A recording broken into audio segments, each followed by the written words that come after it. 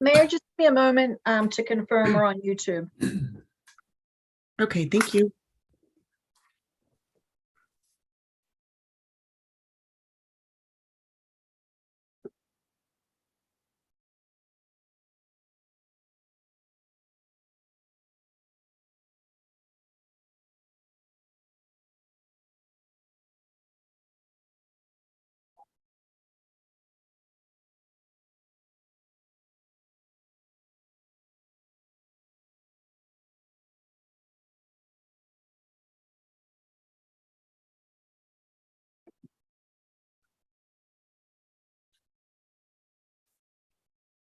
Okay. So I'm going to assume that means it looks like both YouTube and the Zoom recording are ready to go. So with that, I will at 6:01 call to order the September 12th meeting of the Lafayette City Council. And I will note for agenda item number 2 that, excuse me, all members of the council are present. And I will now move to agenda item number 3, which is to adopt a resolution 2022-52, allowing for video and teleconference meetings during the COVID-19 state of emergency under AB 361. Do I have a motion to adopt that resolution? I'll second. Okay, thank you. We have a motion by Councilmember Candell and a second by Councilmember Dawson. I'm going to look at the city attorney. I was getting ready to conduct the roll call vote, but do I need to go to public comment? You do. Thank you. Suzanne, will you please invite members of the public to come in and speak to us on agenda item number 3? Certainly. If any members of the public would like to speak on this item, please use the raise hand feature in Zoom now. I do not see any hands raised. Great, thank you. Excuse me. So we will come back and I will conduct the roll call vote on the motion that is on the floor or before us. So Councilmember Candell. Aye. Councilmember Dawson. Aye. Councilmember Kwok. Aye. Vice Mayor Anduri. Aye. And I'm an aye, so we have unanimously approved the resolution. I will now move to agenda item number 4, which is adoption of the agenda. Do I have a motion to adopt the agenda? So moved. Okay, and a second? A second. It was a simultaneous, but we'll go. No, Councilmember Candell moved it, and Councilmember Dawson. Oh, sorry, Councilmember Dawson was the second. Now I will call for the vote. So Councilmember Candell. Aye. Councilmember Dawson. Aye. Councilmember Kwok. Aye. And Vice Mayor Anduri. And Aye.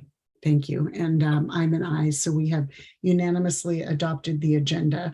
And so this part, it says differently, but I think that what I'm going to ask for now is if there are any public comments for the items related to our closed session agenda, and we'll do for items not on the agenda at our 7 o'clock regular open meeting. But is that right, Mala? Or you would think this far into it that I would have that you would know this. It's actually, we've broken up the public comment so that Okay.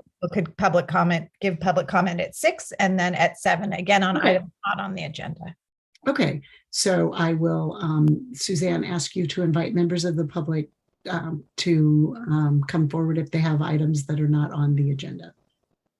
Any members of the public would like to speak at this time, please use the raise hand feature in Zoom now. Mayor, I do not see any hands raised. And I do not either. So now we. I will- have a question though. Okay. When do people get to make comments on the closed session items? I was just going to ask for that Thank right you.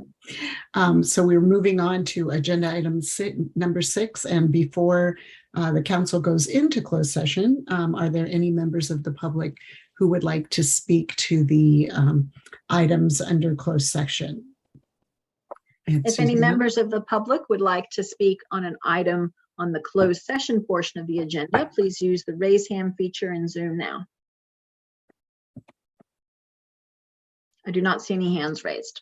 Okay, so with that, we will adjourn to closed session, and we will be back. Our regular open session meeting will start at 7 p.m. or as close to 7 p.m. as we can make it. So thank you.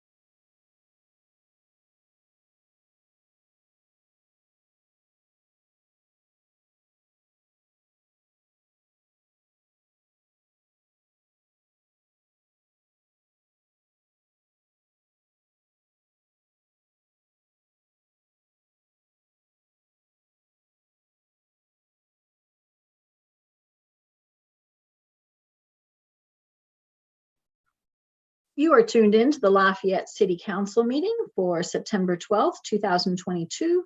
The City Council is currently in closed session and will return around 7 p.m. to begin open session. Thank you.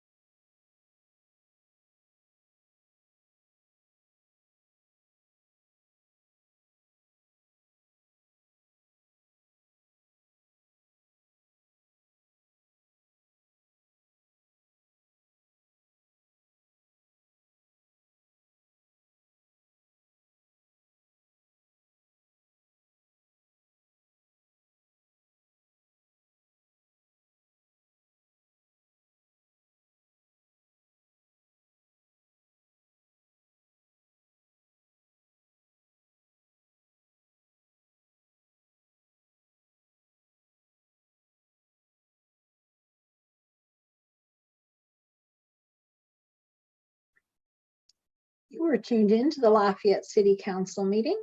The City Council is currently in closed session and will return around 7 p.m. to begin the open session. For tonight's meeting, captions are available. To turn on or off the captions, please click on the CC closed caption button in the toolbar at the bottom of your Zoom window. These controls are only available to attendees who join the Zoom call and not on YouTube. Thank you.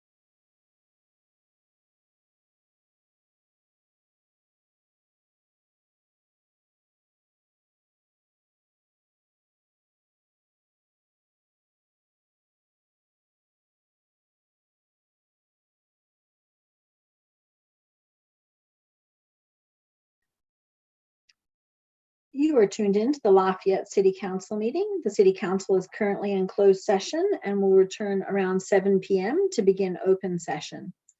For tonight's meeting, captions are available. To turn on or off the captions, please click on the CC closed caption button in the toolbar at the bottom of your Zoom window. These controls are only available to attendees who join the Zoom call and not on YouTube. Thank you.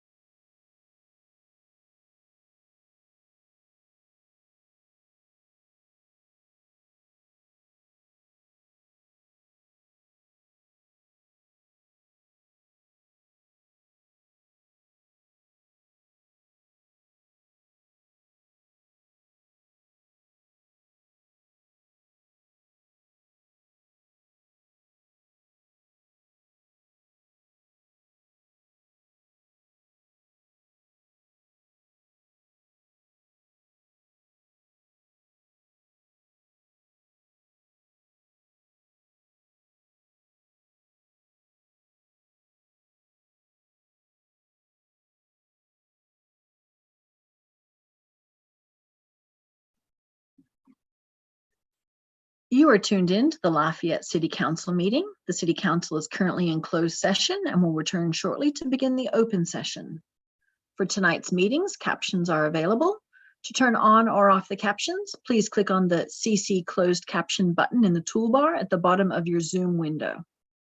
These controls are only available to attendees who join the Zoom call and not on YouTube. Thank you.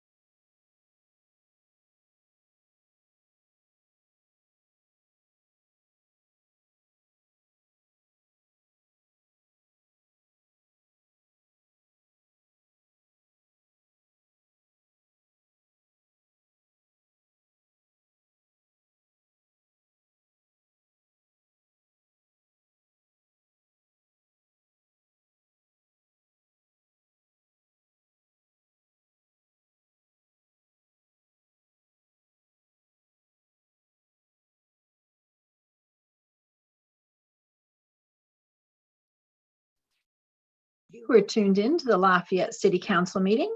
The City Council has been in closed session and will resume shortly to begin the open session. Thank you.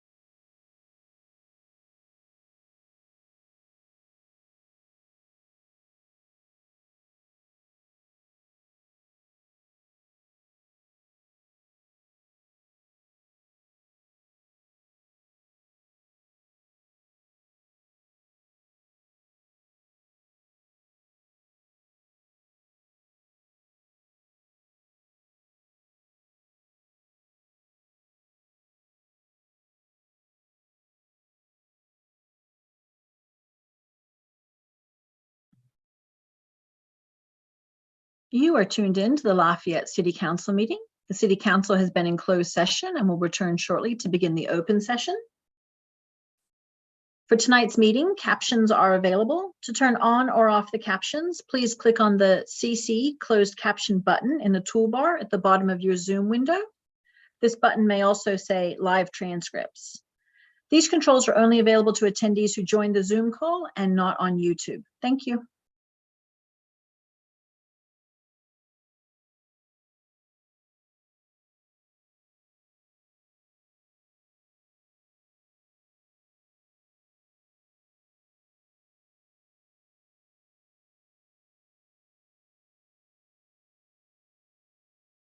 Council members, I will stop sharing my screen and your videos will resume.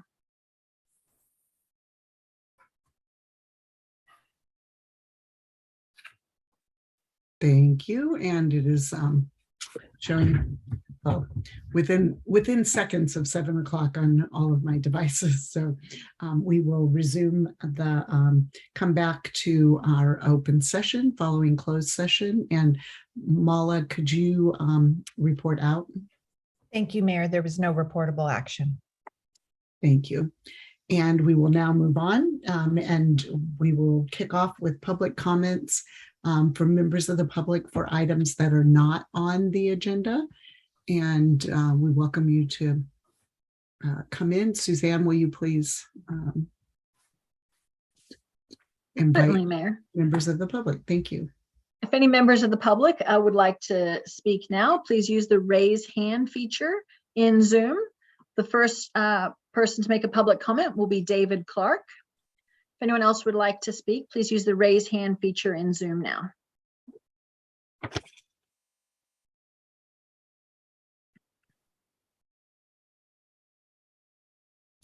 Welcome, Mr. Clark.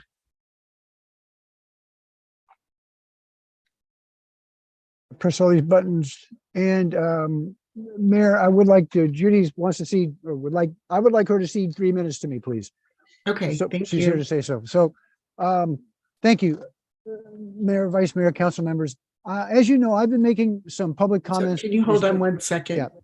Mr. Clark, David? We'll reset the timer with 6 minutes. Thank you. And go ahead. Sounds like the Stanford football game. They could have used 6 more minutes. But as you know, I've been making some public comments with respect to the no net loss provision, and I wanted to follow up with that with you tonight. I made one of those comments 2 planning commission meetings ago, and in the commission discussion portion of that meeting, which is after the public comment period is over, there was a staff comment that I wanted to respond to and obviously could not. So I would like to respond to that now because that item is coming up on your agenda, I believe, in 2 weeks. What the comment was that in order to achieve no net loss, the city would have to spend $100,000, hire a contractor, and take 6 months to come up with the quantified amount. While technically that's a way you could do that, putting it that way is inhibiting, to say the least. And I don't think that's necessary. I put together a spreadsheet, which I've sent each of you a copy of that spreadsheet. And what that spreadsheet shows, the source of the information on that spreadsheet is the city's interactive parcel map. So I've listed on that spreadsheet every parcel that butts up against up against the Channelized Creek downtown. That's also in the downtown specific project, I think is what it's called. It comes out of the downtown specific plan. I was extremely conservative in choosing those parcels. If half the parcel was in, I didn't cut it in half. I put the whole parcel there. When you get to the west end of that, there are actually 2 creeks that join in a small Y. All kinds of property touches those 2 pieces. So in any event, I was extremely conservative in adding as many parcels as possible. I wanted that number to be as big as possible. And I did that. I also included on that chart, or in the spreadsheet, the parcel numbers and the square footage, both of which are also contained on the city's interactive parcel map. So when you add all those up, what's on the spreadsheet is a total of 7.82 acres in that area. And you can kind of see where this is going, but 7.82 acres times 35, a density of 35 per acre yields a number which is 274. The number that we're looking at for the barred up zone is 781. It's 75 minus 4 for the existing, so it's an increase of 71 times 11 acres. That's the disparity, 781 on the upside and 274 at the maximum on the downside. So what that you can, and I've set that chart up to be iterative, you can put in different numbers for the downside, but all that's going to do is create an even smaller reduction, which increases the difference between the increase on the BART side and the reduction. So I think it's fair to say, and I invite you to look at that schedule because it's the connection, the link to the interactive map is on there. And, but I think what it shows is arithmetically, it's impossible for the negative amount to ever exceed the positive amount. So I did put, Mayor, with your concurrence, I have that spreadsheet we can look at that Suzanne's ready to share the screen just to give you a quick look at it. We're not going to spend much time on it because there's only a couple of minutes left, but if that's all right with you. So I want to look, so we do all have the spreadsheet. Okay, well then And we don't need to, we don't need to look at it now. I just and then, but go ahead and finish up your comments. Yeah. Okay. Well, my point is that it's not wrong to say that we could spend $100,000 and 6 months and hire a consultant to come up with a number. That's not wrong, but it would be, in my opinion, a waste of money because that number, whatever that number is going to be between 0 and 274 because that's the universe of parcels in that area, and it's a maximum density for those parcels. So we don't have to go that route, but saying that we need to spend $100,000, take 6 months and hire a consultant in order to achieve this result, that's also not correct. I mean, I think this puts to bed the quantitative aspect. And there's more to it than that. I understand that. I'm just talking to this one point about that what the state law says, the net increase has to be greater than the net decrease. I think we can be comfortable that it does by a factor of at least 3 to 1. And that's what's indicated on that spreadsheet. So I can stop there, but I would invite you to take a look at the spreadsheet because it's actually kind of fun. I mean, sort of go look at, oh my gosh, look at these. But I think it makes sense. And I welcome your response too, because if there's something wrong with the methodology, then obviously it affects all of us. So, but my attempt there was to be conservative. So I think if anything, that disparity is probably even greater than what shows up on the spreadsheet. So I'll stop with that. Thank you very much.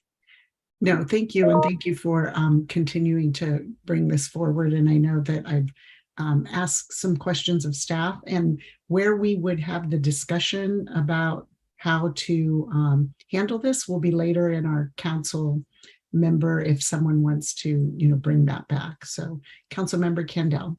I have a question, Mr. Clark. What is your goal here? Like, why are we doing this? In 2017, the then city council, Don Tanson, Mark Mitchell, Ivor Sampson, Cam Burks, and Mike Anderson adopted the Downtown Creeks Plan. So that was at the end of 2017. Effective 1/1/18, state law negated part of what was in the Downtown Creeks Plan. What we can do with this exercise right now would allow us to do is to basically reinsert what was stricken by state law from the Downtown Creeks Plan. So it puts the Downtown Creeks Plan back where it was for all practical purposes as of the time that it was originally adopted. That's a very short answer, but the part that was excised, if you will, by state law, the part that was not in the existing law was the application of a creek setback to other than unimproved creeks. Because existing law at the time said creek setback applies to unimproved creeks. That was fine. That was in place at 1/1/18.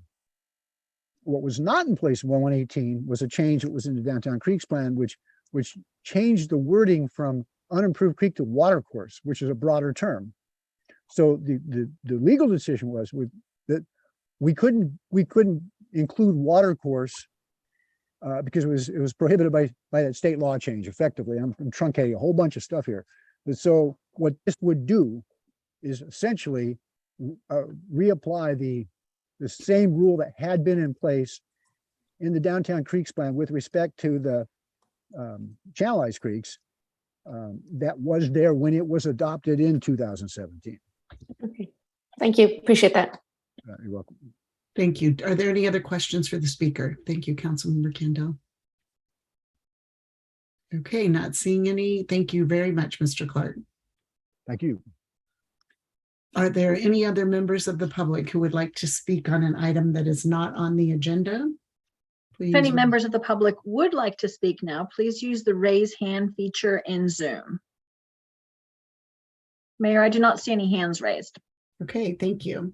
So we will now move on to presentations, and we do have a couple of presentations this evening. And I want to invite members of Project Earth team who have now gone on to Stanley Middle School. They started this project when they were at Burton Valley, but I want to correct the agenda as we welcome them to come over for their presentation regarding idling cars and air quality impacts. And if anyone presenting on behalf of Project Earth team could please raise their hand in Zoom, I'll move you in to be a panelist.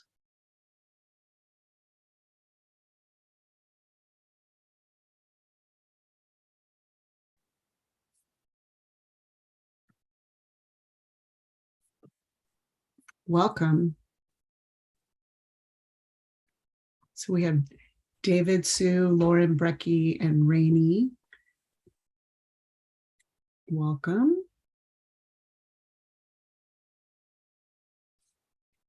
And I'm going to turn it over.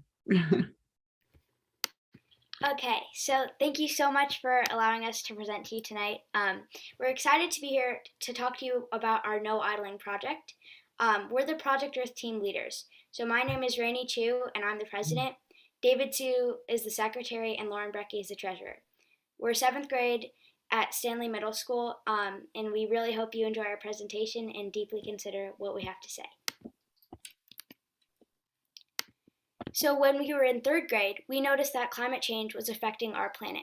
The temperature was increasing, sea levels were rising, and animals were dying. We realized that these things were happening because of things people do every day. So we decided to create the Project Earth team to help make a difference in our Earth's climate.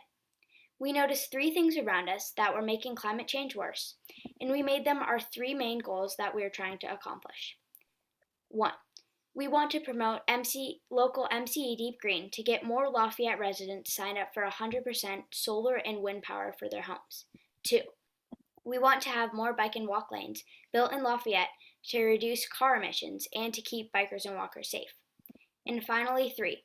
Our No Idling project. We'd like to find ways to reduce car idling around Lafayette. This will make our air cleaner to breathe, and it will help our city do its part to reduce the car emissions that cause climate change. Idling is when a driver leaves the car engine running when they aren't even driving. It happens in many places, like when drivers are waiting to pick up the kids from school. There are many reasons why idling is bad, including the fact that it is extremely harmful to our environment. It is bad for people's health, and it just costs people extra money. When a car idles, it puts more greenhouse gases into the atmosphere, causing global warming to increase. So idling is unnecessarily polluting the environment. Every gallon of gas that is burned produces more than 20 pounds of greenhouse gases. In fact, the average driver with a gas car emits 4.6 metric tons of carbon dioxide per year. Not only is it harming our environment, but it's also affecting your health. Some fine particles can be found in the emissions of an idling car. So if you breathe it in, they can penetrate your lungs and even go into your bloodstream. This can cause many illnesses such as asthma, bronchitis, cancer, and even premature death. Finally, it comes down to our 3rd reason. It costs extra money. We all know that gas prices are extremely high this year, especially in California. So when you idle, you are simply using up the gas in your vehicle. This means you'll empty your tank faster, and you will overall spend more money on gas than you really need to, wasting money without any reason.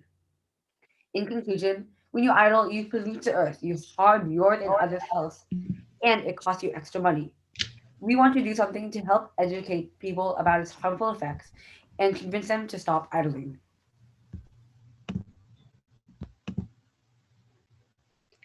We were inspired to work on our very first no idling project in 2018. We noticed that when parents pick up their kids after school, many of them get there early and leave their cars running while waiting for their kids to get out of school. Sometimes they wait for 10 to 20 minutes with their cars running. So we did an experiment by holding up no idling signs in the school parking lot. We found that 10% of people who had their engines on turned them off after seeing our signs. We were very happy with this and wanted to do more. So we worked with the Lafayette schools to sponsor a no idling poster contest.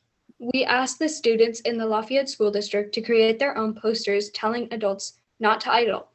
We picked the best posters from each school, and those winning posters are now hanging up around the school parking lots. We thought we could do even more, so here we are presenting to you tonight.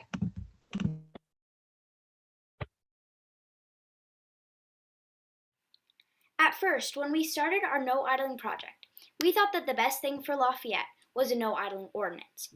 We presented to the Lafayette Environmental Task Force at first, and they really liked our project and were very supportive, but they didn't have the resources to work on passing an ordinance. So then, after doing some research and talking with representatives from other cities in California like Dublin, we realized that there might be a much simpler option, a resolution. With an ordinance, there's an issue of enforcement and it makes it more challenging. but with a resolution, there's no enforcement needed, and it's simply a statement that shows that the city cares and wants to do its part. In addition, a resolution will also give kids like us, as well as local businesses, the ability to more easily educate idlers about the harm. Adults might not listen to only kids' voices, but if there's a resolution, they'll be more likely to listen to the city's encouragement not to idle. Hopefully, that could help reduce the carbon emissions around Lafayette. The possibilities are endless, but the one thing that we know for sure is that if Lafayette passes a resolution, we can join the movement of cities helping to lead the way to address the causes of climate change.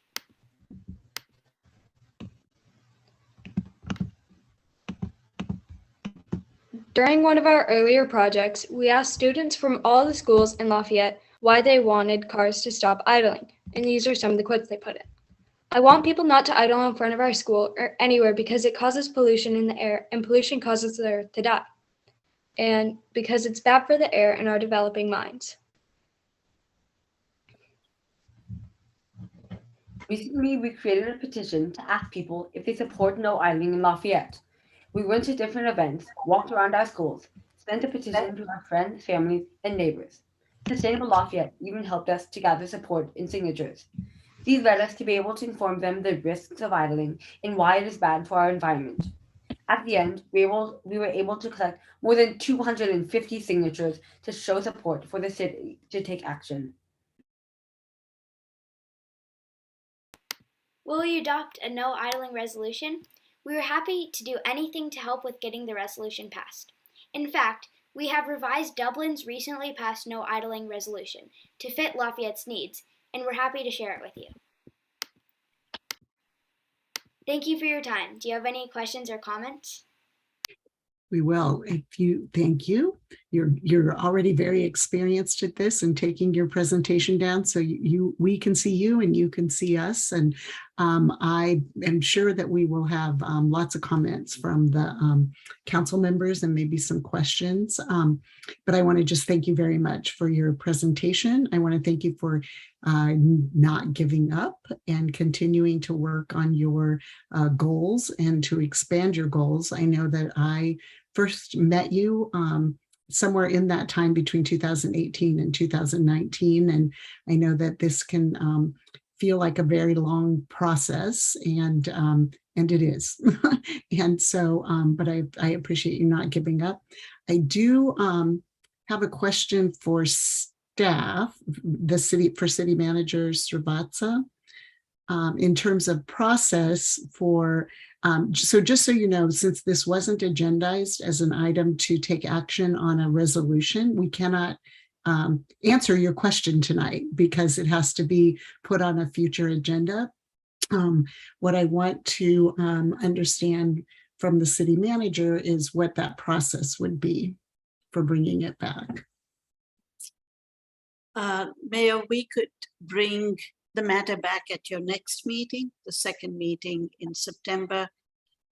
If the team can share their sample resolution, we will bring it before you, but and not draft a final resolution for your review until you've had a chance to look at it and modify it if needed, and then we can put it on the agenda if that's the pleasure of the council. An alternative would be for the team to go to the environmental task force, but we could do it either way. Okay, so so before we go out for public comment, because I do see one hand raised, and then bring it back for the council to discuss the next steps, are there any questions or comments from the council? Councilmember Kendall for our presenters. Great, thank you. So I know in the past that school bus idling has also been a consideration. Do you include cars, trucks, school buses, everything in your resolution? So I was pretty sure there's already like a law about school bus idling in California, but I think we would we would talk about that also. Great, thank you.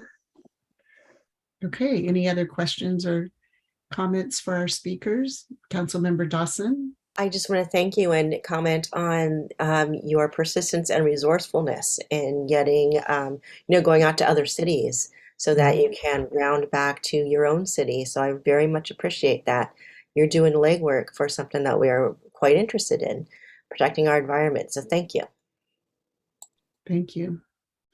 Vice Mayor Andori or Councilmember Kwok before we go to public comment. Councilmember Kwok. Great report and great to hear your many years of progress to keep at it. It's a long process, and I want to know what have you learned from the drivers? What's their feedback been, and has it changed since you started this in 2018? Are you getting the same type of responses? Are you getting different responses from the drivers as you knock on their windows and make your ask?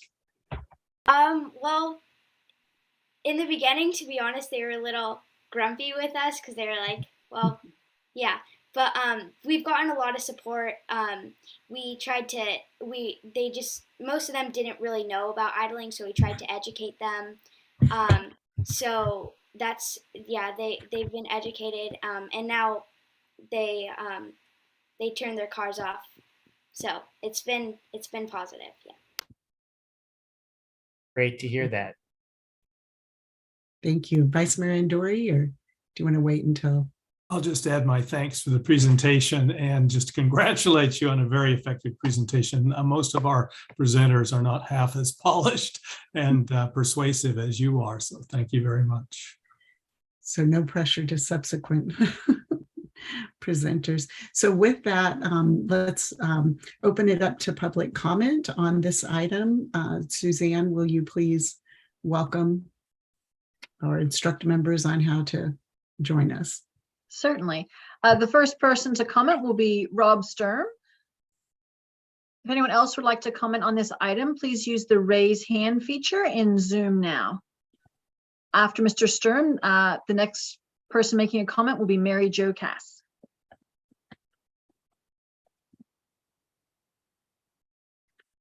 Welcome, Mr. Sturm. Hey, welcome.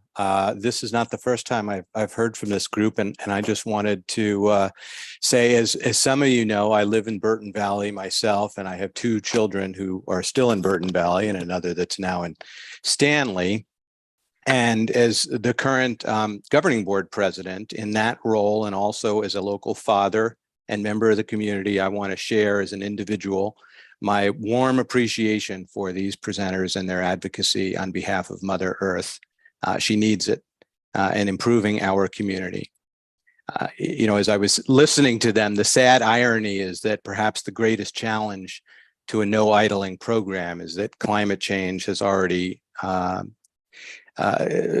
manifested, and we saw that this last week, and the challenges of not idling when temperatures are above 110 degrees for virtually an entire week.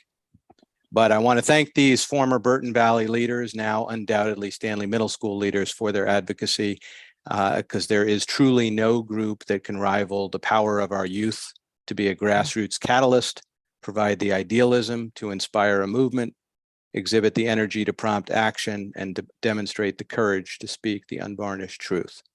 So thank you all for your desire and commitment to make our community a better place. Very good. Thank you. And I think with that, we will bring in our next speaker. Thank you, Mr. Sturm. The next speaker is Mary Jo Cass. And there are currently no other hands raised after Mary Jo. So if anyone else would like to speak on this item, please use the raise hand feature in Zoom now. Welcome, Ms. Cass.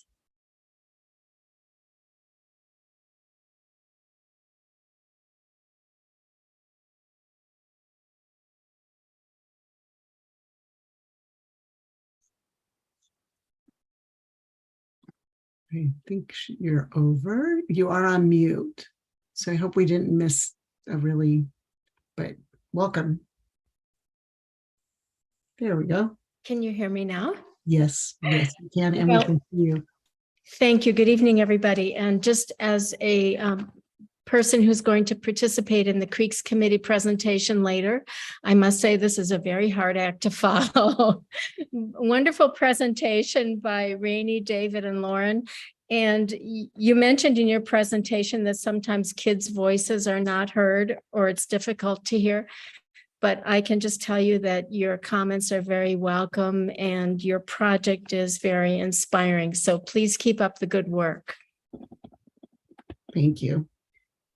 And with that, I don't see any other hands raised. So we will come back, and I would like to propose, I would like to advocate for bringing the resolution back. And I guess I wanted to ask I would be okay with bringing it back straight to the council, but I know that it is often our procedure to first take it to one of our volunteer commissions, in this case, the Environmental Task Force, and I will look at the liaisons to say, do they have a preference on the next steps?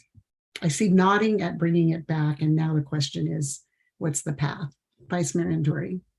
Well, Councilmember Kwok and I have not discussed this, but I'm always in favor of giving the Environmental Task Force a chance to comment and refine and work with with Project Earth on something that we can adopt the first time it comes to us. Okay, so if I see nodding of heads, so that I think the direction to staff, if I could go so far, is to with haste and during our next Environmental Task Force meeting, if it's possible to get that on that agenda, and then through that process and in whatever recommendation and edits they might make, bring that back to the council as soon as we can on that as well, before they get too far into high school or back beyond that. So I do want to just thank you again, Rainey and David and Lauren. I encourage folks in the community who are either watching this or who are attending right now to take an opportunity. I don't know if you'll be at the Art and Wine Festival at a sustainable booth, but any opportunity where they're presenting their films with Sustainable Lafayette, or signing petitions to talk to them and get your questions answered. So with that, thank you.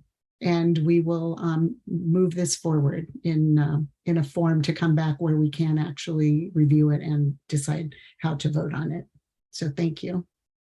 Thank you. Thank you. Thank you. Thank you. And not too late getting you out of here. Thank you. Thanks. Okay, and then with that, we will move to our next presentation, which will be Mary Beth Bykowski. She can correct me, but outreach analyst with the Department of Insurance, who's going to present on a very important topic, another very important topic that's impacting all of us, and programs related to our insurance here in Lafayette. So welcome, Mary Beth. Thank you. Can I share my screen? I believe they have that set up for you. Okay, great.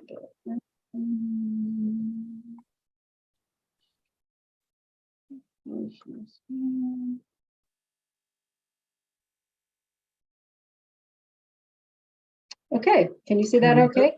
Yes, we can. Thank you. All right. So thank you, Mayor and council members, for the opportunity to be here tonight. I am the one following that amazing presentation. I will start with an overview of the Department of Insurance, also known as CDI, give you an update on the work we have been doing on your behalf, and talk about 3 programs that will impact your community. CDI is a state agency, and we regulate the insurance marketplace, all lines of insurance, homeowners, auto, life, health, to name a few. We also regulate the insurance companies, the agents and brokers that sell insurance. We have over 1,400 dedicated employees to oversee more than 1,400 insurance companies and the more than 425,000 agents and brokers. So under Prop 103, Californians elect the insurance commissioner, and Ricardo Lara was elected into office in 2019. The role of the insurance commissioner is to protect consumers by ensuring a fair and competitive marketplace, to maintain insurance solvency through appropriate property and casualty rates, conducting market conduct reviews, resolving consumer complaints, and investigating and prosecuting insurance fraud, and to enforce the insurance laws of California. The insurance commissioner can't make new law. Any changes to the insurance laws require legislation.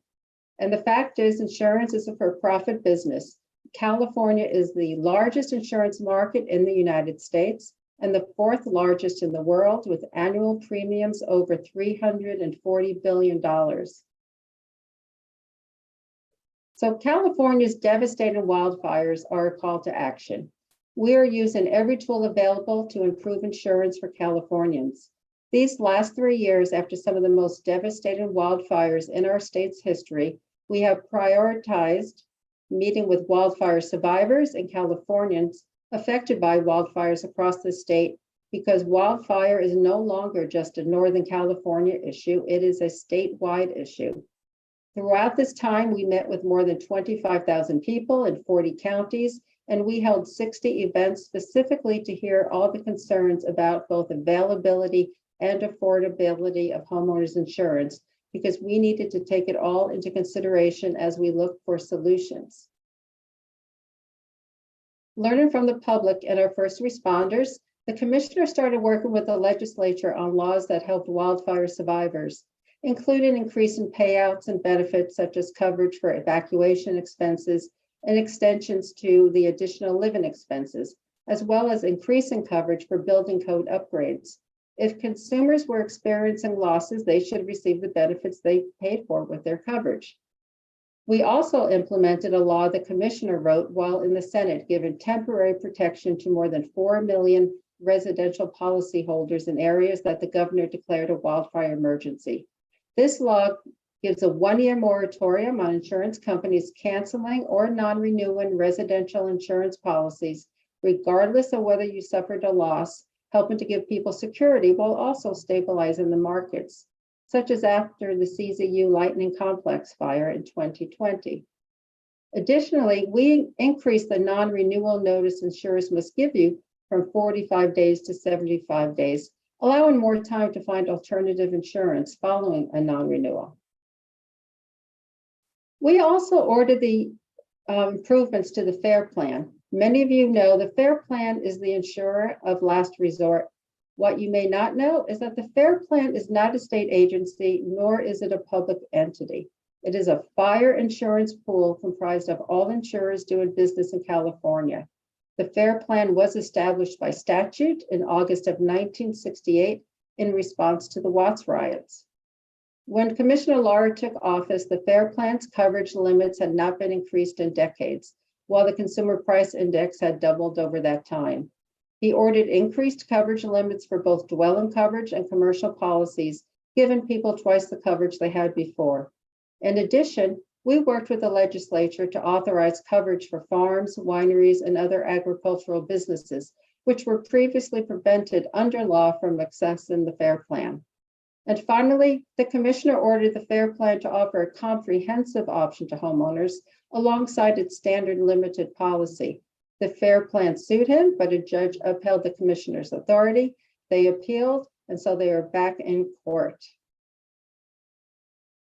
So there's a lot more work to do. In our meetings with communities and leaders in this space, Commissioner Lara realized he was working on this issue. Everybody was working on this issue on their own in different silos. So he became instrumental in creating the Safer from Wildfires framework. It's an interagency partnership between CDI and the Emergency Response and Readiness Agencies and Governor Newsom's administration. Its purpose is to protect lives, homes, and businesses by reducing the wildfire risk. We are working with CAL FIRE, Cal OES, the Governor's Office of Planning and Research, and the California Public Utilities Commission. So let's go over the 3 steps or areas of protection under this framework. We call it the 1, 2, 3 plan. Number 1 is taking actions to protect the structure. Number 2 is protecting your immediate surroundings. Now, I'm not going to go into detail on how to protect your structure and surroundings. Our plan reiterates all of the fabulous information that you already have on your FireWise information sheet on your website. But our step 3 is involving the entire community in the protection. This includes items such as communities having a clearly defined boundary and a local risk assessment in consultation with local fire district or state fire agency, safe evacuation routes with contingency plans, city and community approved building codes, proven defensible space standards, integrated and up-to-date local plan and documents, programs like FireWise, which bring neighborhoods together to protect their homes, and clear funding resources to implement mitigation activities. Consider investing in wildfire sensors, enhanced infrastructure, fire-resistant modifications. And you can get more information about these grants by going to our website, insurance.ca.gov. If you type in grants for wildfire in the search bar, the whole page will come up and give you different links. Or there's another site called grants.ca.gov. So this community-wide part is critical. By working together, we can do so much more than we can do on our own to make our communities safer with this new framework. There's nothing more frustrating than you doing a lot of work to ensure your home is safe, but you get dropped because your neighbor's home is a fire hazard. So Safer for Wildfires aligns with recommendations from the State Fire Marshal's low-cost retrofit list and fire chiefs across the state, along with recommendations from groups such as the Insurance Institute for Business and Home Safety and United Policyholders. These standards are achievable, effective strategies for homes, businesses, and communities. Now, this is where CDI comes in. To ensure the success of this framework, the commissioner introduced new regulations based on a really simple concept. Again, coming directly from the consumers we have met across the state. When you do the work, you should see a reward. So by making homes and businesses safer, we can bring the risk down and bring the cost down too. The commissioner's actions are focused on safety and transparency, and his new regulations do this in 3 ways. He is requiring the insurance company to incorporate this framework into their pricing, driving down costs for consumers. Insurance companies will have to submit new rate filings that recognize safety. Consumers will receive their property's wildfire risk score and the reasons for it. In the past, your risk score was considered proprietary and your insurer would insure it with you, and CDI will have oversight. And also, consumers will now be able to appeal their risk determination when they have done the work. Public input was critical to ensure we were on the right track. We held a hearing on April 13th that accepted public comments. CDI has evaluated all the input from the public, and regulations have been sent to the Office of Administrative Law for approval, and we hope to have the new rate filings completed by January 23. Our Commissioner, Ricardo Lara, is actually hosting an emergency preparedness and wildfire resource virtual town hall at 6 p.m. on Tuesday, September 27th. I'll be sending out the invite tomorrow morning. He'll be joined by the California Earthquake Authority, the San Diego County FIRE, and FEMA, and others. Next, I want to share 2 programs that I think would benefit the city of Lafayette and its residents. The California Low-Cost Auto Insurance Program, we call it CLCA, was established by the legislature in 1999 as a program designed to provide income-eligible good drivers with liability insurance at affordable rates as a way to meet California's mandatory auto insurance law, regardless of immigration status. A CLCA policy offers the basic minimum liability coverage to drive legally, and it is available for low to moderate income Californians. It's a state program and it's sponsored by CDI. Since its inception, the program has evolved and it's now available to almost all low to moderate income Californians. To be eligible for this program, consumers must have a valid California driver's license or an AB60 license, own a vehicle valued at $25,000 or less, be at least 16 years of age, and again, meet income eligibility guidelines. These guidelines are based on the number of people in your household, including all dependents.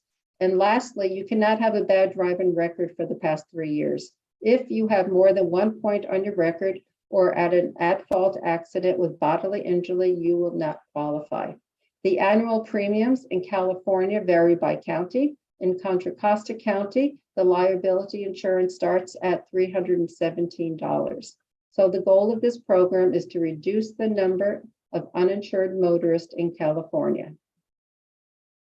So what do you need to do to apply? You need a valid car registration or proof of ownership. You will need proof of income, and you will need a down payment of 20% of the annual premium. The down payment in Contra Costa County is about $63. How do you apply? A driver can see if they qualify and locate a certified agent in their local area by visiting mylowcostauto.com, which has FAQs in 11 different languages. They can take the eligibility questionnaire. It's literally 7 simple questions and fill out the application online. Then an agent will contact them to gather the documents and collect the down payment. There is a chat feature in English or Spanish or an additional questions or if you need help filling out the application, they can call 866-602-8861. The next program I wanted to share is our Senior Gateway Portal. It's a one-stop shop for seniors and their caregivers. It is a partnership between many state agencies, and it's sponsored by the Elder Financial Abuse Interagency Roundtable. You will find information on topics such as avoiding and reporting abuse and neglect, prevention fraud, healthcare information, the Senior Bill of Rights, and the website is seniors.insurance.ca.gov. And Insurance Commissioner Laura has posted a few public service announcements there as well. And we also have informational guides specifically for seniors, what seniors need to know about annuities, drive-in for seniors, informing seniors, don't get scammed. All of our guides are free and also available in PDF on our website. I'll be happy to send some to your city hall also if you like. And we also do senior scam stopper events. I just did one last Thursday in Concord for Assemblymember Grayson's office. So I want to leave you today with our toll-free number and our website. If you were denied a claim or coverage, your agent or insurance company is not returning your call, we do help. We have a dedicated staff. They answer the phone. If you get a message, the callback rate is 2 minutes, and we are here to help. Call our hotline, 800-927-4357. Thank you.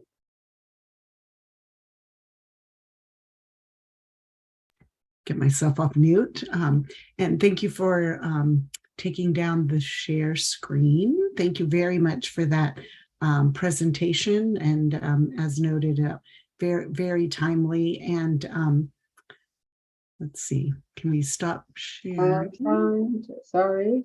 That's okay. I just like seeing everyone. But as we're doing that, there we go. Thank you. Thank you. And again, thank you very much for the presentation and for I know the communications that you send to us on a regular basis. And I was wondering if I do have a question, but was wondering if any of my colleagues have a question for Mary Beth. Councilmember Kendall. Yeah, so you mentioned a defensible space ordinance and possible grants. Can we apply for a grant to implement that kind of ordinance for fire protection? Yeah, I can send you the link for the grant website. There's one that's offered by CAL FIRE, and actually FEMA is offering grants now too for wildfire problems. We had the city of Rancho Marietta apply to one a couple of months ago, and they just got $4.5 million. So it is available. So make use of it. I'm not quite sure when the time frames come because they open and close certain times to apply, but I'll forward you that information. Thank you. Okay. Thank you. Excuse me. Any other questions, or I'll jump in with the one that I had. So Mary Beth, just a couple of days ago, you sent out the information about the commission, the department. What is his title? Laura. Insurance Commissioner. Thank you, Commissioner Laura. I was saying the right thing, but it didn't feel right coming out. About his putting forward a regulation for the wildfire safety and insurance pricing regulations to recognize and reward those communities that and those neighborhoods that have been doing the wildfire safety and mitigation. And I thought I heard two different times, and maybe it was two different things that we were talking about, but when he submitted that, what is the process and timing? When could those potentially go into effect where insurance companies would have to give discounts for the mitigation? We're hoping that will happen by January. Okay, in one spot on one of the slides, it looked like it might have said summer of 2022. But Oh, I'm sorry. yeah, no. So I just wanted to make sure because we just sent in to the office. Oh my gosh, I just drew a blank on it. Yeah. We just sent in the regulations to be overseen. So it took a number of months for us to go through them all, hammer them out, look through it legally, all of the ideas that we had. So that was just sent out last week. Okay. And it's in terms of advocacy, it's not the same kind of, because it's going to be a law and a regulation. Does it help to send letters the way it would if it were going through as a bill? No, I don't think so at this point. Okay. We sent it to the Office of Administrative Law. That's where it went. So they may tweak a couple things. Sometimes they just, remove a period or put in a comma, but we expect all that to go through there. And then what's going to take time then is we'll have to review they'll have to get new rates from the insurers, and we'd have to review all of the insurers rates. Okay. Well, thank you. And thank Commissioner Latta for working on that on our behalf, because on all of our residents' behalf, because as you can imagine, we've had a number of residents whose insurance has been not renewed, and even though they have done all the work to become FireWise or other mitigation efforts. So are there any other questions before we go to public comment? I'm seeing shaking of heads. And so are there any members of the public who would like to comment on this item? If any members of the public would like to comment on this item, please use the raise hand feature in Zoom now. Okay, and not seeing any. It's such a thorough presentation. So thank you again, Mary Beth, and thank you for continuing to keep us up to date on what's happening at the Department of Insurance. Thank you. Thank you. So with that, we will move on to our next, last but not least, annual update presentation from our Creeks Committee. And so if you are a member of the Creeks Committee who will be presenting, please raise your hand so that we can bring you over.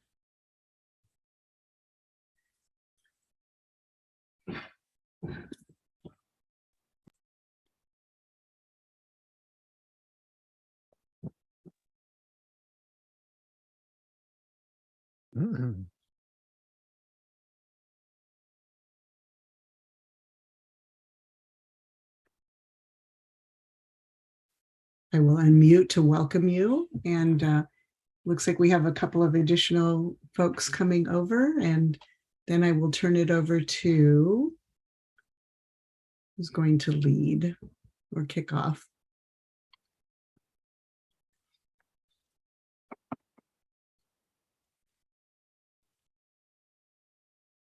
Okay. Okay. Okay, are we ready? Will, are you going to? Yeah, I'll take the lead here. Okay, great. Yeah. Thank you, Mary and council members, for having us again tonight. And this is a great opportunity for us to highlight some of the things that we've accomplished this year. In particular, we're thankful for your support in the Rain Garden project, which broke ground this week. So yeah, it's really great to see that coming to fruition. And each of us here tonight is going to talk a little bit about some of the things that they've been working on, pretty much. So we'll go around, and I'll start with the Rain Garden project again. And, you know, we also want to thank the Park Trails and Rec Parks Committee of the Commission, who have also supported that project. And so right now we're looking forward to seeing the work go on. It's supposed to be completed around November, sometime in November. And we'll start planning some sort of a celebration for the opening of that, the ribbon cutting. And the other thing that we're going to start working on right now is the interpretive signage that will go at the site.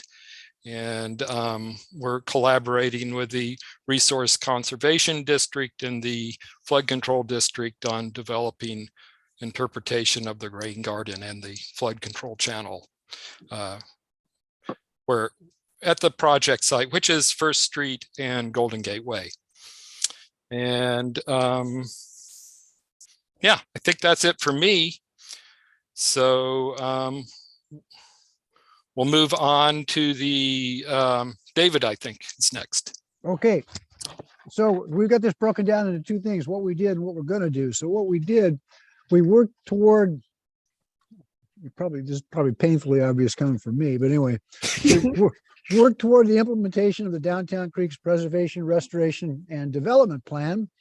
We worked with city staff and a consultant to finalize changes to the city codes, plans, and guidelines as identified in the plan. And the code changes will be moving through the Planning Commission and get to you most likely later this year. I think the Planning Commission agenda item is in their first meeting in October. With respect to the 22-23 goals, it's a little bit more of the same. We hope to gain council approval for changes to those city codes, plans, and guidelines as defined in the Downtown Creeks Plan. And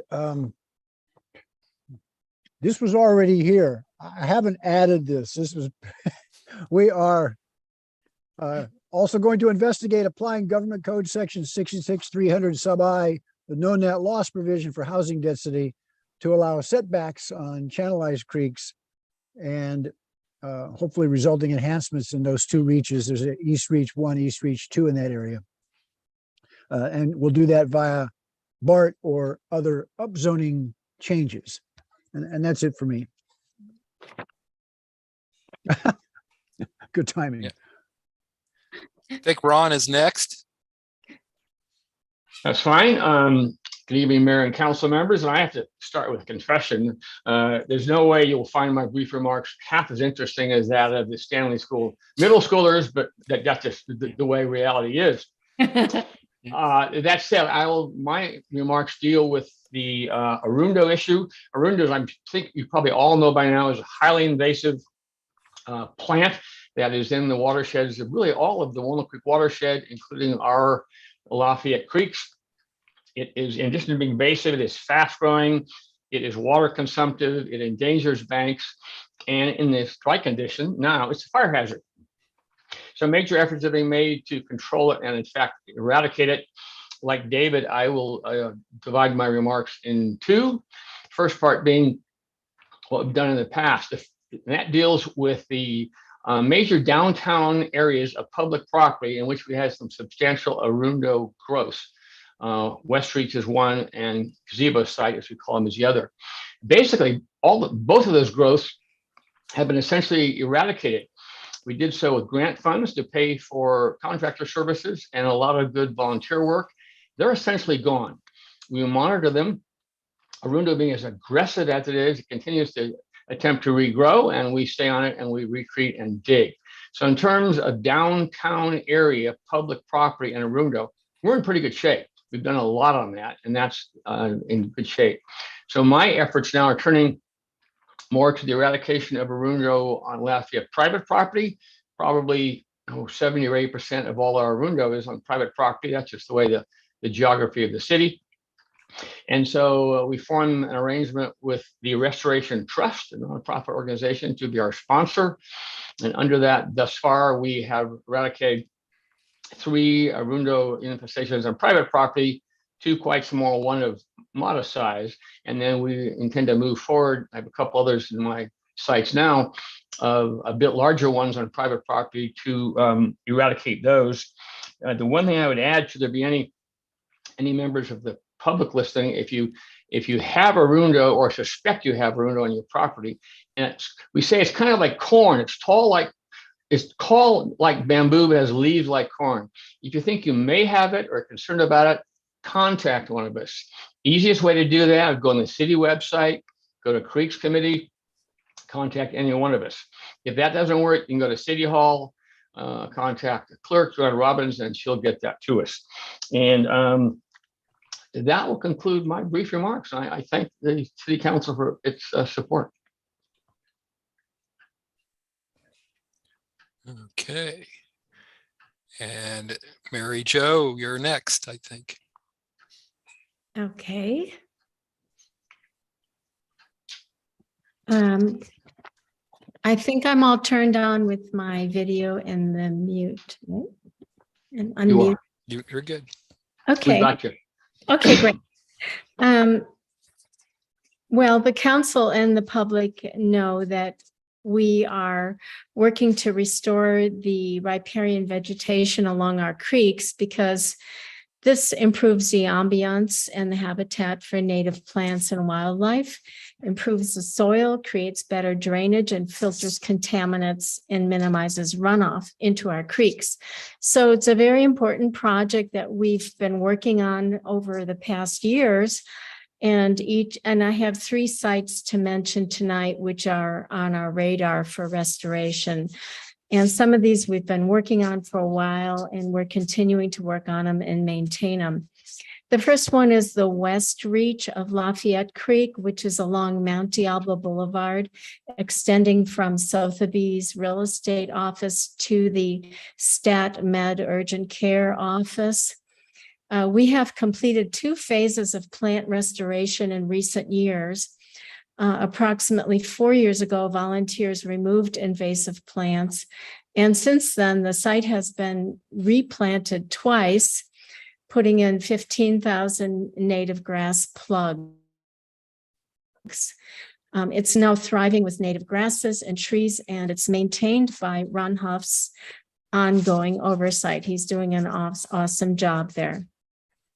In the future, not necessarily this coming year, but we do have our sights set on extending this restoration further along Mount Diablo Boulevard. Eventually, we will install benches in a viewing area along the creek as identified in the Downtown Creeks plan.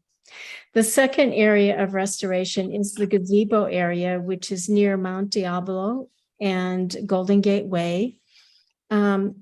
This restoration project of about 7,300 square feet is at the confluence of Lafayette Creek and Las Trampos Creek. It's near the gazebo parking lot, below the parking lot and near the pedestrian bridge over the Lafayette Creek. So hopefully members of the public will know exactly the area that we're talking about here. The site was once overrun with blackberry bushes, arundo, and other invasive plants, and 2 years ago, contracted labor initially cleared the site of all of those invasives, and we have since been, through volunteers, and some contracted help with planting some grass plugs. We've maintained it and watered it, and it's now a thriving site. Mallard ducks have been spotted nesting in the restored area. So it's a terrific site to see nature-wise, and something that we will continue to maintain. The third area of restoration is the Las Trampos Creek area at Lee Creekside Park. This is located at Moraga Boulevard near First Street. Riparian restoration between the park fence and the creek began about 4 years ago. And last June, volunteers expanded the restoration area and tackled the heavy infestation of blackberry bushes in the north end of the site. Our goal in the coming months, possibly in October, is to begin to plant native plants there and to remove the remaining blackberry roots and to also obtain funding. So at this point, we're digging up resources for funding, and we're looking forward to creating another beautiful environment in that riparian area at Lee Creekside. So those are the three areas on our radar at this point. Thank you. Okay, Phil. So I'm going to talk about the community activities, and there's been a number of, I think both Ron and MJ have highlighted. There's been a number of ongoing kind of smaller things. I'm going to focus on the community day. But before I do, I just want to mention that Matt, Mike Moran, and Tim were incredibly helpful getting the whole rain garden unstuck. I reached out to them. Will asked me to reach out back in March, and things really started to happen, not the least of which how to interact and ask for money from you all so that we could round up from the money that we had raised. But we're really fired up about this. It's super exciting. I was away for a week, and when I came back and I saw construction there, I'm thinking, oh my God, this is measurable progress. So our proposal, we submitted it in April and got the nod in March.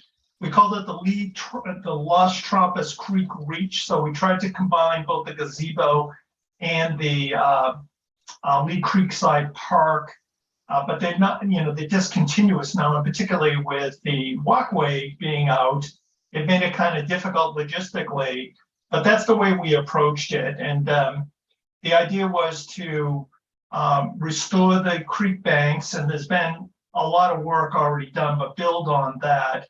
And then native vegetation, plant native vegetation at gazebo.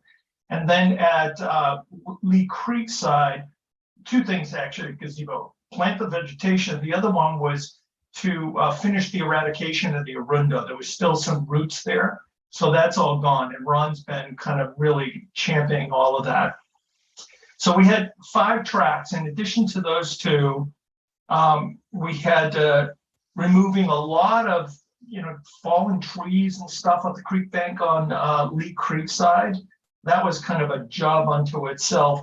Cut back just a ton of the blackberries. So now it's open and you can actually see right across. Fortunately, it's the walkways coming down. So we're waiting for East Bay to kind of come give us a real consistent timeline. But we've taken all that out, and we also had a plan, and it was kind of nice, although I don't think anybody really took advantage of it for mobility, to remove the graffiti and paint the picnic tables and the benches up in Lee Creekside.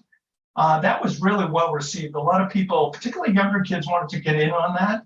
And then we were asked to kind of expand our proposal. So we had a couple of things, tricks in our bag that, if we could torque it up depending on how much demand there was, so that we also did a bunch of weeding there, which is terrific. So proposal, the day of, we provided some materials and the like, including, the painting and the sandpaper. So the outcomes were, we had 50 people come.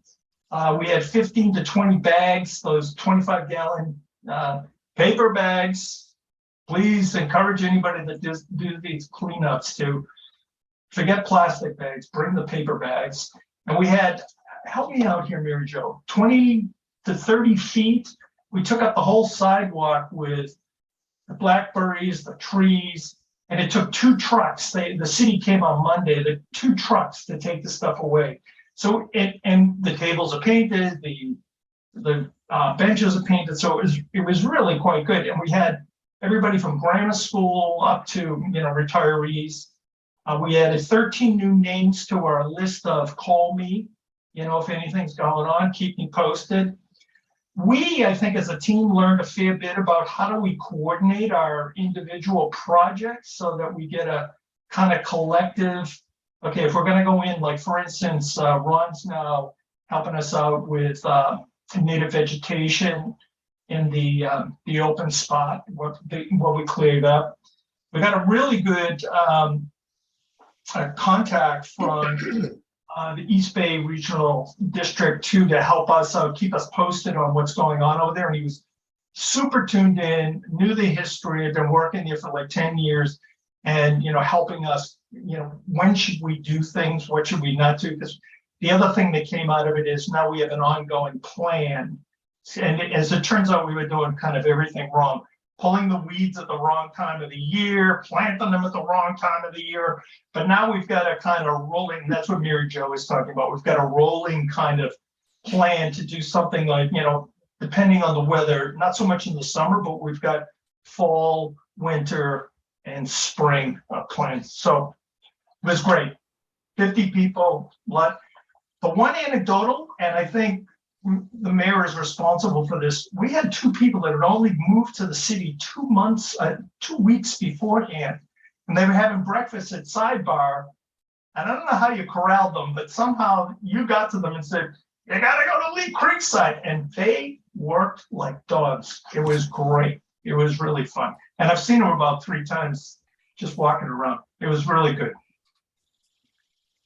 Great. Thanks, Phil. And Peter, I think, is going to finish this off. You can't see me, but I'm definitely here, and thank you very much for your time.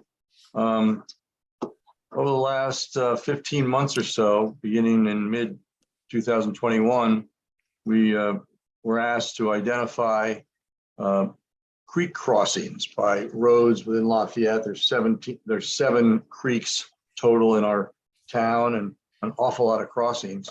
So we spent a fair amount of time identifying those crossings and determining whether we could hang signs on existing security fences or walkways. Mostly we've had to buy some posts, 4x4 posts, to install in the ground. So we've ID'd that. The ground's been pretty hard, as you all know, for the last few years. But now that we have it identified, we've gone out and we've started buying, in addition to the posts, we've had the signs made. There's 36 different spots that we've identified. We would like to have signs either hung or installed on posts. And then it comes to labor. And so we reached out to different scout troops. And I'm happy to say that one in particular, Braden Christie, wants to help us and make this his project. And what I'm learning, I'm not an Eagle Scout, but I'm learning he has to take control of quite a few processes of this installation. So he's working on an application. He said he might have 10 to 15 of his co-scouts that would be interested in volunteering to help us install, these signs. And I'm working very closely with him. And that should be able to start as we hopefully the rain will come. But we all have been contributing to the actual Ron Huff, Will and myself did a lot of walking of the creeks and identifying not only the crossings, but prioritizing where they might be, the signs will be most visible. And Mr. Anduri was very motivational, as far as us getting started on this. Wish it had, been a little quicker, but we're now ready and to start digging holes, which is what our scouts are for, hopefully, but also to supervise and get this project completed, at least by hopefully March of 2023. Thank you. Thanks, Peter.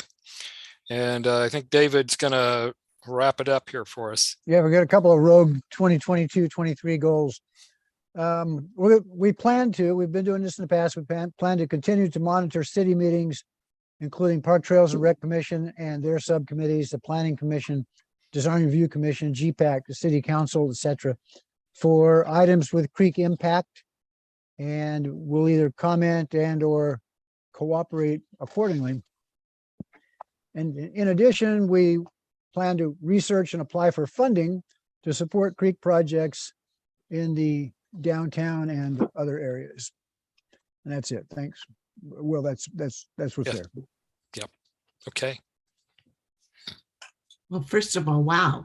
you guys have been up to a lot. So thank you excuse me, you gentlemen and women have been up to a lot over the last year. And I know that Creeks is very important to members of the council and the community. And we sort of vie for who gets to be the liaisons. And I first learned of Arundo when I was one of the Creeks liaison and have planted on some of the efforts, and very much just want to thank you all for all that you're doing. I too was very excited when I was walking around yesterday and saw the earth mover and the work that's already begun at the rain garden, and really, and also want to thank Phil and all of you for participating in the community day. That was an amazing project. Suzanne and I went around and took pictures and of all the projects, and just amazing to see how many people were there.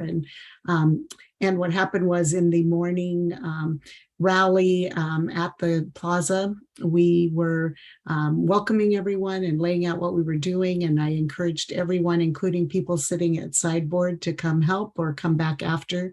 And the couple that you mentioned, when I went over to Lee Creekside Park, they had tons of branches and things, and I'm glad to hear that they're finding a welcoming fit in our Creeks cleanup work. So with that, are there any questions from my colleagues? They were so thorough. Councilmember Dawson. Well, first off, thank you guys and Mary Jo so much. You're so persistent in the work you do over all these years, and all of the, it's just incredible. I have two questions for you. One was, what is the sponsorship of restoration, the restoration group that you said helped sponsor you? What does that entail? I can probably address that. The Restoration Group it's the Restoration Trust. It's a nonprofit corporation, and what they sponsor essentially is they just give us a name of some group with which our volunteers can work on that site, because it is kind of sponsorship that the city of Lafayette would not do because it's on private property and it results, one hopes, on the improvement of that property. So it's just a question of having them in that role. It's kind of an official role. That is really all that they do. We in the committee, we identify the sites, we organize the volunteers, and we do everything else other than that. But we're very appreciative of that work. Their leader is a fellow named John Zentner, who's a qualified biologist, and they're very cooperative, and there's no charge to our committee nor the city for their services. Oh, so they facilitate the work that you get to Correct. do. Okay. Correct. And then your volunteer crew, it sounds like an incredible crew. You have a reliable group of volunteers, and how can people sign up otherwise? Well, we're just starting on the private property, and thus far we've only had 3 volunteers, but I do envision, and I hope fairly soon, larger projects. And when we get that going, there will be room for other volunteers, and I suppose we can address that to other members of the Creeks Committee. I also know already of a few people who have had their hands up saying, me, when you're ready, and we will reach out when that time comes. Well, thank you. You are fine stewards of a wonderful asset we have in the city. Thank you very much. Great. So any other, Vice Mayor and Dory? Yeah, I'll jump in and then eventually I'll ask a question, but Councilmember Kwok and I have the privilege of being the liaisons to this group. And this was a great report, because what you're doing now, it's just becoming more visible. Really, the mission of the Creeks Committee is now, I think, the public over the course of the next year is going to see that more, with the rain garden coming to fruition, with all the West Reach, the gazebo, the Lee Creekside Park, down to the creek, all the things are being cleared and replanted. People are going to notice those more and more. So, thank you. And the signs, the whole idea here is that if people can identify with their creek, when they go over every day, say, that's Lafayette Creek, that's Las Trampos Creek, that's Happy Valley Creek. They just feel more ownership in their creek. So my question, Councilmember Dawson asked about the group you've got who are volunteers, and you answered with respect to the private properties, but I understood that with respect to maintenance and continued work on the public stretches that you've got a group that will come in and help, as Arundo may come back or the Blackberries may come back, as well as maintaining the native group. Is that right? You've got, beyond you've got a group of people who are volunteers to do that. That is right. That's exactly right. And in terms of those maintenance issues on the Lafayette properties, that does not involve the Restoration Trust. That is straight committee, Creeks Committee work, straight committee members, and some of their volunteers. Okay. But you raise a really good point that we made a conscious decision to try to get visible. And the rain garden, we knew that would be, okay, there's a trophy, but cleaning up Lee Creekside, for instance, it just opens up this huge swath, and once the pathway gets opened, then you kind of look down on it, and it's amazing. Same thing with the gazebo. So trying to get, and then word of mouth, but keeping that cabal together and keep it moving, because we learned that, to play off one another, get the sum of the parts. Don't feel like you got to go in and do it alone. And then, how do we leverage that? So there's a living kind of plan and a group of people to help us out. We're early days, but that was a conscious set of decisions we made going into Community Day. And then in the the 2017 Master Downtown Creeks Plan, there are several projects in there that cost, some of which cost substantial amounts of money, but the development of the West Reach, particularly down to the reservoir, I mean, that's one that that's sort of in my mind a dream project, because that would really attract the attention of the public and show what can be done in terms of opening a creek. And I'm just wondering if that's, it's going to require funding from outside the city. Are you aware of sources to do that? Is that something that you're thinking of, looking into over the next year? In a simple word for me, no. There are a couple alternatives there, and they need to be addressed. There is, as you referenced, Carl, that plan in the Creeks plan, and I don't know what that number is now. Is it 500,000, 800,000? It's a very huge amount, and it is sometime in the future. Here's the immediate question there. We may be, and I say we may be able to get funds to do phase 3 and 4, akin to what we've done in phases 1 and 2 on West Street. And I think the issue to the council at that point, the city will be, is it worthwhile if we can get money to extend 3 and 4, are we planning now, or should we wait and see about doing that overall larger project you mentioned? That will be a few. I think my own practical take might be, if we can get money to do 3 and 4 heading down towards StatMed in the next year or two, perhaps then the question would be, if you can get the 500,000 or whatever to do the big project the following year, then we probably should not do those now. On the other side, if that large project is still that dream project and it may be 5, 8, 10 years away, then it might be worthwhile to do 3 and 4 as we're doing them in the interim. But that issue, if we can get the funding, that issue will have to be reviewed on a city basis. Okay, thank you.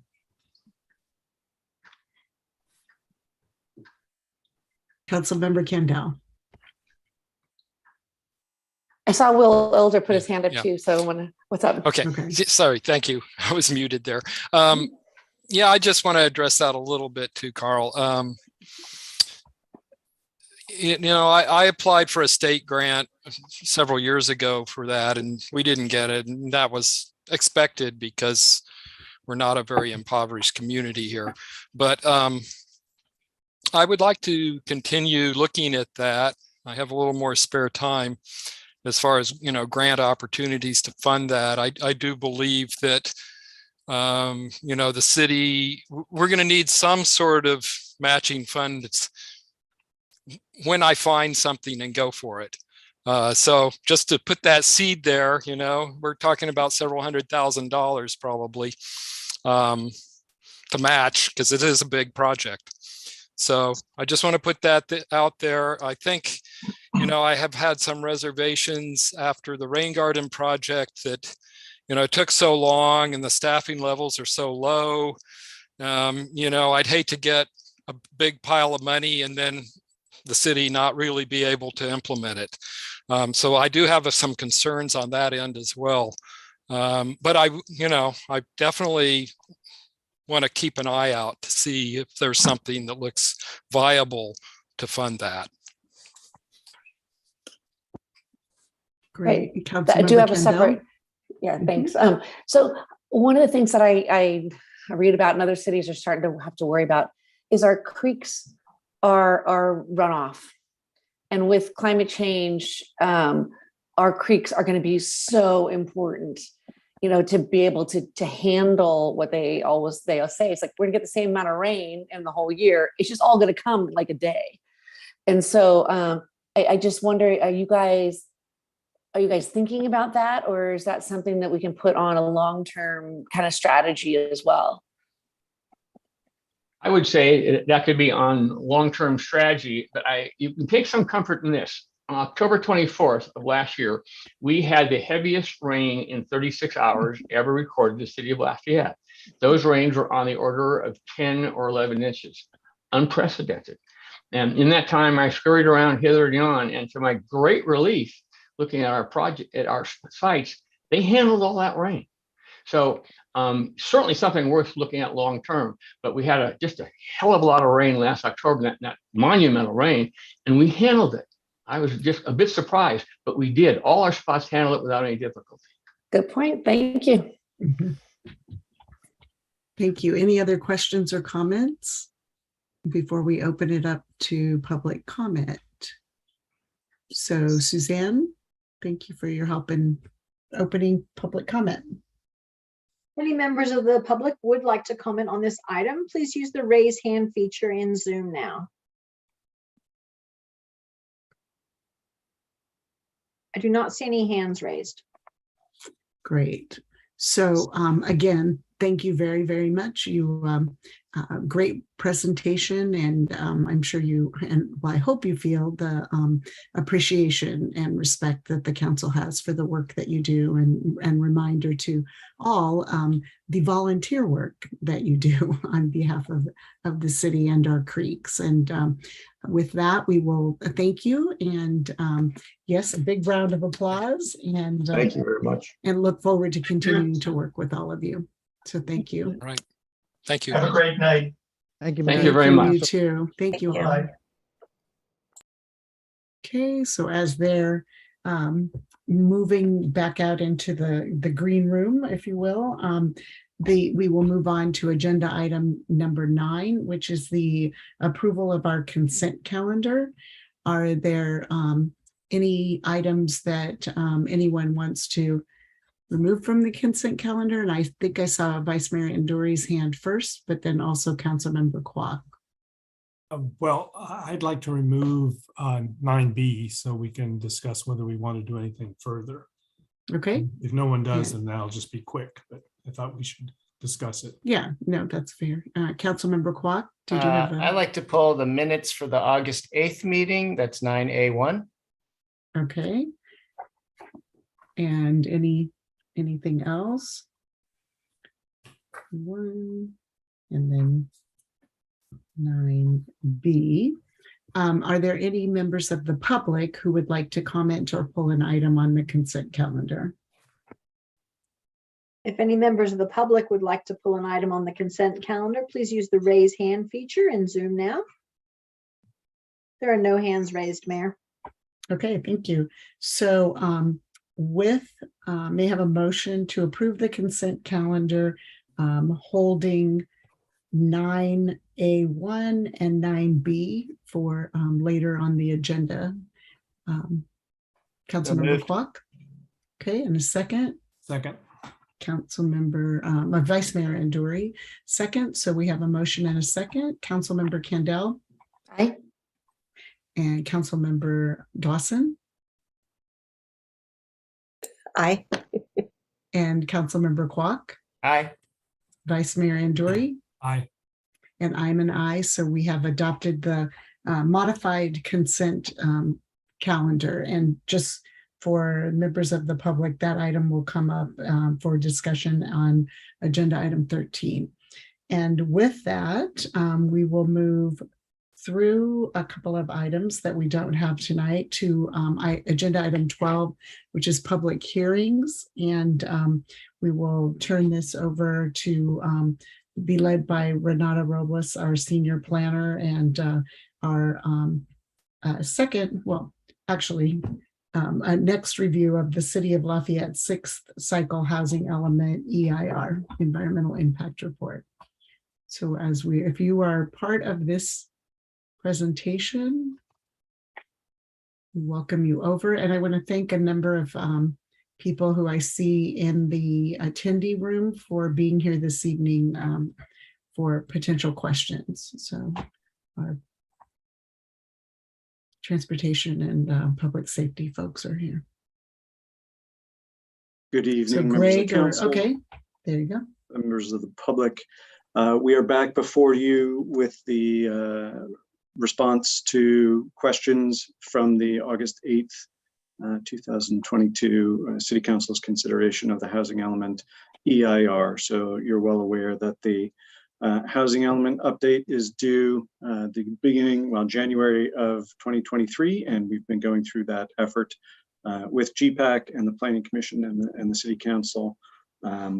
And we're awaiting our comment letter from HCD. But the environmental review for that project has been ongoing, and we have published the draft EIR earlier this year and the final EIR, which was brought to you on August 8th with a recommendation to approve from the Planning Commission. So on August 8th, there were a few questions, outstanding issues on the part of the council. First, and we've answered those questions, addressed them in the staff report, and I'll summarize here and then introduce the rest of the team that's here tonight, should you have additional questions. With respect to geology and seismicity, the matter of the lettuce study from 2006 was raised, and the team at ESA looked into that further. That information was part of the record for the downtown specific plan, which acknowledged the information and assessed it. And in that EIR for the DSP concluded that it was a less than significant impact. In short, based on the available evidence even to date, experts have concluded that there's no evidence that shows that these faults are active. There's evidence of historic ground movement, but in the time frame for active faults, there's no evidence that they are active. The Alquist-Priolo Act designates areas that are subject to study, and Lafayette has no Alquist-Priolo zones. We understand that the letters report was sent to the California Geological Society, and they similarly have not designated those that area in the east end of town that was studied in part in the lettuce study as active fault zones, necessitating further study. So staff is recommending that the housing element EIR follow the conclusions of the certified EIR from the downtown specific plan and keep the program in the general plan requiring site planning and mitigation through site-specific investigations, and thus retain it as a less than significant designation. With respect to very high fire hazard and evacuation, I want to preface it by saying we fully recognize that Happy Valley and the Glen and the area north of the freeway is in a very high fire hazard severity zone, and thus, with the exception of parking lots, we're not recommending any additional density in those areas. We also acknowledge that evacuation times will increase as population and vehicle traffic increase, and that in times of crisis and high anxiety, even small delay can feel significant to folks. We do, as a city, have an adopted emergency operations plan and an evacuation plan. And our Emergency Preparedness Commission has been doing great work over the years focusing on these issues. And in my opinion, it's been a leader in this area in terms of developing best practices. Examples would include Zone Haven. Lafayette was early on to identify evacuation zones, and Zone Haven has modeled after Lafayette, which is Zone Haven is being used by many communities now. The Lamorinda Wildfire Guide, the AM radio station, which can broadcast emergency information when needed, and the campaign to increase the signups for the community warning system, which is a critical information avenue should the need for evacuation occur. So all of those are just examples of how the Emergency Preparedness Commission and first responders, police chief and deputy fire chief have been improving the circumstances in Lafayette. With that preface, we retained Fair and Peers to conduct an evacuation analysis pursuant to new state laws. The scenarios and assumptions that were in there were a joint effort of planning staff, Deputy Fire Chief McAllister, Police Chief Aldrich, Fair and Peers, and ESA, who drafted the EIR. I think it's safe to say that at every turn, the assumptions were conservative in that we wanted to analyze a worst case scenario and have all the zones evacuate at the same time, even though we've been told multiple times that they would be, first responders would be rolling them and not doing them simultaneously, but we wanted to study a worst case. So fundamentally, the threshold question is, we believe, would the housing element update substantially impair an adopted emergency response plan or emergency evacuation plan? And so we do have a plan on the books, and we recommend that this threshold established by CEQA be read to be evaluated on whether there's a substantial impairment to the implementation of that plan. And given that the transportation network will not be reduced as a function of the housing element, we're not proposing a reduction in lanes or a change in evacuation patterns. We understand that evacuation times would increase, understandably, but case law has held that in and of itself is not a significant impact, and that first responders would still be able to implement the evacuation plan that we have on the books now. I will note that the city received some late comments, including some just today on this topic, and wherever possible, we've prepared substantive responses and posted those earlier on the city's website. And so to further the dialogue and answer any potential questions that you have, we have with us tonight the city attorney's office and Sarah Asowitz, who is an expert in CEQA. We have Deputy Fire Chief Aaron McAllister. We have Police Chief Ben Aldrich and Ben Churchill, who is the General Manager of County Connection. So we're all available for questions, but I'll invite Deputy Chief McAllister to just give us a brief summary of how an evacuation would roll out, kind of the how decision is made, and the kind of steps that first responders have practiced and understand, and then we can hear from the police chief and then Mr. Churchill, and then we can bring it back for additional questions of staff. So Deputy Chief McAllister, thank you. Hi, good evening.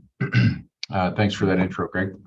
I'll start with a real life example, and that was during the heat event last week. Confire predicted this heat event.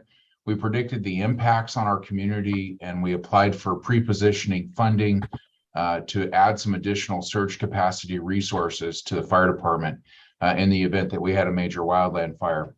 That fire did in fact occur. It occurred in Franklin Canyon on Highway 4. It had just a small wind on it, but in a very quick order, that fire was up and over 100 acres. And we were able to supply our surge capacity resources, both suppression resources and additional chief officers in terms of a small mini incident management team. And we saw the need for evacuations. And we immediately implemented evacuation warnings for 2 of the zone haven zones. And we were able to do that sooner than normal because we had those pre-positioned resources and the additional management in place to implement that. Fortunately, we did not need to pull the trigger for actual evacuation orders, and we were able to keep it at warnings. But the first step was the warning. Alert the community. We have a significant incident that has the potential to grow. And that message went out. It was delivered in partnership with law enforcement, the community warning system. And that's one of my areas of specialty, large scale incident management, evacuation planning. I've worked as a liaison officer on a CAL FIRE incident management team on some of the largest incidents in the state. And I just got back late last night from spending several days up in Placer County on the mosquito fire. So I have that big picture experience, and I bring that back to us locally. And what we would experience in Lafayette is if there was to be a major incident there. And we would start with that warning phase, and then we would incrementally grow. As the incident grows and expands, we would incrementally grow with our partners, law enforcement, side by side at our hip at the Unified Incident Command Post, and then utilizing the community warning system. So I can tell you we're not out at the back of the fire SUV running calculations. But we do have that experience, and most of it comes from gut and experience. That is it time? That's the conversation in the incident command post. Is it time to initiate evacuation warnings and evacuation orders? And part of that conversation is, how much time do we have to initiate the evacuation, to accomplish an evacuation, to move people out of harm's way? Is this an immediate action that we need to take now to protect life, or do we have some time? And then we started talking about establishing trigger points. So that's real life example of how it works in the field and the decisions we're making in the heat of the battle. And I'm happy to answer any questions you might have.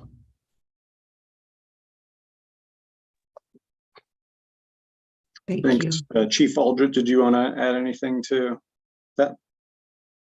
I couldn't do it much better than Deputy Chief McAllister just did. It continues to be a partnership. It's been established that way. We continue in that format, whether it's early prevention, preparedness to the actual event itself. Again, it is a mutual decision. Law does make the decision to put out the evacuation order, but it's done with partnership with our fire professionals, understanding fire behavior and what we need to do early on. And again, also going back to all the things that was that Greg hit on, all the things we've done with wildfire cameras, AM radio stations, other things, understanding the inherent challenges in an evacuation. It's dynamic, it's changing, doing it earlier than later, being successful there, but also making sure our community feels like we're in partnership on those challenges. So I think you said it the best, so I'll leave it there for now. Vice Mayor Anduri, I'm wondering, do we want to have the presentation and then we'll do the questions, or is this something that needs to be asked right at this point? I'll leave that to you. I just thought there was a request for questions. So I'll do that just after staff finishes their presentation. Thank you. And now I'll invite General Manager Bill Churchill, because there were questions regarding evacuation of a school facility or another facility and the need for buses and how that might work. And so, Mr. Churchill. Great. Thank you, Mr. Wolf. Well, I wanted to just take a couple of minutes to outline really what County Connections' role in the community is. We do really see ourselves as part of the safety net for Central Contra Costa County, and have really acted that way in all the years I've been there. Next month, I'll have been there 26 years. So I do have a little bit of experience with this. We do actually have a seat on the county EOC. So we are part of that role. And believe it or not, as recently as not this last weekend, but the prior weekend, when the heat event was really getting ready to hit us, the county did call County Connection and requested us to reserve operators and buses in case people needed to be moved and transported to cooling sites, or if a senior center was to lose air conditioning, that we could provide buses with air conditioning and be able to get those individuals cooled down. So we provide a myriad of different emergency responses. Evacuation is just one. And it can be evacuations due to fire, flood, earthquake. County Connection, during the height of COVID, actually switched up on the paratransit side and provided, instead of transportation for individuals, we transported food to the most needy throughout the entire county. We took over Meals on Wheels and ran the entire program for over a year. So we really do take a pretty creative and different approach when we look at this, and recognize that we are here on call to provide whatever mitigation is necessary for any of the communities we serve. One other component to that I think is really important for individuals to know, in particular our member jurisdictions, is that it's not just County Connection that provides these services. We have mutual aid agreements with all the East Bay operators. So if something quickly grew beyond our ability to provide services, we could call on AC Transit or Tri-Delta or LAFTA to the south. And in fact, we've done so in the past. One of the worst movements we ever had to make was when the BART train derailed at Concord BART at rush hour, and we quickly had about 15,000 people that needed to be moved. It overwhelmed our resources in the moment, and we called upon AC Transit and Tri-Delta. All three agencies worked all the way through the night to move everybody. So we do practice it and work on it and engage in mutual tabletop exercises to be sure we're ready and prepared to help. And with that, I'll keep it simple and brief. And when you're ready for questions, I'm happy to answer them. Thank you, Mr. Churchill. So I think with that, that'll conclude our staff report and our recommendations to maintain the same level of significance for those two items are outlined in the report. And what you've heard just now, we will recommend that the council continue the matter to the next meeting to allow us to prepare paperwork, if you so desire and deem it appropriate, to certify the housing element environmental impact report. So if that's your direction, we'd be happy to do that. Okay, so thank you very much. Thank you to, as I had mentioned earlier, thank you to Bill Churchill and Chief McAllister and Chief Aldrich for being here to answer questions. And we will now move to that part. Just as a process, we will have the council ask questions, sort of specific questions, not into making decisions or discussing yet. And then we will go and open the public comment or public hearing, and then come back to deliberate and to discuss. And we can ask more questions at that time too. So Vice Mayor and Dory, you had your hand up first. Okay, thank you. This is for Chief McAllister. My understanding is that we have in Contra Costa County, and particularly around the Lamorinda region, particularly good ability to become aware of ignition of fires, whether through lightning, man-made, whatever.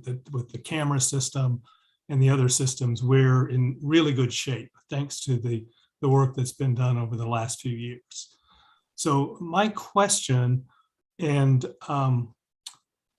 is there any circumstance in which we could not get a warning or an evacuation order out in time to accomplish an evacuation within Lafayette in the times shown in the Fair and Polling report to the council? One of the challenges in this conversation is that there's so many variables. Fuel, wind, topography, time of day, time of year. There's just so many variables. So the staff team worked hard to select some scenarios that were plausible, that were likely, and had a direct impact on Lafayette, with fires originating directly in or immediately adjacent to Lafayette. So you can run these scenarios literally hundreds of different ways, but we tried to find something plausible. Yes, there are variables that could impact that. I mean, it's kind of like planning for the 100-year flood. You're going to have a lot of floods in between, but there is that maximum, oh my gosh, event that was not contemplated. So I would say, yes, there is some scenario, but it may be pretty far-fetched, and the sun and the moon and the stars would have to align. It could occur, but your typical run-of-the-mill wildland fire, locally centered, locally driven, should be able to occur. An evacuation should be able to occur within the scenarios developed and the timeframes given. Okay, thank you very much. Now I have a question for Ms. Osowitz with VBK. And just so everyone's aware, I think all of us received the letter from Mr. Summer and have read the letter from Mr. Summer. And we thank you. I believe, Ms. Osowitz, you're the one who prepared the responses to his letter. So thank you very much for doing that so quickly today. My question is on page 3, and this is response number 3. And you say in the final sentence, given that estimated increases in evacuation times under various conservative assumptions may warrant changes to the adopted plan, which is already updated on an as-needed basis, but per guidance from first responder groups would not substantially impair emergency response or evacuation, the EIR concludes that the HEU would not substantially impair implementation of the city's emergency evacuation plan. The words that I want to focus on are per guidance from the first responder groups. Is that indicating that the first responder groups who helped set up the scenarios also reviewed the Fair and Polling report and gave us guidance that there would not be a substantial impairment of the emergency response of evacuation if the HEU were implemented? Well, that's a representation of the totality of the process. So starting with the preparation of the Fair and Pears memo, staff and city staffs and city, when I say city staff, I mean that broadly, their review of the memo. And then actually, even before I sent out this memo today, I circulated it back over to Greg with a specific focus on that exact paragraph, because I wanted to confirm that the city was completely comfortable with that statement. Okay, but again, I just want to probe a little bit more. I understand that the first responder groups and our Emergency Preparedness Commission were involved in deciding the scenarios. But when we got the results back from Fair and Polling with the results of the scenarios, did they then provide guidance that updating the emergency evacuation plan as needed would not substantially impair the response? That is my understanding, but I will let Greg actually speak to that.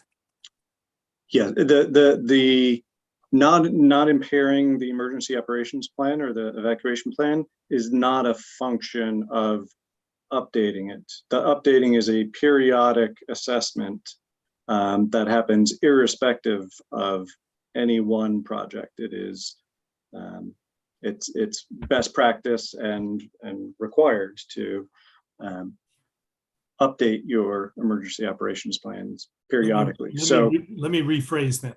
So the conclusion that it did not impair the emergency evacuation plan is not a function of the update. It's a function that the existing roadway network will not be impinged or reduced in any way, shape, or form. That the on the ground circumstances as a function of the project will essentially do one thing: it lead to increased evacuation times as a function of more people, more cars. But that, so that is the what we discussed with the chiefs. But it would not, the increase in the time would not, what you're saying then is this is saying that those increases in time would not substantially impair the evacuation plan, the success of the evacuation plan. Yes. It literally couldn't. Oh, okay. Why? Because the roads are not impaired in any way, shape, or form by the proposed project. No. Now, I mean, there's two in the staff report. There were three reasons given for why we satisfied the first bullet under Appendix G. That, you know, we all are agreed, I think, that what we're trying to determine is whether implementation of the HEU would have a significant impact on, well, it would impair our emergency evacuation plan. And there were three reasons why it wouldn't. One was that during the building of any of the projects, we've got procedures in place, so none of the roads would be blocked. That's fine. But then the other two are the ones I have the questions about. And one is just if you take the increases that are shown in fair and polling, yes, the roads will be the same, but I think we're all agreed there'll be more cars on those roads because of these projects. So are we saying in this paragraph, per guidance from the first responder groups, that what is shown in the fair and polling report, that level of evacuation time would not impair the evacuation plan? We could still successfully evacuate. That is my understanding, yes. And could I ask Chief Aldred and Chief McAllister if that's their agreement as well?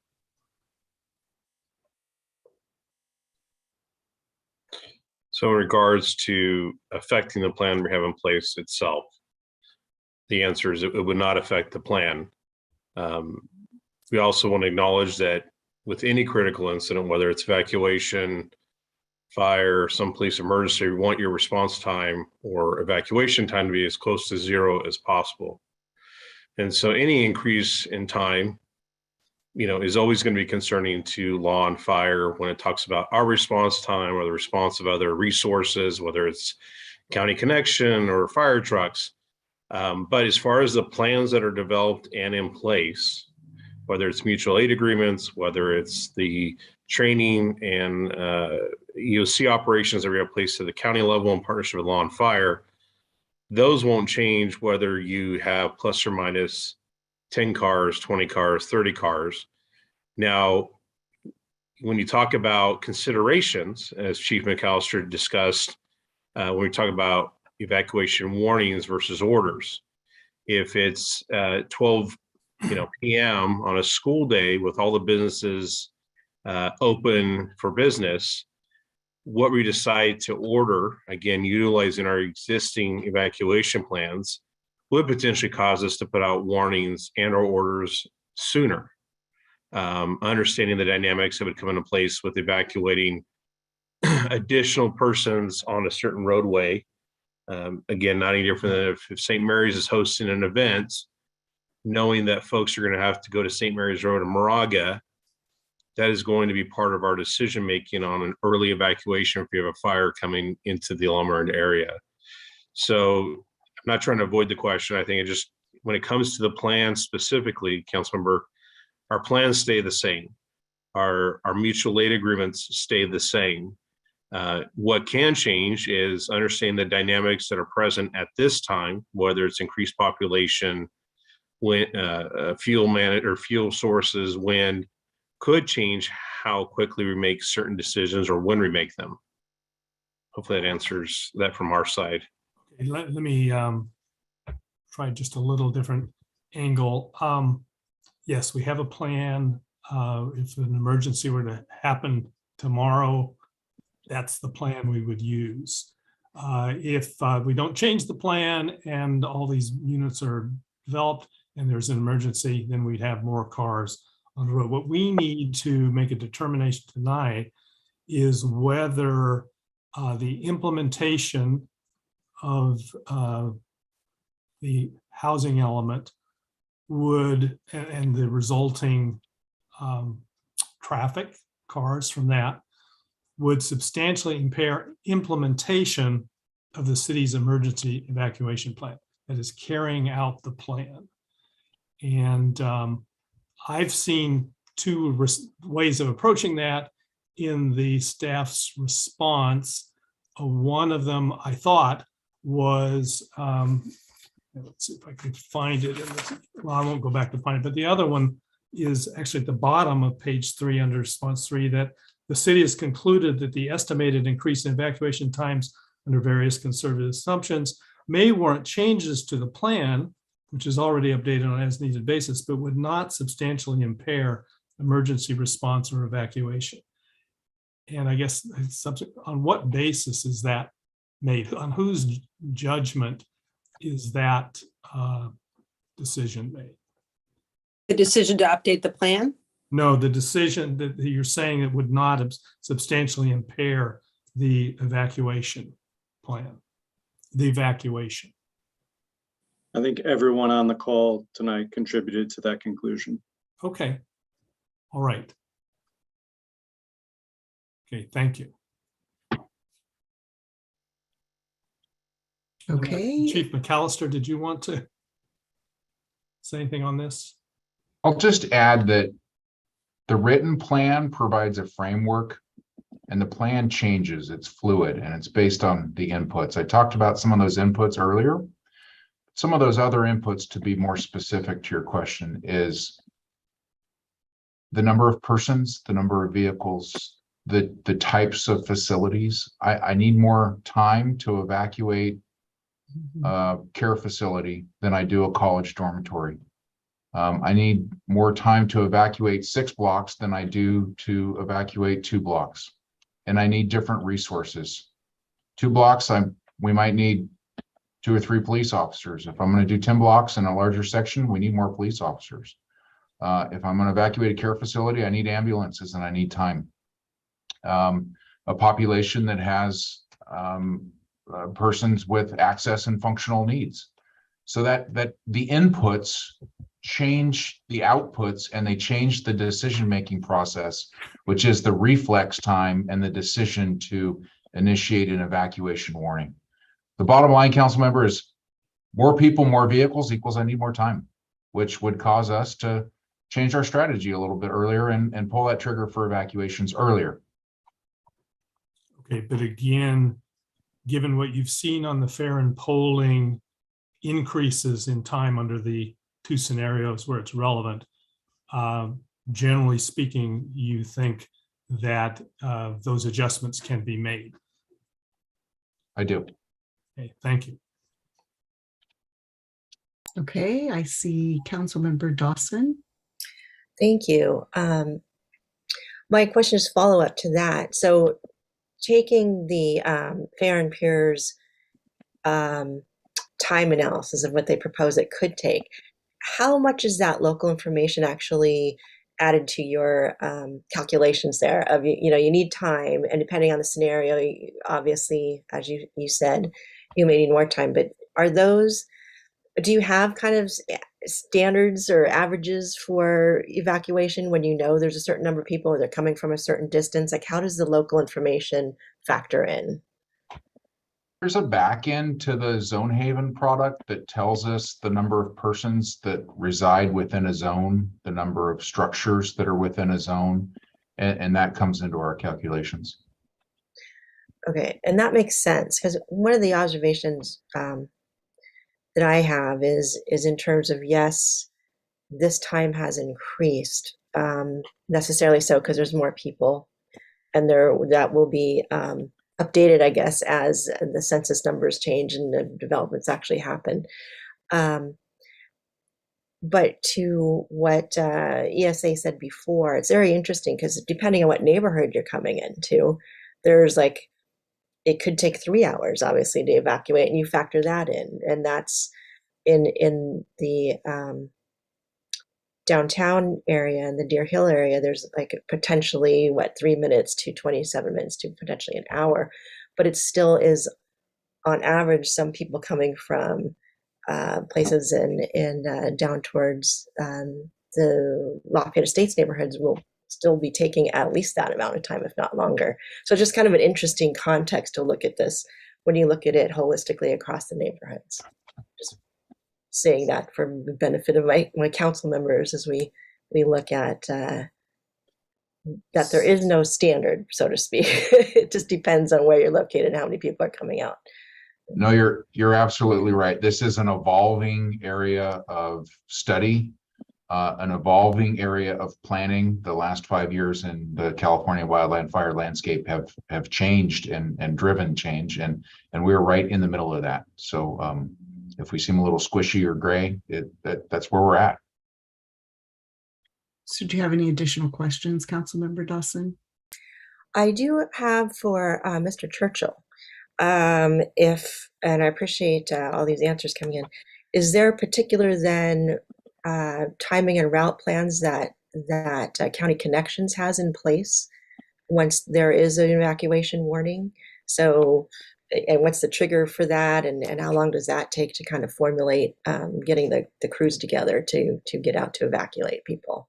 Is that added into these calculations for school evacuations? Great. Well, I apologize. My video has suddenly decided to stop working, which just is the way these things tend to go.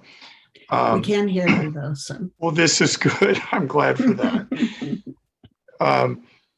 So that's again, it's a bit squishy because it depends, and there's a spectrum. So in the middle of the day, I have 100 bus road, if not more, at any given time that I could bring to bear. If it's midnight, it's a different story, and I'm having to work to bring people in. If it's a holiday, that's another story. So it is a spectrum. However, sometimes these things take and develop with time, and then when there is notice, the county actually reaches out to County Connection right away and said, for example, like the upcoming heat event. Now, it's not a fire, and I know that's not specific to this particular situation, but we're given advance notice, and then we set buses and resources and drivers aside, ready to deploy at a moment's notice. So throughout Lafayette and areas of Orinda, I do have bus routes. So if it's in the middle of the day and I have a route that's running, literally, depending on where it is, the response time can be pretty immediate. If it's in the evening and after the routes have closed, then it's a longer period of time. And I will then but I do have personnel obviously available all the way up till 11 o'clock at night. And then we do have on call in after hours. So similar to Chief McAllister, it's a range, and it's a range dependent upon time of day, what day of the week it is, and really where the incident is. So I don't know if that's helpful. It's probably not a perfect answer for you, but it gives you a sense that these things do vary. Thank you. I appreciate that. Okay, any other questions for staff and our experts? First, Vice Mayor Andrew, Councilmember Candell or Councilmember Kwok, do you have any questions before I go back? Okay, Councilmember Candell. But I can let Carl go quickly if he'd like to. That's a follow-up. Mine may not be quick. Please proceed. Thanks. Thank Right. you. Cool. So this is actually for the chiefs. So I know you guys were in on this, and so do you? I guess you have the buy-in that in this scenario for the Happy Valley Glen area. Do you believe that extra almost 1 hour delay is real based on the assumptions that were put forward?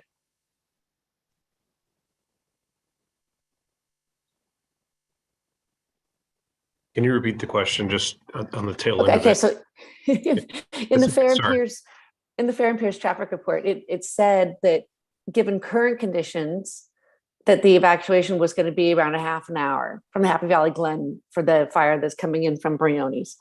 But then after, if we build the 825 apartments on the BART parking lots, it would add an extra hour for that neighborhood to be evacuated. So I guess you saw that and you believe that. Just to confirm, so the question is, do I believe that there will be an increase in time? Of an hour, about an hour. Respectfully, I mean, I've reviewed the report. That is not my wheelhouse. And so I don't have a specific response for you, Councilwoman. I don't know. I mean, do I believe there'll be an increase? Yeah. We're going to have more cars trying to get to the freeway, to our evacuation routes. As far as whether that's an accurate assumption or not, I don't have a good answer for you on that. All right. We do Chief? have Ellen Poling here who can speak to the assumptions that were input into the model. And I believe they included not having contraflow, which would increase the capacity, the exodus capacity, the evacuation, and thus reduce the overall times. So she is available to speak to the assumptions that went into the modeling. And intersections operating as they currently operate.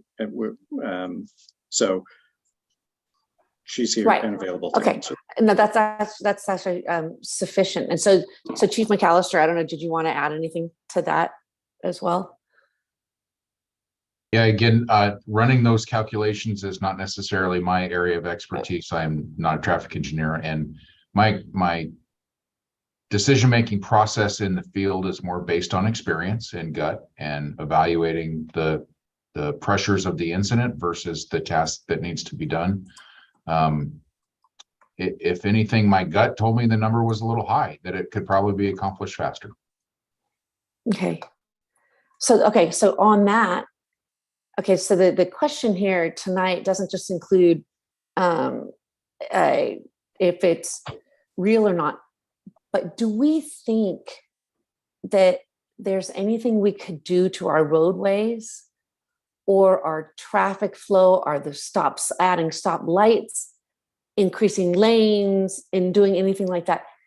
Can you imagine any mitigations that would really help in evacuating that area? Including adding a separate ingress and egress. Can you imagine mitigations that would significantly change that response time? Absolutely. And I think that's, broadly speaking, the more ways you have out or the more ways you have in, it's going to go faster, right? And so, not trying to be tongue in cheek, I apologize if it sounds like that. So, I mean, that's the concern we have with St. Mary's and Moraga Road, right? They're 2-lane roadways for another town besides our own residents to get to Highway 24. So in a perfect world, could we have a 4-lane roadway to and from Moraga? Yeah, and so I think there are a lot of options when you talk about Lomond as a whole. I mean, you go to some of our sister cities and you look at some of the roadways up in the hillsides that are barely qualified, I think, as a 2-lane roadway, as you know. And so are there mitigation efforts? Are there additional egress and ingress routes? I mean, we've had this discussion for Lees Valley Road and Spring Hill Road, where you only currently have 1 or 2 ways in and out. And if we could create a third and or more lanes of traffic, yeah, absolutely. And so And what about things like for this area, because it's all the stop signs, maybe there could be even easier things, especially for Happy Valley Glen, that you could imagine? I would say this again, respectfully, not being the traffic engineer, but just when we look at roadways that have any type of control devices and are trying to get folks quickly to an arterial route, whether it's 24 or maybe Mount Diablo or Pleasant Hill Road,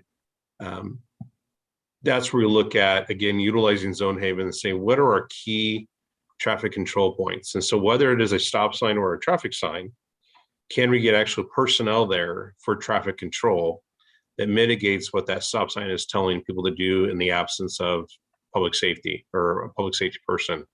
So that is a part of the Zone Haven model that they've built in, is saying, okay, if you're coming from this zone, law and fire, you should consider these following 3 intersections as priority. And so I would leave that to Greg and Sarah to discuss whether a stop sign versus traffic light could be better. But just for us, it comes down to control points. If we can better control those control points and direct traffic out, whether it's via contraflow or via, hey, there's no one coming up, so let's run this stop sign, let's go.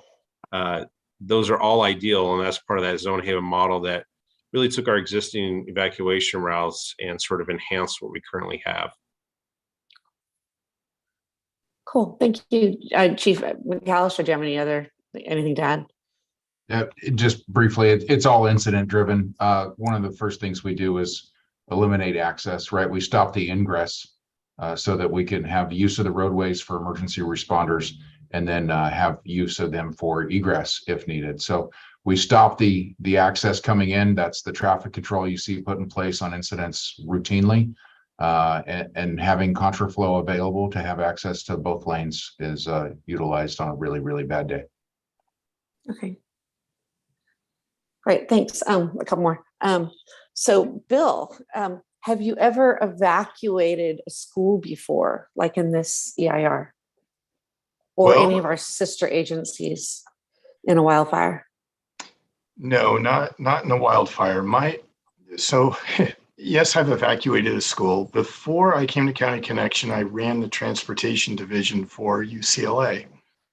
And my first evacuation experience was when the Rodney King riots hit, and the rioters were making their way to the campus, and the chancellor told me my responsibility was to evacuate 75,000 people on that campus. So that was really my first experience in a major evacuation, which would probably exceed anything that would be experienced anywhere in central Contra Costa County that I could imagine.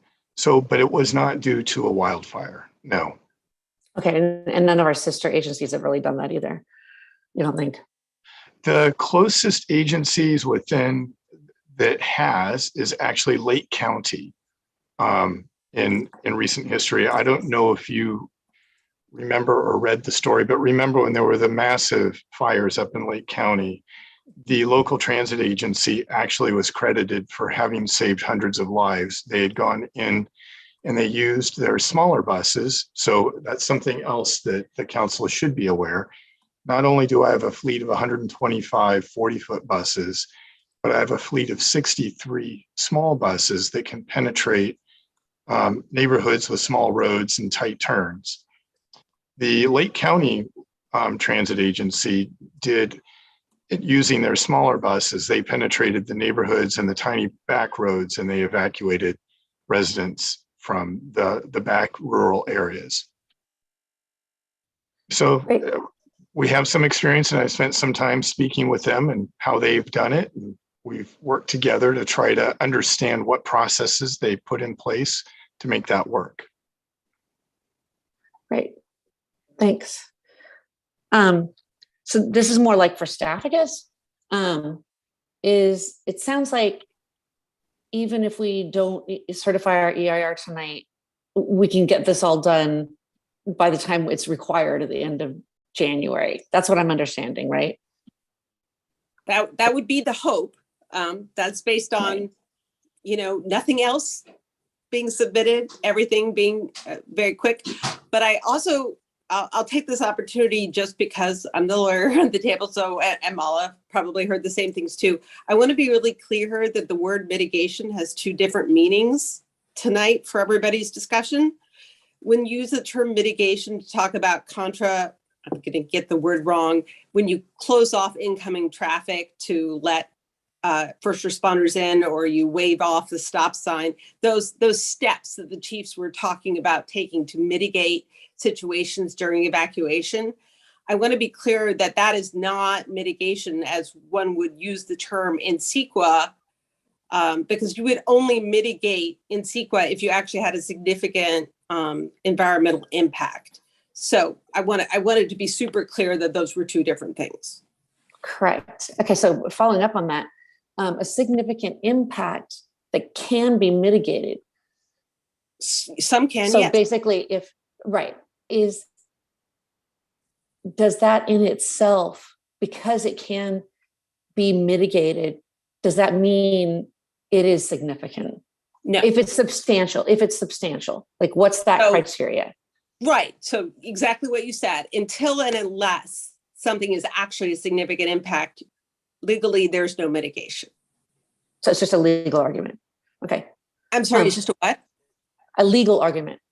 Well, no, I mean, legally and factually, we would be precluded from imposing mitigation if we have a less than significant impact. Correct. You could absolutely choose as a policy matter to change your planning or how they function. That's a totally separate issue. I'm just talking about CEQA. Okay. So back to the Tahoe case that was used to go. There were a bunch of mitigations put in for that project for their fire and evacuations. What were those? We didn't look at that because we weren't looking at their project. But they did. They put in.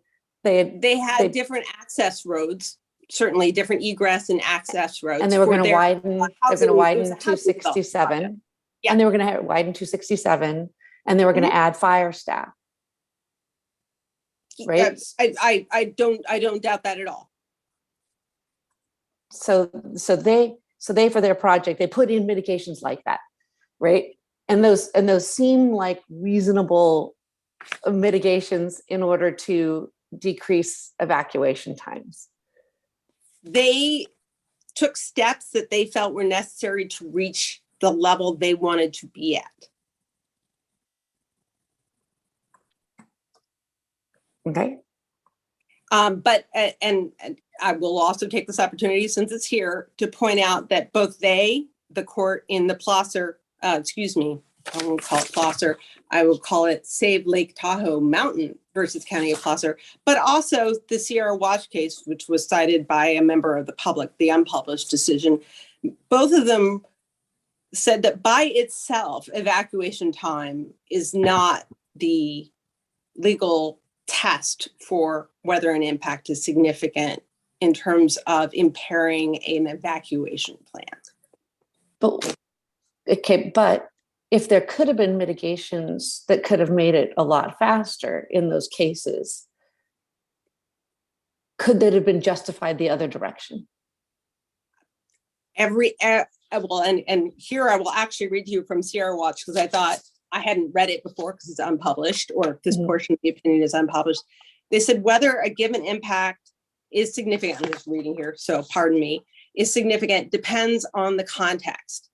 A traffic delay of 2.5 seconds might be significant in some contexts and not in others. So to your point, exactly, it depends on the project, the environment, the conditions, the But if we chose that, we decide that 1 hour extra delay is significant, there could be mitigations that If you choose, right, as Yeah. outlined in the memos, if you choose to establish a new threshold of significance, not the one in the case law and not the one recommended by staff, absolutely, you can choose to do that.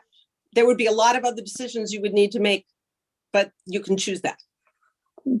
but there could, you could imagine mitigations that could be done that are realistically, Yeah, I can't in speak to that order. traffic engineer. So no, I can't say that So would maybe, be the case. can I ask the traffic engineer? Sure. Can I ask the please. traffic engineer? Thanks. Yes, good evening, Hi. council members, Councilmember Kendall, Ellen Bowling, Fair and Pears. Yeah, I was going to pipe in, but I was kind of waiting to be called on. There are some recommendations at the end of our memo for things to consider on the next update of your emergency operations plans and emergency response plans, things like putting signal timings in place that could be used for exiting the city, getting onto the freeway, manual traffic control, of course, as the chief was talking about, and some other things.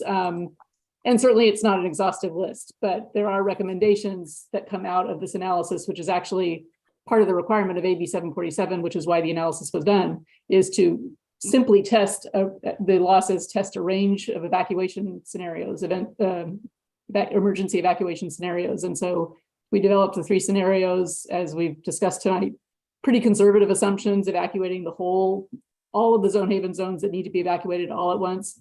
And so what we have, I think in the memo, both the original memo that just looked at the base analysis and then compared the housing scenarios to the base analysis, we show an increase in some of the evacuation times.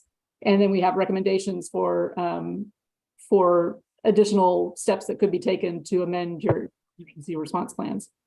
One of those recommendations does talk about things like reverse flow lanes and looking at ways to expand the capacity to evacuate neighborhoods on roads while keeping considerations about pedestrian and bicycle safety in normal times, complete streets policy that the city has, so as not to damage the service to those other modes during non-emergency times, which is most of the time. But those recommendations are in there. Right. So what are the chances, I mean, I'm just hypothetically, of us being able to get any of those mitigations as part of a proposed project if we don't declare it significant and unavoidable impact of the delays? What are the chances of us not getting those mitigations? I think I'll let staff speak to that, but I think there's nothing stopping the city and the Emergency Response or Emergency Preparedness Commission from taking up those suggestions right away, just as a matter of regular city administration and policy making.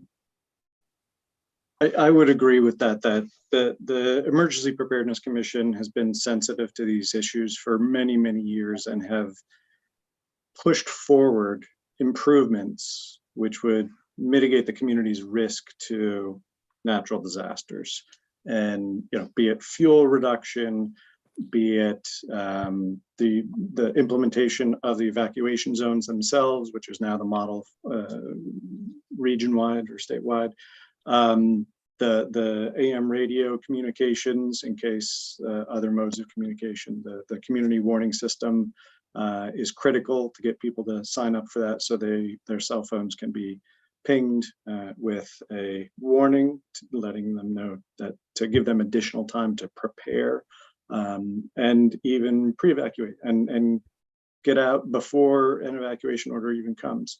So you guys don't imagine. So in other projects where we've had the developer pay for these things. I'm just going to cut right soup to nuts. What are the chances of us being able to get the developer to pay for any of those things instead of having the city pay for those things if we don't make it significant and unavoidable and ask them to make some mitigations? What are our chances of getting them to pay for it? Otherwise the city would have to pay. I'm going to jump in there just because I see your point, but I also want to make sure you understand that the odds, and here Ellen and Greg can weigh in on the odds, but I think the odds are extremely low that there will ever be an individual project that adds enough development to any one location in the city to increase evacuation times by 0.92.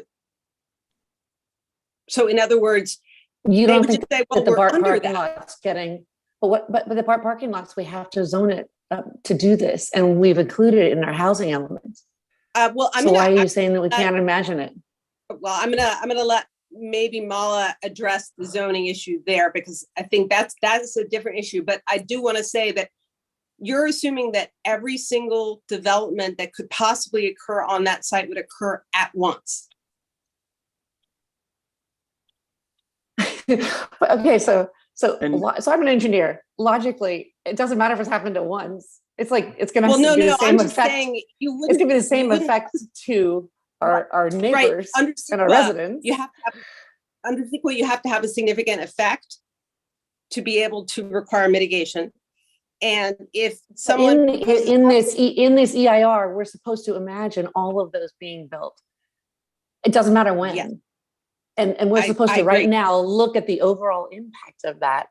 And you're telling me that we're never going to be able to implement it, like with that logic. That doesn't make any sense. That's not our job here I'm today. saying that so I'm saying two things. One, the EIR as written does not find this to be a significant impact. So that's box A. But box B, let's assume you change it and you find it to be a significant unavoidable impact. Everything changes. Okay. Okay. So, and the mitigation that you request has to be imposed on what? Any project that what? Increases evacuation times by how much? That's what I meant by there's a lot of questions you'll have to answer. Sure. But if we don't do it, then we have no chance, right? Well, and I'll speak to Greg can address that. Yeah, I don't believe that our ability to get project-specific mitigations is compromised by not making a finding of significance at this point in time. Every individual project would be assessed under CEQA. And if a given project were to be found to have a significant impact, then we have the ability and authority to impose mitigations on that. But if the whole thing overall, as big as this is not significant and unavoidable, how could we ever even think about it on something less? Like basically then that we've just thrown it out the window ever. Because of this, I would say because of the circumstances of a given project. So what we have before us now is programmatic. It is assuming that no evacuation route which has been identified would be compromised by eliminating a lane or eliminating a connection, further impeding the ability to do what we currently have identified as our evacuation plan. But you could imagine a project developing a valley where there's currently two means of ingress egress, and the project is so designed to eliminate one of those and thus would have only one means of ingress egress. That at a project CEQA analysis could identify it as a significant impact and impose mitigations. So I'll take a separate stat. All right. If we don't, I'm going to take a separate tact on this. If it's a totally separate question, this is for attorney. If we don't change it to significant and unavoidable tonight, what, and based on this very real email that we got, and to me is screaming lawsuit over our housing element EIR tonight,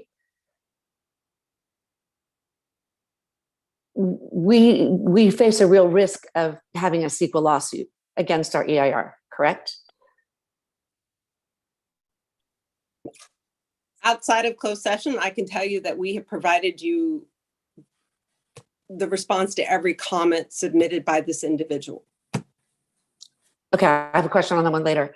And I know Mala said I couldn't ask, but basically it's important for our residents to know that if we do this, there is, regardless of what you've said, they can still sue us, right?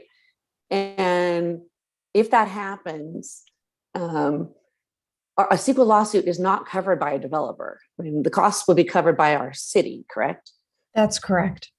Right. And And if a typical lawsuit goes through the trial court and then the appeals court, like every other lawsuit against our city, and we have to pay it, can you at least swag how much a typical lawsuit like this might cost us? No, that would be something we would discuss in closed session. If we did receive a lawsuit, we would have that confidential conversation in closed session with the council at that time. Could you swag, it would be 10,000 or 100,000 or more? These would be confidential discussions with the council, so I'm not comfortable, as we've previously. Okay, thank you. So one more, sorry. It's okay. In the decision that it says that you don't reject the averaging because it seems to dilute the noise. Okay, so this is the other case about the noise ordinance and how averaging shouldn't be used. And so the question was that, my question to you is, how can you say that the decision doesn't reject averaging?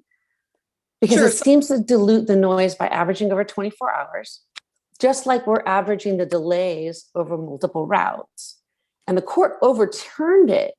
The appeals court overturned it based on cases where the single events were worse. Like our single evacuation route was worse. You're talking about BKJ, Berkeley Keep Jets over The the Bay Berkeley, right? Case. And I read it to say that the court totally agreed that averaging shouldn't be used.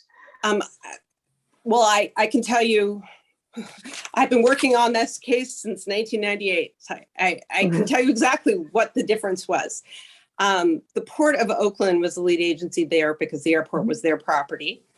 And they looked at noise over an average 24 hours because that was their threshold. And the court didn't say that per se was wrong. What they said was that there was expert opinion on sleep impacts from single noise events. In other words, people living, just straight up, people living in Berkeley who would be awoken by a single nighttime flight and perhaps kept awake by that single noise event. And they had not evaluated for single noise events. It wasn't per se that they were averaging over 24 hours, that it wasn't per se that the averaging was wrong. It was that they didn't look at the impacts of single noise events at all.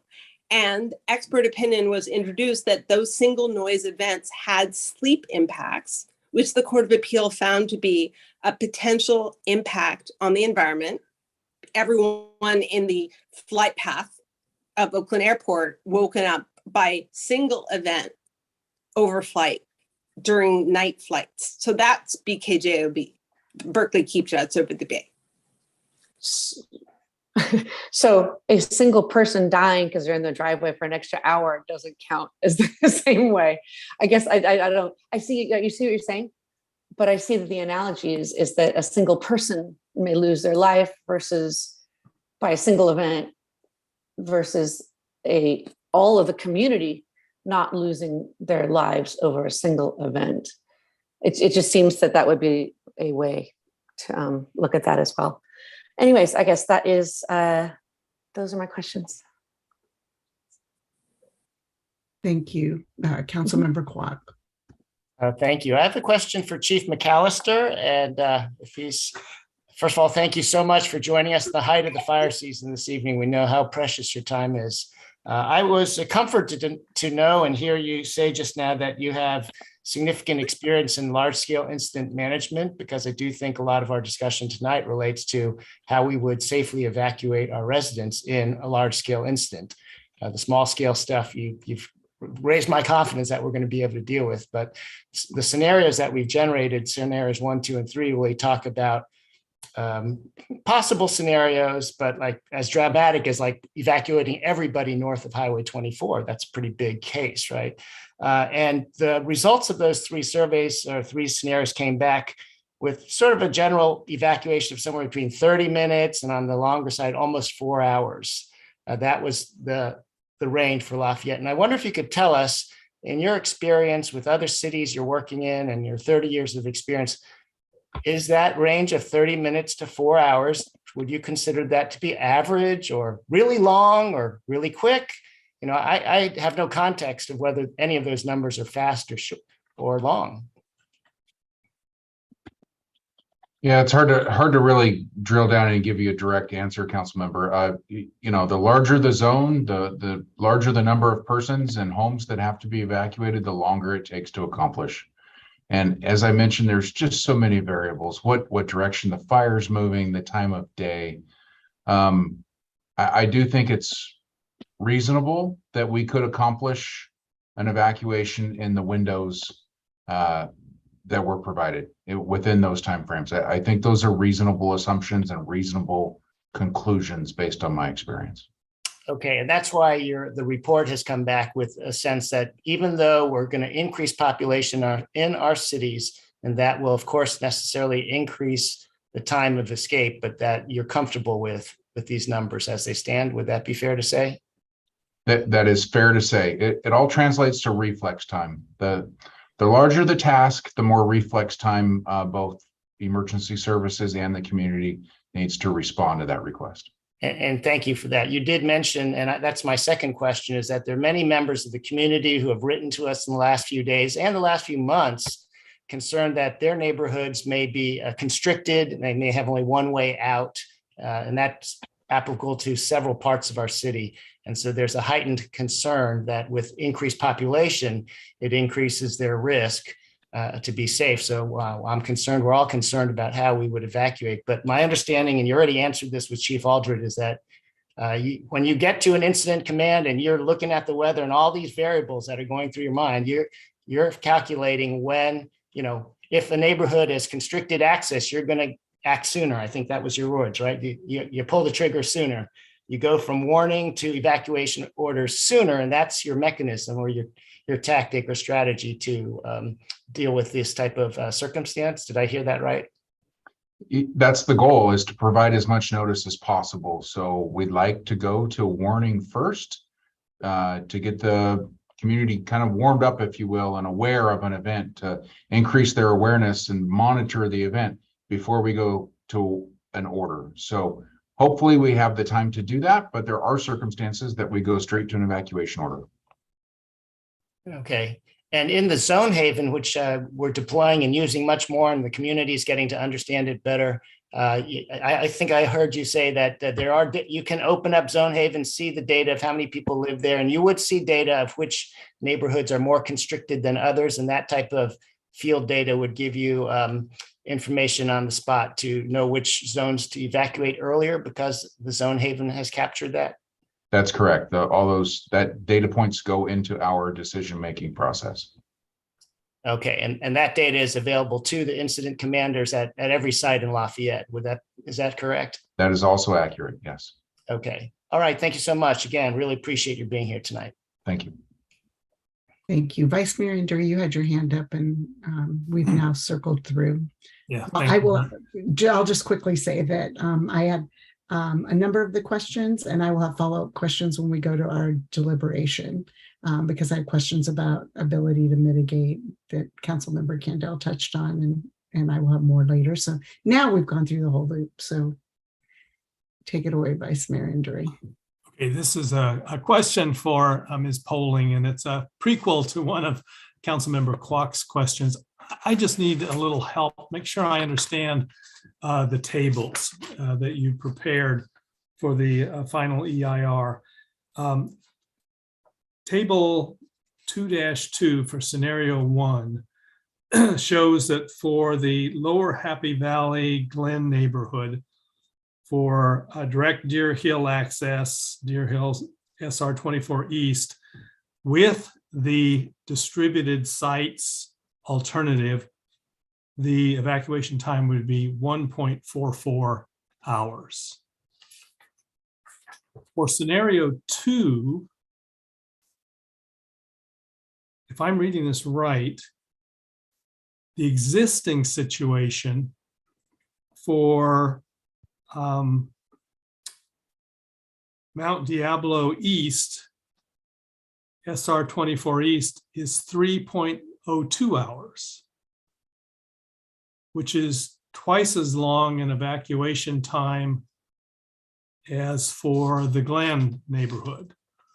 So first question, is this saying that for the last person out, of the area that's covered by this report, it's going to take them twice as long as for the last person in the Glen to get out? Essentially, yes. I mean, those two scenarios have a different number of evacuees and cars and different routes available to them, because scenario 2 is the Lafayette Reservoir scenario, where we're evacuating virtually all of downtown and some of the residential neighborhoods as well.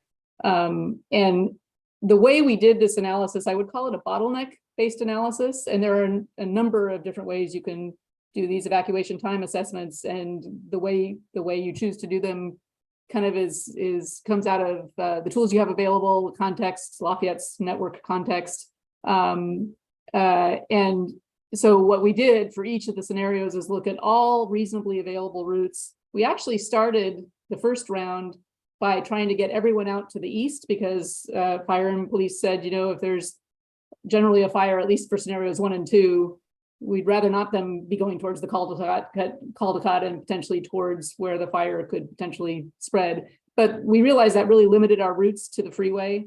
So with the agreement of the group that originally set up the parameters for the analysis, we allowed them to also get onto 24 going westbound. And that opened up for scenarios 1 and 2 some additional routes. And then we did several passes to see, okay, well, what would be the time for people using these various routes, assuming they take the most logical route perceived by them, and also based on evacuation messaging. And so the long way around to answer your question is that's the way we did the analysis. And so that's what results in that approximately 3-hour time to get to that Mount Diablo East, SR 24 East exit route. We kind of balanced through several iterations to get probably not the optimal times, but reasonably balanced times. In other words, trying to send even more folks to some other route wasn't going to reduce that 3-hour time by a whole lot. Now, final word on this is what I would call a static analysis. It's just looking at the bottlenecks, assigning traffic, and looking at your results, and then saying, well, that doesn't, no one's going to wait for 5 hours to go somewhere if they realize they can get out faster, shorter queues another way. A dynamic analysis, which is another option for doing these kinds of analyses, would iterate through an actual model that we would develop and probably get better evacuation times. What this is kind of a static version of that, giving you an estimate, a really pretty blunt estimate to compare. Okay, but basically, and a worst case, given what the... Yes. Yeah, okay, but again, virtually every neighborhood that's impacted on scenario 2, it's going to take them twice as long to evacuate as it will take the Glen to evacuate, even under the HEU scenario, the increase with the housing element. Correct. And it's a function of 2 basic things: more vehicles evacuating, and fewer available routes. Mount Diablo basically is one of the main ways you've got to get to the various 24 access points. In the case of scenario 1, you can come down Upper Happy Valley versus Happy Valley. There are multiple ways. Some of the neighborhoods can access Pleasant Hill Road directly. So there were more ways out, basically. Okay, thank you very much. Now I have a question for Sarah, and this is a follow-up to a Councilmember Candel's question. Let's say hypothetically that we adopt the final EIR in the form that's before us. It's as I understand it, a programmatic EIR. And so in the future, we have projects. Let's say that one of the projects is developing a housing project on the BART lots. Now, would that project require a full EIR? Would it require some level of CEQA analysis? And whichever the answer is, would a proponent of the project be able to say, sorry, you can't say there's a significant impact from my project because you adopted the final EIR back in 2022 and you said there was no significant impact? Well, so 2 questions. So to your first question, yes, as long as there's a discretionary approval required, there's some level of CEQA required. I can't predict that it's an EIR, but in your hypothetical, I don't know how much housing we're talking about. Well, let's go with 622 units. So probably an EIR, sure.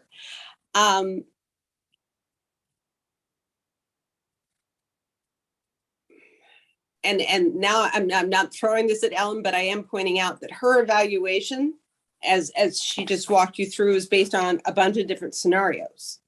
So let's assume you certify, which is not the same as approving the housing element, by the way, it's just certifying the EIR. So assume you certify the EIR and at some point you approve a housing element and HCD signs off on it and all of that happens. And then someone comes back and proposes housing on the BART parking lot. The analysis of evacuation times, well, it won't be this any longer. It'll be specific to the site.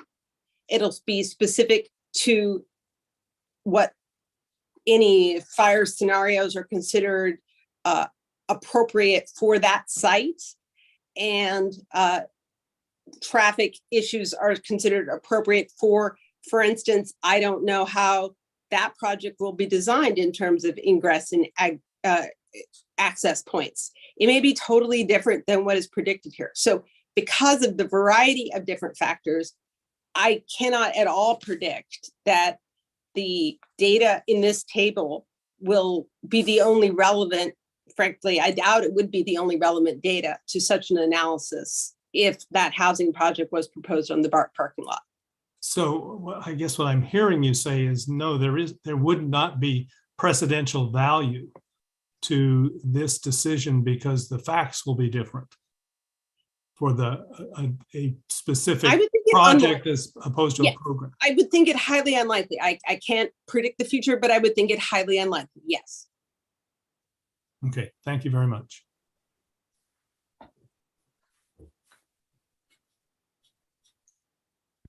Okay, thank you. And with that, we will open the public hearing. I do want to ask my colleagues, probably we do want every one of our experts to stay for after the public comment period, but I want to confirm that that is the desire.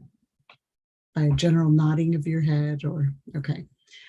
So with that, thank you in advance to all of you for hanging out, and we will now open the public hearing. And Suzanne, please go through the process of members of the public commenting on this item.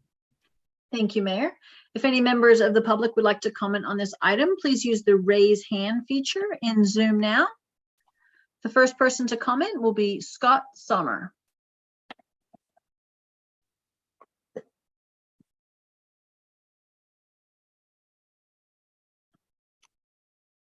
Welcome, Mr. Sommer.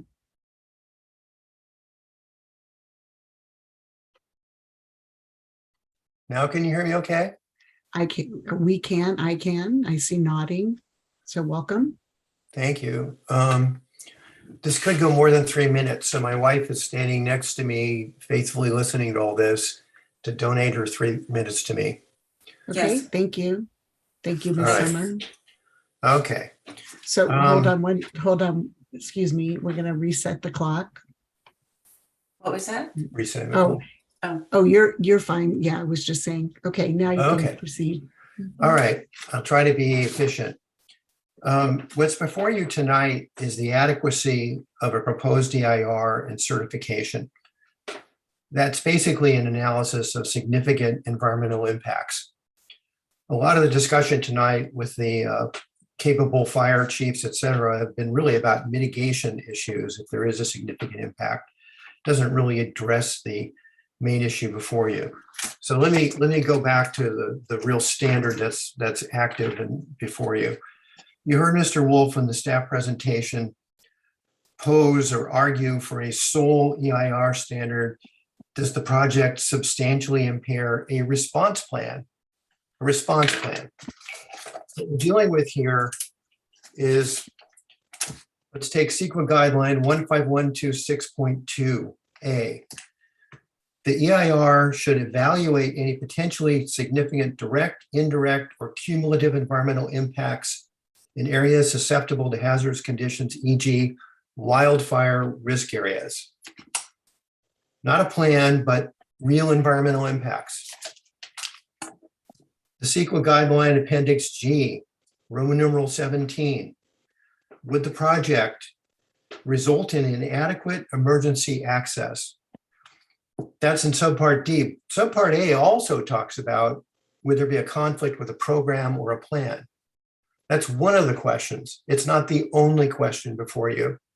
And for staff to present this response to or impairment of a response plan as the issue is simply a false standard or CEQA. And in the letter, which I guess you all got, and we saw a quick response to it, I'll just go right to the heart of it. On page 3, oops, wrong page. On page 3, under my little paragraph that starts with second, the draft EIR and comments, Master Response 1, completely failed to address the key question on wildfire and evacuation. Does this 1 hour increase in evacuation time for the Happy Valley Glen neighborhood result in risk of death? A little dramatic, but it's the same thing. And you had just read to you from CEQA guideline Appendix G. Would it result in inadequate emergency access? There's no explanation of that in the draft EIR or in the comments. In fact, the staff response, and I'll jump back to what was added to your package tonight, on page 3 of that package, and it's missing a caption. I think they meant comment 5, it was left out. But then Mr. Summer asked the IR 0.92 hours delay. This is a very telling part and very much the heart of a number of your comments tonight. The CEQA analysis of potentially significant impacts on the environment, not impacts on a plan. Look at the response to number 5. Staff recommends the threshold presents a single question, not the parts I just read, just a single question. Whether the HEU would substantially interfere with or impair implementation of a plan. That could be one question. It is not the only standard before you tonight. So if you're wondering, are we susceptible to a lawsuit? The answer is absolutely yes. And then go on and look at the conclusion. Staff argues that the estimated evacuation times, et cetera, but believes it would not substantially impair emergency response or evacuation, period, end of comment. What's that based on? There's no explanation, facts, scientific or objective data. It's just a pure opinion. And most of this unsupported opinion, trust us with a future plan, but we're not going to look at the environmental impacts now. And most of what's been addressed tonight would be a mitigation. A number of you are quite accurate. If you go ahead and say this project has no significant impacts, although that's not going to preclude absolutely a project EIR that might need mitigation. I don't know who you're kidding. EIRs for general plans, specific plans, regional things are cited all the time in project EIRs. If you come back now and say there's no significant impacts from this on Happy Valley Glen, on the 2-lane exit road, et cetera, it's highly likely you make it way more difficult to impose those mitigation requests later. This plan that you would approve tonight would be cited against you. We don't have a lot of time, so I'll hit the other high points for tonight. Somebody mentioned cost of a lawsuit. I'll be more direct. The city tried to defend its Brown Act practices. You spent over $1.1 million in attorney's fees on 2 boutique law firms in San Francisco to get a ruling that said that the Brown Act does not allow a city to thwart its duty of public disclosure in this manner. And you had to confront a $118,000 award of attorney's fees. That case cost over $1.2 million. So I can only say that there's lots of reasons not to take a risk. I don't have the time to address a lot of things in the memo. There's a lot of naysaying, a lot of partial truths, but the simple fact is the standard being urged tonight is incorrect.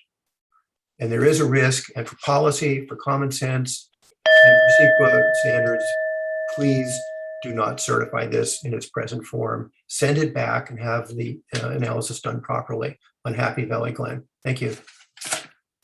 Thank you. Are there any questions for the speaker by members of the council? I'm not seeing any. Thank you, Mr. Summer. Are there any other members of the public who wish to speak to this item? The next speaker, the next speaker is Robert Lavoie, followed by Libby Henry. And if anyone else would like to speak on this item, please use the raise hand feature in Zoom now.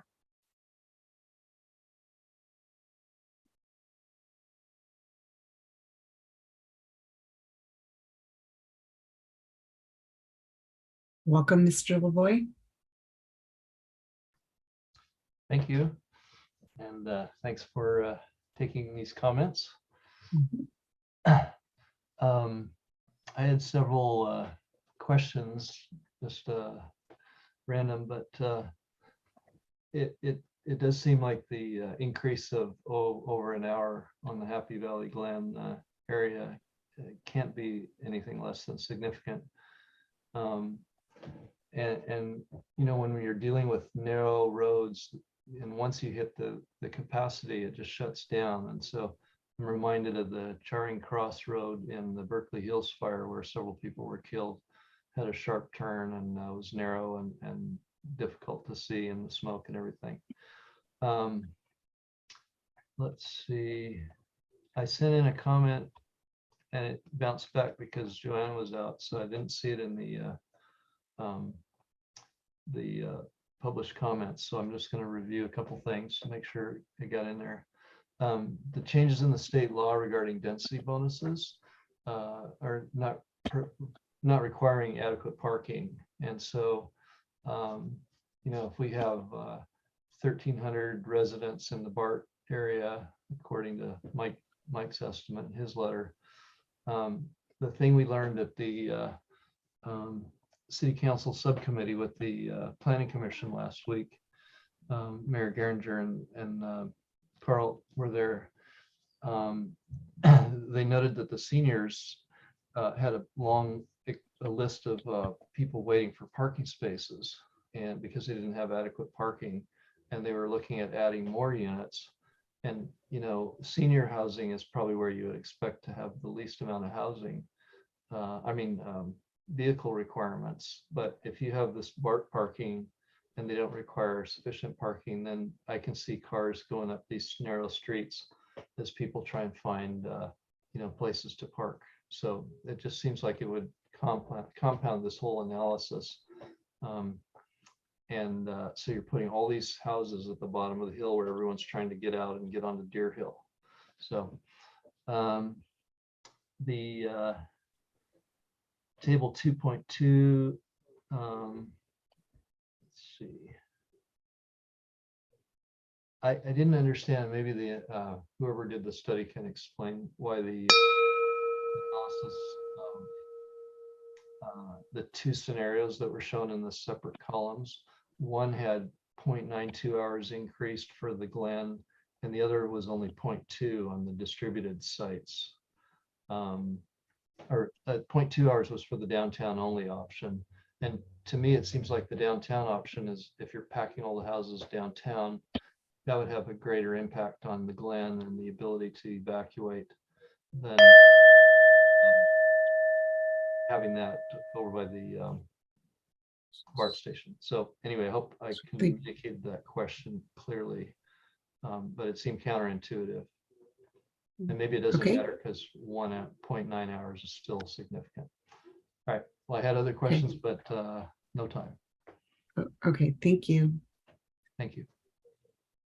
Are there any questions for the speaker? Okay, I see shaking of heads. So thank you, Mr. Lavoie. The next person to provide public comment is Libby Henry. And if anyone else would like to comment on this item, please use the raise hand feature in Zoom now.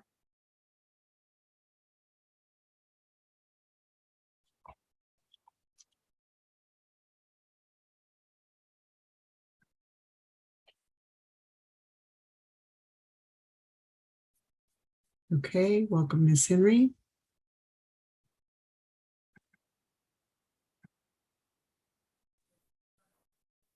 Hello? Yes, welcome.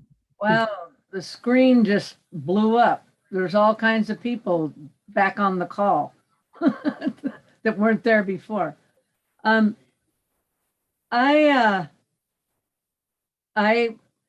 sent a letter, and I hope that everyone was able to read my letter. And I very much appreciate Mr. Summers, his letter and his input just a bit earlier. And people like Patty Battersby, who also lives in Happy Valley Glen. I live in Happy Valley.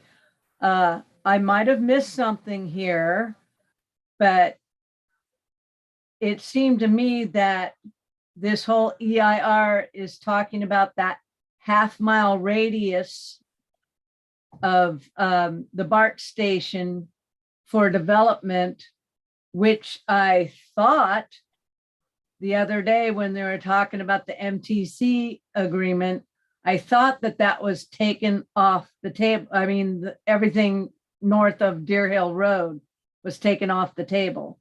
I could be confused about that.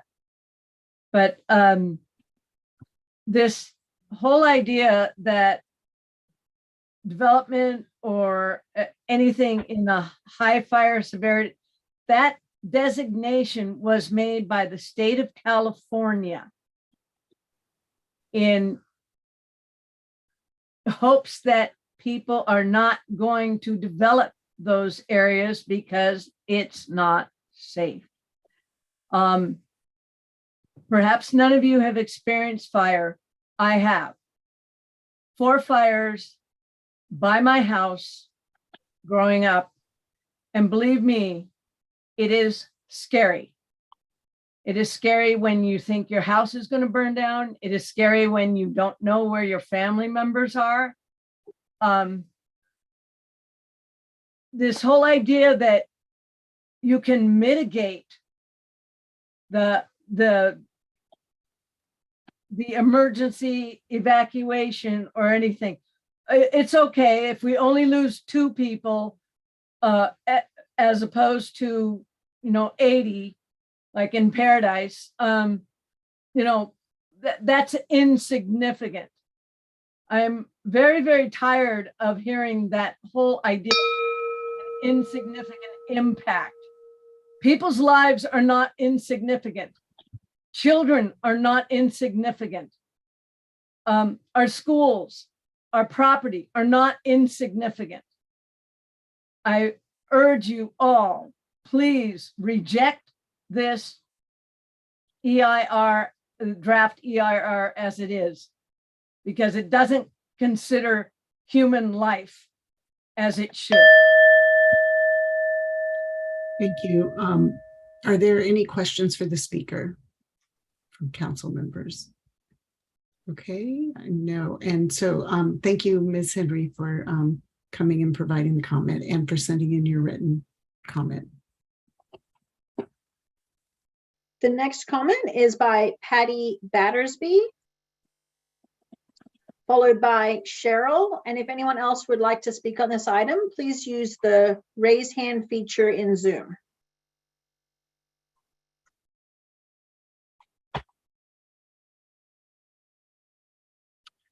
Thank you. Ms. Battersby. Thank you for letting me speak. I'll be very, very brief. I've sent in a letter, and so I won't repeat it. I think the comment that I want to make that I heard tonight from the EIR consultant, which I find very, very troubling, was that she said, and I wrote it down, if it's less than significant impact, it cannot be mitigated. And again, I think the biggest concern that Happy Valley and the Glen has is that we are in a very, very high fire severity zone. We have a narrow road, one road out. If there's a fire engine that has to come up to fight the fire in the box canyons that we back up to, we are not going to be able to get out. And I think it is very, very important that it be changed to say that the Happy Valley Glen area that was shown as an alternate site, that fire danger is significant. Otherwise, I have a great fear that we're going to have a problem with getting anything mitigated. The other thing that I find troubling, and I put in my letter, was the sign that says, that's just ironically been placed at Deer Hill and Happy Valley Road, that shows it's a very, very high, or a very high fire zone at this point. And I just, you've got to look at what's happening in California. And we are having firestorms now. We're not just having a small little brush fires. And I just think that making it significant is something that has to be done now to protect us down the future. Thank you.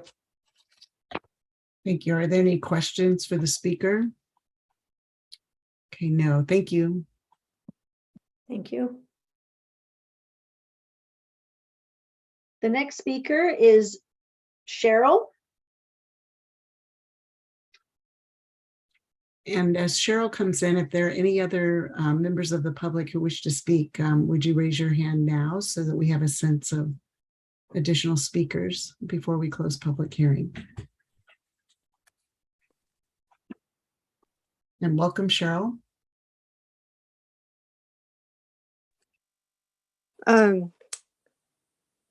Yes. So can you hear me? I'm unmuted Yes. now, right? Okay, thank you. You are. Thank you. Welcome.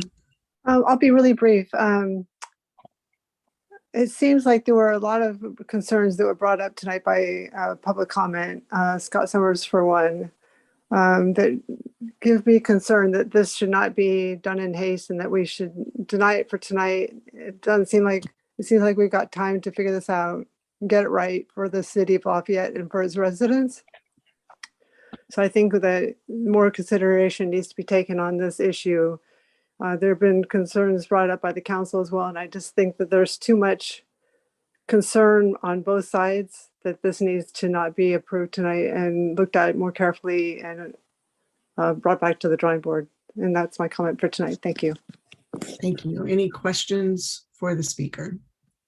Okay, seeing none. Thank you.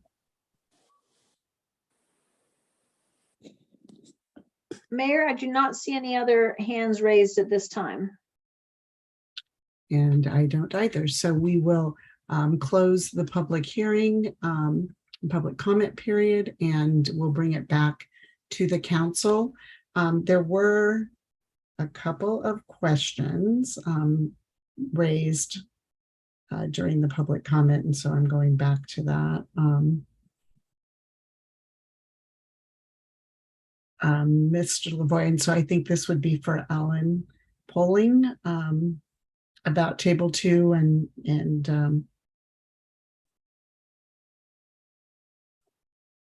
the sort of disconnect between the two scenarios. I think if I was hearing that comment right, the longer response time, the question was for scenario 1, the longer evacuation time for the distributed sites as compared to the downtown only. And the reason is the distributed sites includes the parking lot sites, whereas downtown only does not. So there's more evacuees, more evacuating vehicles for that scenario. Okay, and then I may have to defer. I think almost the rest of it were comments. Unless, did anyone else pick up a question that I might have missed? Okay. So with that, we will now come back and we will move into our discussion and deliberation. And Greg, would you, because I think that on our staff report, it says we're being asked to conduct the public hearing, review the EIR, adopt it, but then later it says that we're reviewing it, providing input, and deferring it to the next meeting on September 26th. I want to make sure that we're very clear about what we're being asked to do tonight on the time-wise.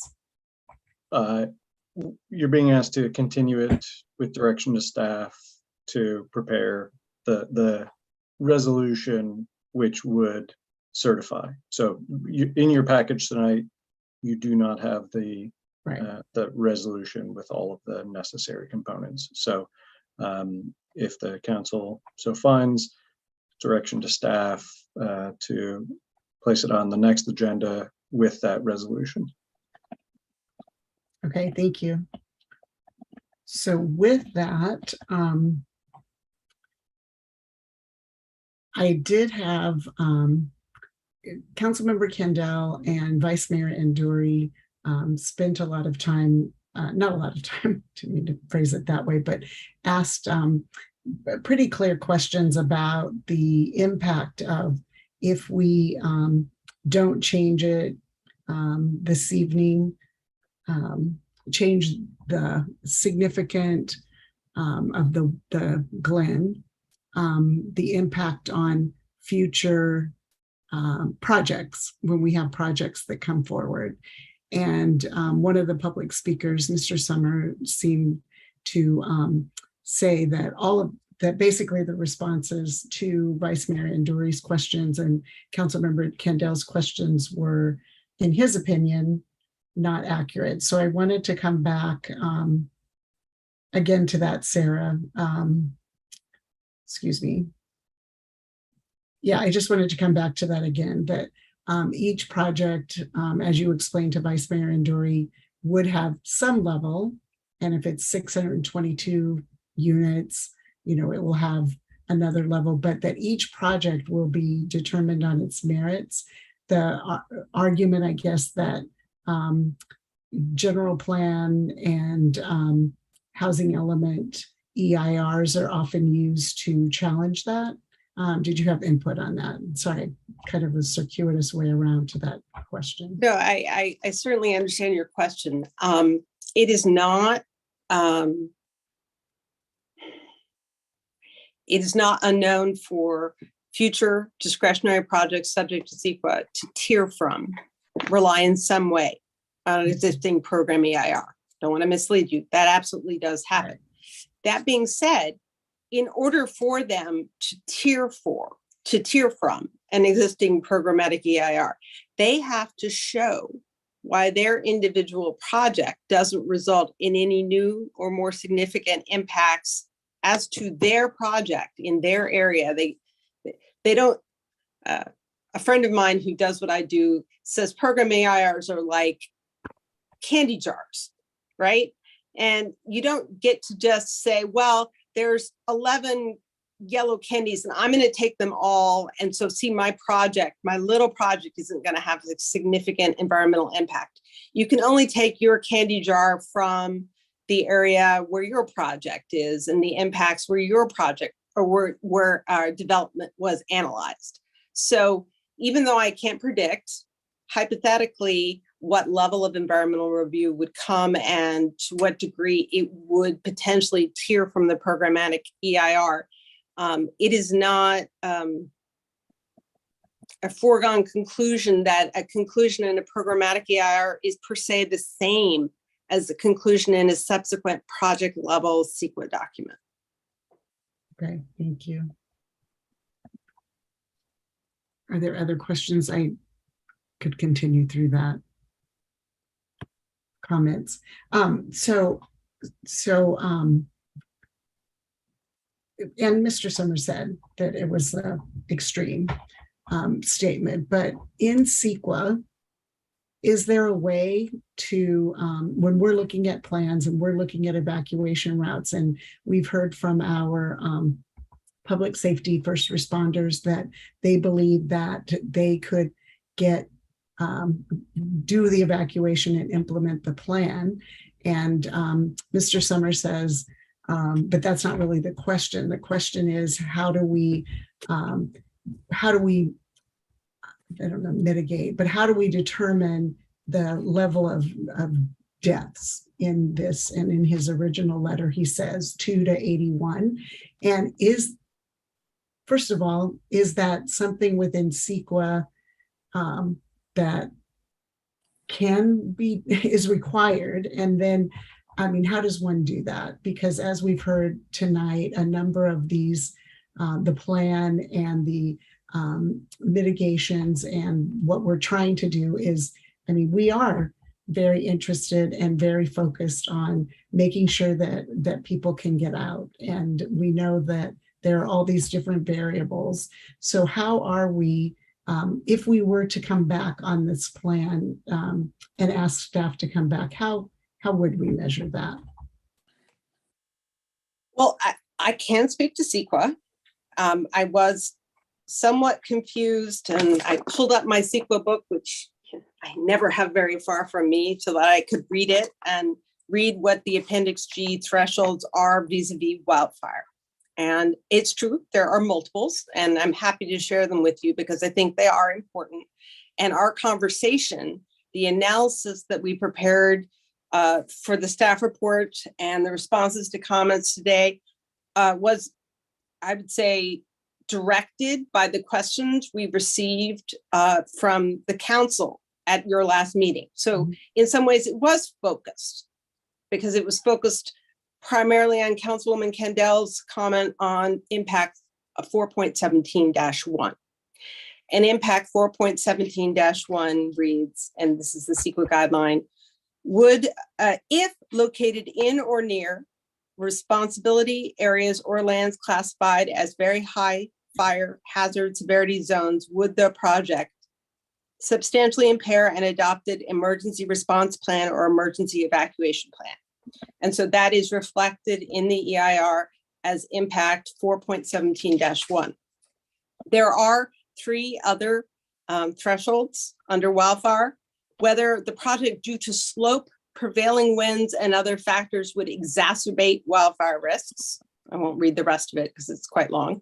Would the project require the installation of infrastructure that may exacerbate fire risk? Would the project expose people or structure to significant risks as a result of runoff, post-fire instability, or drainage changes? So those were not thresholds that we focused the responses to comments that we brought you for tonight's hearing. We did focus on the threshold at your direction as to whether or not the project could substantially impair an adopted emergency response plan or emergency evacuation plan. And I think that CEQA itself reflects what it is about. Like CEQA says what it's looking at, and it says impairing emergency response plan. So that's what CEQA is looking at. Okay, thank you. I think that's Vice Mayor Anduri. Well, let me just quickly follow up on that. Mr. Summers, in his comments, pointed out or said that in his letter, risk assessments are specifically required. CEQA guideline Appendix G, Section 17 requires evaluation of whether the project would, quote, result in inadequate emergency access, close quote. So is that something that needs to be specifically addressed? And if so, have we addressed it, or is it, have we indirectly addressed it? It's addressed in a different section of the EIR, which I can pull up, but it may be that Mr. Evans, who's with us today from ESA, or Mr. Wolf with the planning department can address, but that is a different threshold.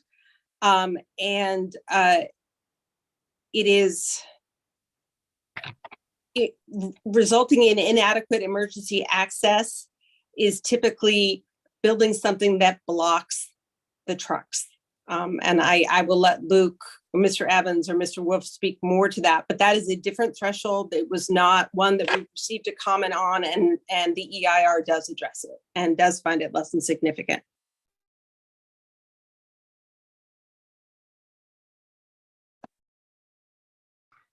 I can respond to that. Hopefully you can hear me.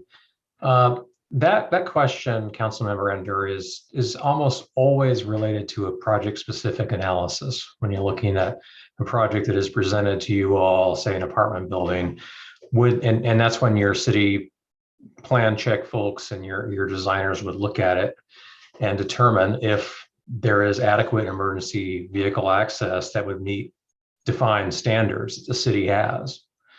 So that is something we did look at in the EIR, but we looked at it at a program level. And since we don't have specific projects in front of us now, it's not something that we could really get into great detail on. The presumption would be that whatever projects would be proposed would meet city guidelines with respect to emergency access.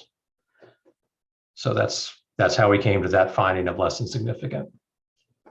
Thank you. Sure. Vice Mayor Endry. I have another question for Sarah, because it's pretty clear in the discussion and in the comments we've received from the public that a distinction really needs to be made between the legal meaning of the word significant as used in CEQA and the word used outside of CEQA, and the legal meaning of the word mitigation and the way mitigation is used outside of CEQA. And so, Sarah, can I ask you to address that? Because I guess from my standpoint, just as an example, the Glen is in a very high fire severity zone. The risk of fire, of danger there is significant.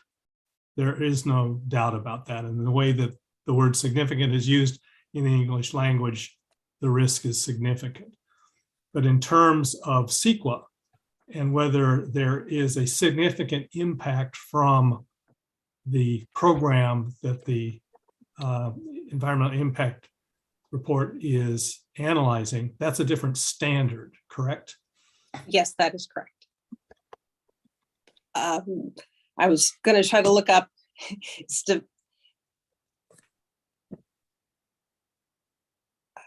I think the basic way I think about CEQA, and I think you are right, these words have plain meaning in the English language, and then they have legal meaning in CEQA. One of the great ironies in CEQA is there are drafts and final EIRs, and they are two totally different documents. Most people assume a draft is an early version of a final, but CEQA doesn't work that way. Sometimes CEQA's terminology just doesn't match plain language English. It just is so. I blame Ronald Reagan. He adopted it in 1973. Okay, thank you. So any other comments or questions?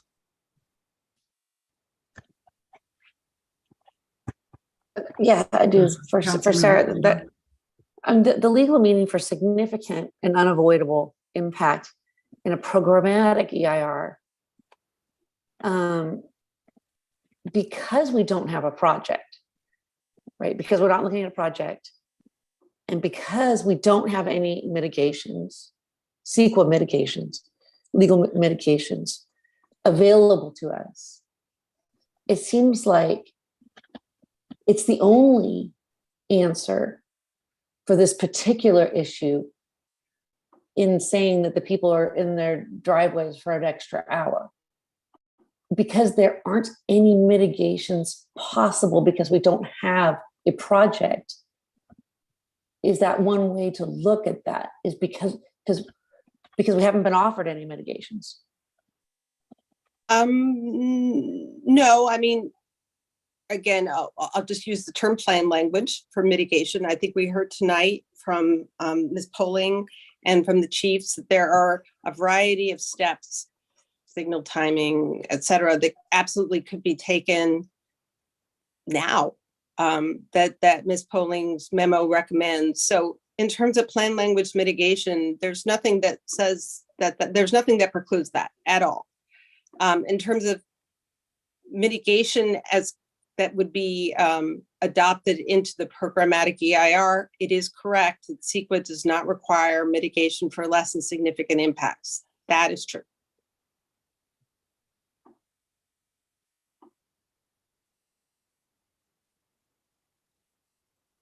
Okay. Okay, so if we don't, if there aren't other questions, the process is we're providing input, and it does seem that the primary question, not it doesn't seem, it is whether or not we have any changes that we want to provide to staff. The staff recommendation is that they believe that the EIR as it is presented with the not the addition of with the insignificant, I hate that word too because of the, as Vice Mayor Nduri pointed it out, but that this EIR does meet the requirements, and that they recommend that they come back at the next meeting to provide a resolution. So our opportunity right now, and through our discussion, and there have been a lot of great questions and a lot of good input from the our legal experts, our first responders, our county connection partner in response, and our EIR consultants. Are there changes that we want to recommend come back to us for certification at the next meeting? Or are we ready to direct staff to bring back the resolution based on the draft EIR and the EIR that's in front of us? And I'm not seeing movement in that, Vice Mayor Nduri. I'm ready to ask staff to bring back the resolution for consideration of the next meeting. In terms of discussion, I want to address one point that Mr. Summer made. On page 3 of the city's response that BBK prepared late this afternoon, and Mr. Summer mentioned this during his comment. It says, in this case, well, staff recommends that the threshold be read as presenting a single question, whether or not the HEU would substantially interfere with or impair implementation of a plan. In this case, as documented in the final EIR, the city has concluded that the estimated increase in evacuation times under various conservative assumptions may warrant changes to the plan, which is already updated on an as-needed basis, but would not substantially impair emergency response or evacuation. And what I jotted in the margin here is just what Mr. Summer raised. I wrote, on what basis, question mark. And so that's why I asked Chief Aldrich and Chief McAllister earlier the specific question. I mean, do they consider that it would not, the increased times would not substantially impair emergency response or evacuation? And the answer that I received was they did not think it would. So I take that as the basis for reaching the conclusion and moving forward. Okay. Councilmember Kendall. So in addition to that, I'd like to have the chiefs, besides the recommendations from the traffic consultant, get the input from the chiefs from real, hardware, better lights, the timed lights, all those things that they know could help speed up the evacuation. I'd like to get them to have a better list, and not just the traffic consultants list, but have the chiefs weigh in on the list and say what they would do in their dream world of trying to evacuate the Glen faster, and what that would be, what that would look like, including hardware and infrastructure changes. I also would like our attorney, the super attorney, to bring back other examples from cities who have been sued for EIR, programmatic EIRs like this. And just to kind of help us assess the risk we may face if there's similar cases that are out there. I'm sorry, cases like what? That where cities have been sued for programmatic EIRs like this. Any programmatic EIR or housing Ones element? that are, yeah, housing element EIRs, fine. That'd be the most appropriate, yeah. Or if there's other ones that are, like this, because it maybe wasn't a housing element, but they did a big up zone. And so they got sued for that. And about those cases, you would like just a list of the cases? Sure. And if there's any ones that are similar and just kind of help us assess our risk, our exposure. Vice Mayor, go ahead. I'm sorry. Is that Sarah. leading to a closed session in advance of the meeting? I'm not sure how we would discuss this. I don't know. So that's a question for Mala. Yeah, we would not be publicly providing any of this information. So I just wanted to be clear that would, sure. If the count, and I want to confirm that the council as a whole wants this information to be presented back confidentially as opposed to in a public staff report. It would probably take some time. So I want to be conscious of the purpose and the city's. I would be neutral on that request. Not in favor and not against. Yeah, I'm assuming, and correct me if my assumption is wrong, that by virtue of the assistance that BBK has provided in helping with this final EIR, that you think that this would meet challenges, that this is an acceptable final EIR. And so I'm well aware that there are many challenges to EIRs, and they can be expensive. I'm not sure what the benefit would be of learning of other challenges. I have no doubt that almost any EIR can be challenged. I'm just going into this, and I would be voting to approve it with the understanding that our legal counsel believes that it's an adequate EIR.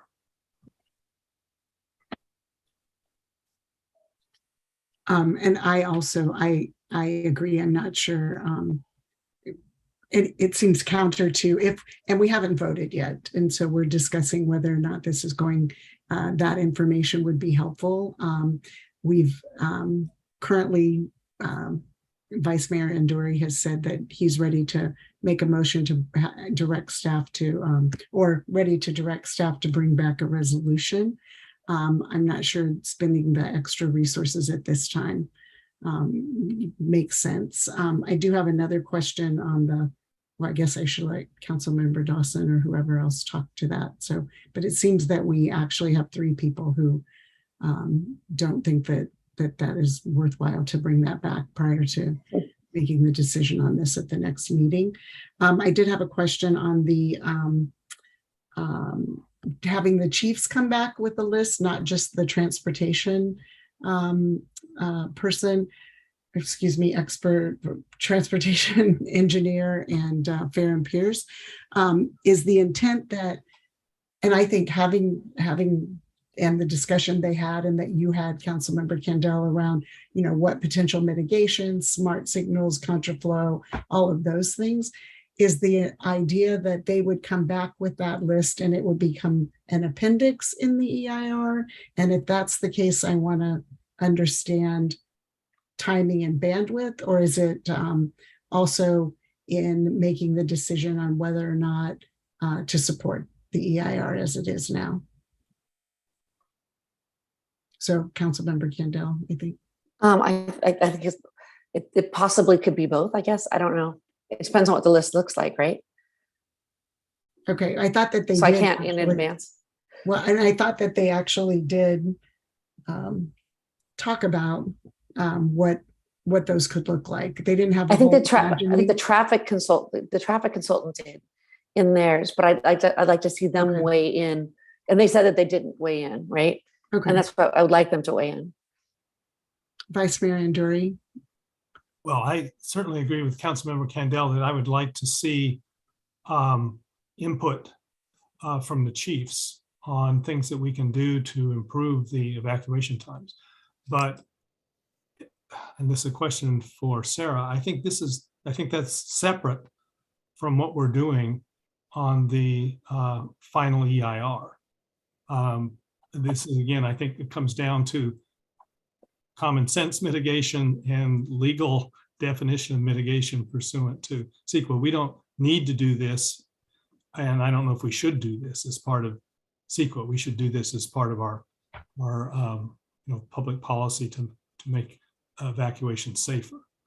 I think that is correct. I think the agenda item, and I'll let Mala weigh in further, is whether or not to direct staff to come back to you with a resolution certifying the EIR, or to give staff other direction.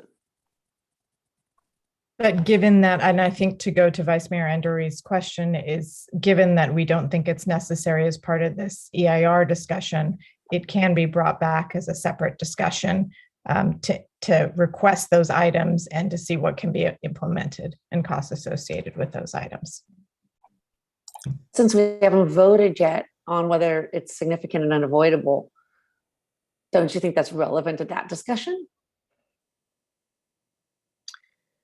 If they come up with stuff that is going to be really great, would that be part of the process?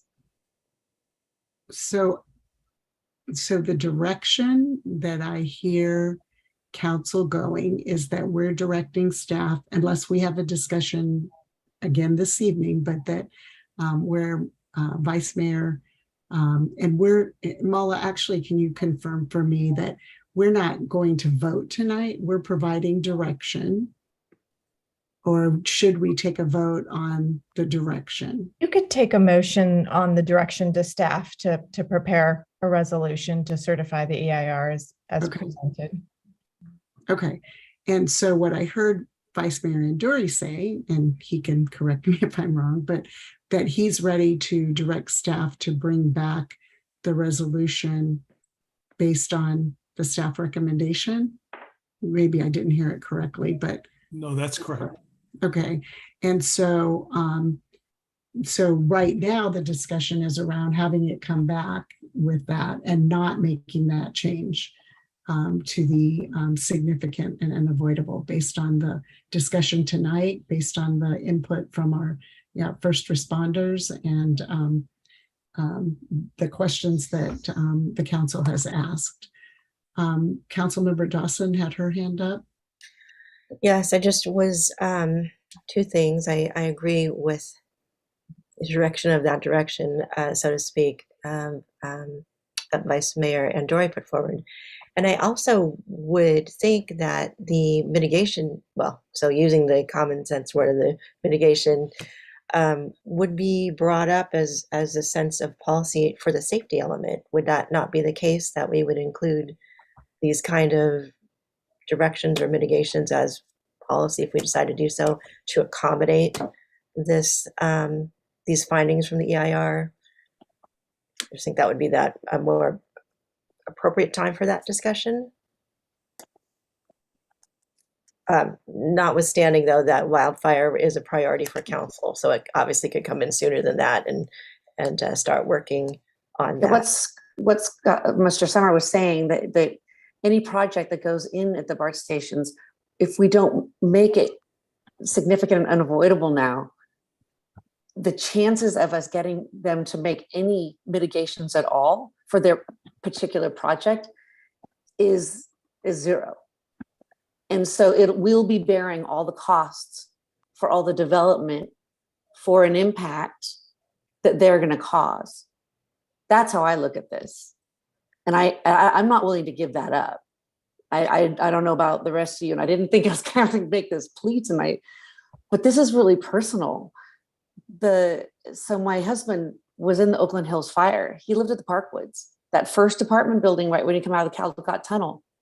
He was in one of those back units when he got evacuated the day before. And then he got evacuated the day of the big fire because I didn't put it out enough. When he left his apartment, he took his golf clubs, his car keys, he left his wallet because he thought for sure he was coming right back. By the time he got to that overpass, he went out the indoor. They said, don't take his car. Everybody's running out. He took his car. He went out the indoor because nobody was doing it. He got to that overpass. By the time he got there, he took a picture of the Parkwoods, and it was a mushroom cloud. And so I asked him, I explained all this, and he knows Happy Valley Glen. He knows exactly what's going on about this whole situation because it's very real for him. And I go, honey, if you'd have waited another hour to evacuate that day, would you have made it? He goes, no, nobody would have made it. And so, and the people up on Charing Cross, like the other council member mentioned, Rob Avoid mentioned, my aunt and uncle lived on Hiller Highland. Had they gone out and taken a right out of their driveway rather than a left, they would have died on Charing Cross. And so these things happen really, really fast. I mean, the fire was passing my husband. By the time he drove out the indoor and got to that overpass, the fire was past him. It was past him. And so and this was the biggest firestorm in California up until the ones recently. And it was 6 miles down the road. And so I don't know what nonsense we're talking about here in terms of not declaring an extra hour in their driveways being insignificant. I think we have and it's real, and it's going to tear the city apart because our residents don't think like we care about them and their safety. And we do. We all do. But to say that it's not significant and say that we're going to do stuff for them, and sorry, my cat has been bugging me a lot tonight, is going to get, they're going to bring a lawsuit. It just seems like that's what sounds like. We've got a huge amount of exposure, and for what? It's because we didn't declare this thing significant and unavoidable. What's the downside? There's no downside. All we do is declare it, and then when it comes up possible, we'll mitigate it. It doesn't hurt us to cross our T's and dot our I's and make this, and then know that we want to do all this stuff. It's going to hold us accountable as well. And I kind of take that very seriously as my oath of office, is to protect my residents. And it seems like we're not protecting our residents here. That's how I feel. And I know that's how all these letters have come in very emotional about their safety. And we're just saying, yeah, trust us, we got you, without any sort of, responsibility attached to that. And I think we're opening up ourselves. I think they're going to be very angry at us, and we're going to open up ourselves to a lawsuit. So I don't agree with this decision at all, if that's the direction that we take. That's how I feel. Okay, thank you for those comments. And I want to come back. We have talked about this, and we have talked about that the question about mitigations going, if we go in this direction based on the staff recommendation, that we still,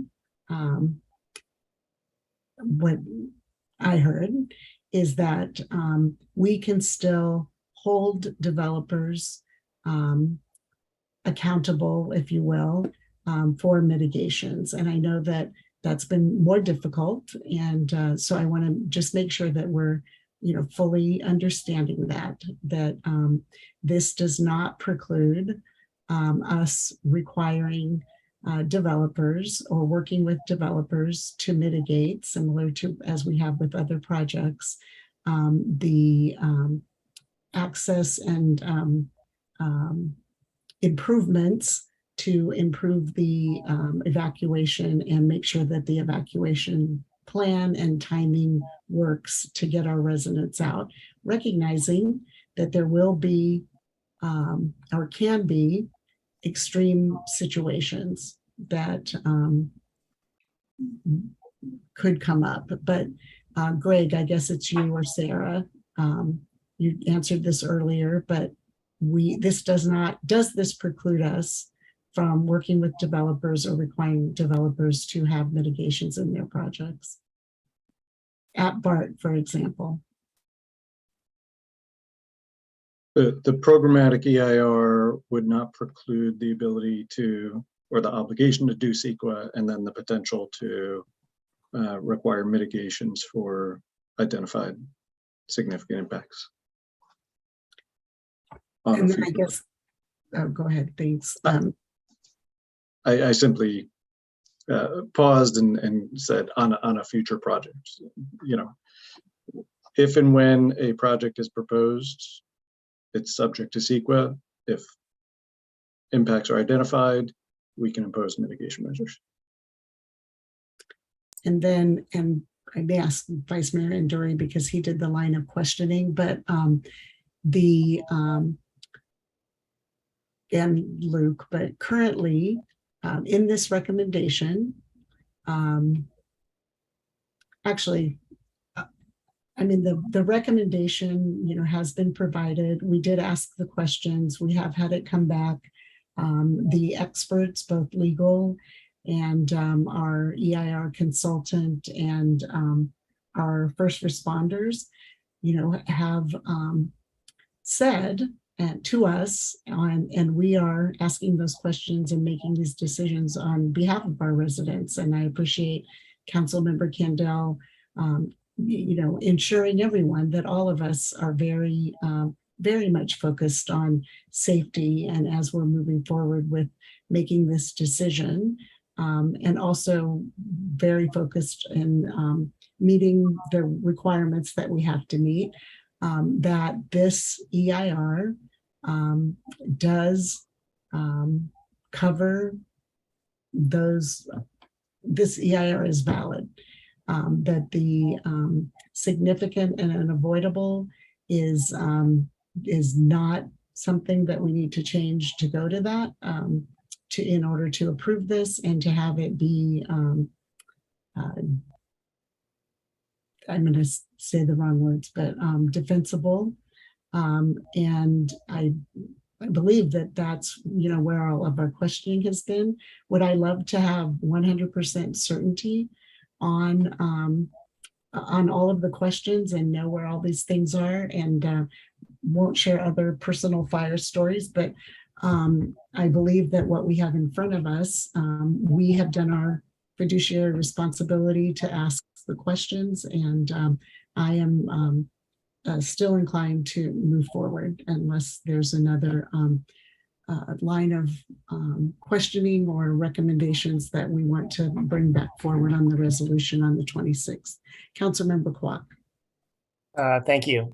I'm supportive of Vice Mayor Enduri's suggestion to move forward as that. And I would just, and I appreciate, it's an excellent conversation we've had, and I salute all my council colleagues and staff, and appreciate the chiefs for being here, and Mr. Churchill. I've learned a lot tonight. This is difficult for me because of the legal issues, the technical issues, and the emotional issues that are all tied up in this topic. And you guys all know I'm very worried about the climate crisis and the impact of drought, wildfire. And to me, this is like literally the conversations communities around the country and the world need to do as we look to facing the next decade ahead.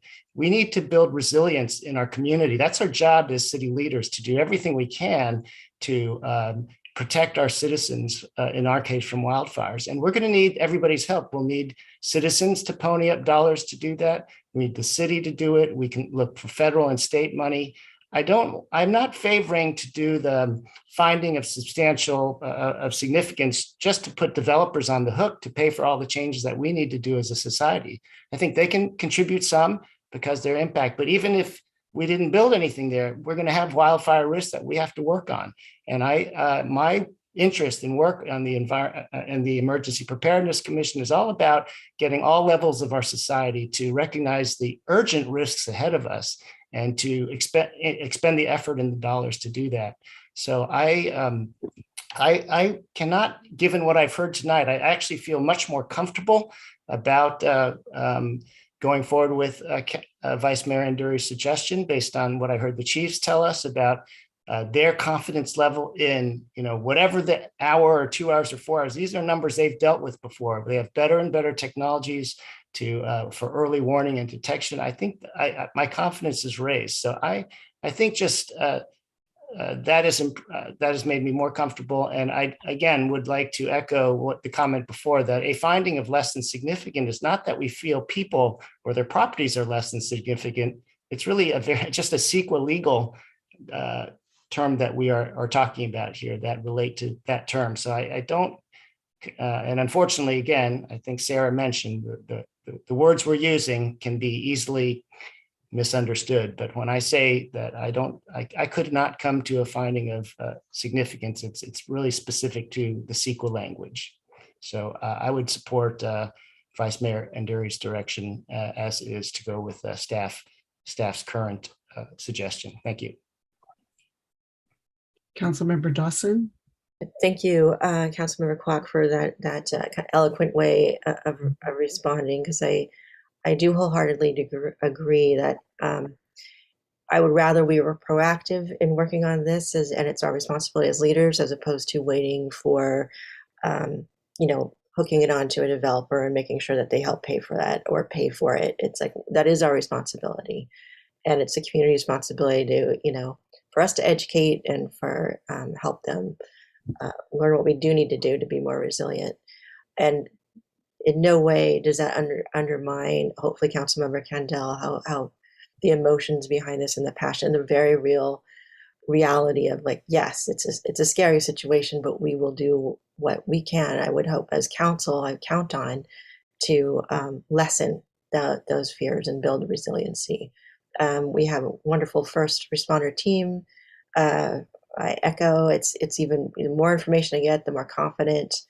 And if we're doing what we're supposed to be doing and signing up for those warning systems and evacuating in the order that is best and we're told to, that should also factor into the times and mitigating the time, reducing the times. I'm trying not to use that word, but I feel good about moving forward and asking for the resolution to be prepared for next meeting.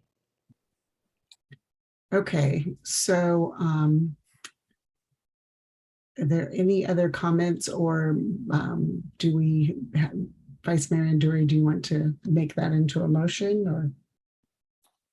I move that the council direct staff to prepare a resolution certifying the final EIR. Okay, and do I have a second? A second. Councilmember Dawson. Okay, is there any other comments before I go to the roll call vote? Okay, Vice Mayor Anduri. I can't resist this, so I'm just going to make this comment now. The questions I asked Ms. Poling about the chart and the evacuation times, that shows that the evacuation time for the Glen with the distributed plan was 1.4 something. And for almost all the other areas under scenario 2 were 3 hours.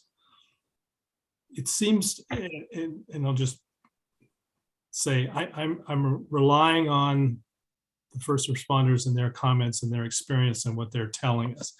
But going forward as policymakers, at some point, I would like to get some indication, and I understand, and both Chief Aldred and Chief McAllister were very good about talking about how there are so many different variables, and I understand that.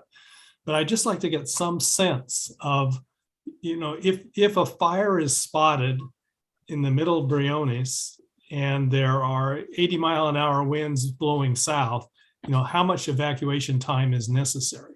I mean, is 3 hours unreasonable? I mean, we've been told that's not, but that's twice as much time as it's going to take twice as long as the Glen. It just seems odd. It's hard. it's hard to make a decision about what we should do without knowing, under certain circumstances, how much evacuation time is necessary, or how much time we have before the fire would get to the neighborhood. So at least at some point, I'd like to get some information on that going forward as we do our planning. Okay. So seeing no additional comment or discussion, I will conduct the roll call vote. Councilmember Kendall? No. Councilmember Dawson? Aye. Councilmember Kwok? Aye. Vice Mayor Anduri? Aye. And I'm an aye. So we have given direction to staff to bring back a resolution certifying the EIR, and on a 4-1 vote with Councilmember Kendall voting no and the other council members voting yes. So with that, I do want to thank staff, but go ahead, Greg. The question is where the matter would be placed on the next agenda. Would it be on consent or under public hearings? I think that I personally think that it can come back on consent, but I'm happy to defer to my colleagues if they have strong feelings about that. Well, I agree with that as an initial position, and we can decide before the next meeting if we want to take it off consent. Right. Okay, so on that, I want to thank my colleagues for the very thoughtful questions and discussions across these meetings. I want to thank the Planning Commission and everybody else who's been involved in getting us to this point. And I want to thank staff for all the work that has been done. I want to thank our consultants and first responders and everybody. And Bill Churchill, I'm putting you in as a first responder on that for getting buses out to us for evacuations. But just thank you to everyone for getting us to this point. I want to thank Councilmember Kwok, who said it's a lot of decisions and legal, scientific, and emotional. And I believe that the process was done in a way that has gotten us to this decision. So thank you. And with that, before we continue with our agenda, I would like to propose that we take a break. And I also want to, and all of you can go home and go to sleep or go into the other room and go to sleep. Thank you. Thank you very much for being here. Thank you. Thank you all. Thank you. Good night. Thanks. Thank you.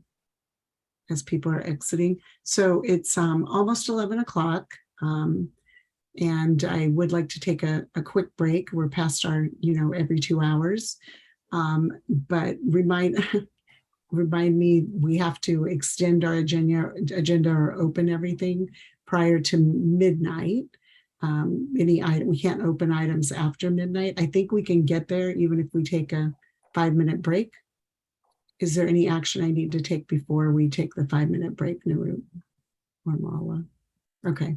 No. So I show 10:59 now. So we'll come back just at 11:05. Councilmember. I will not be returning. Thank you. Okay.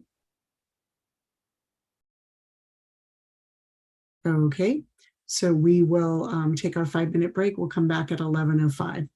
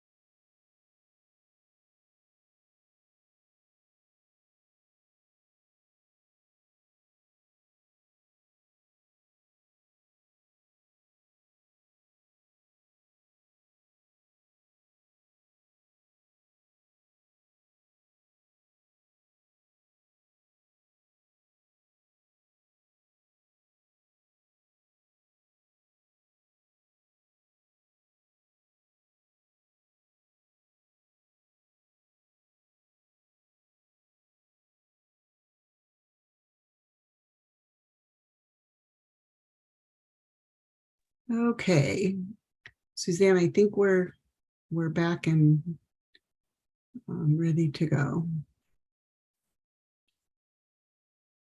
Okay, so the next item on our agenda is to consider agenda item 13, and that's to consider items removed from the consent calendar. Councilmember Kwok will take 9A1 first, which you asked to have pulled for consideration. Yes, these are the minutes of the August 8th meeting, and I actually have submitted some comments already to the city clerk that enhance the clarity of the minutes. So Okay. that's all. And so those changes are not in here, or they are? They are not in this version, so I have submitted comments. They're not substantive, they're just clarifying comments. Okay, so let me look to Narup or Mala. Should we table these until next time to have the version in front of us, and we'll approve them at the meeting on September 26th? I think so, unless Councilmember, I don't know how many comments there are, unless you wanted to read them into the record. Otherwise, I just suggest we bring those back with those revisions and put them back on consent. The second option is fine. Okay, let's do that. Thank you. So we will vote. Do we have a motion to, do we need a motion to table these to the September 12th? Or No, we can just bring those back with edit. Okay. So then the second item for consideration, Vice Mayor Andori brought it, and I would have supported that. 9B, Vice Mayor Andori. We wanted to get an update. Well, I just asked to be taken off in case somebody wanted to do more than receive and file. If we wanted to,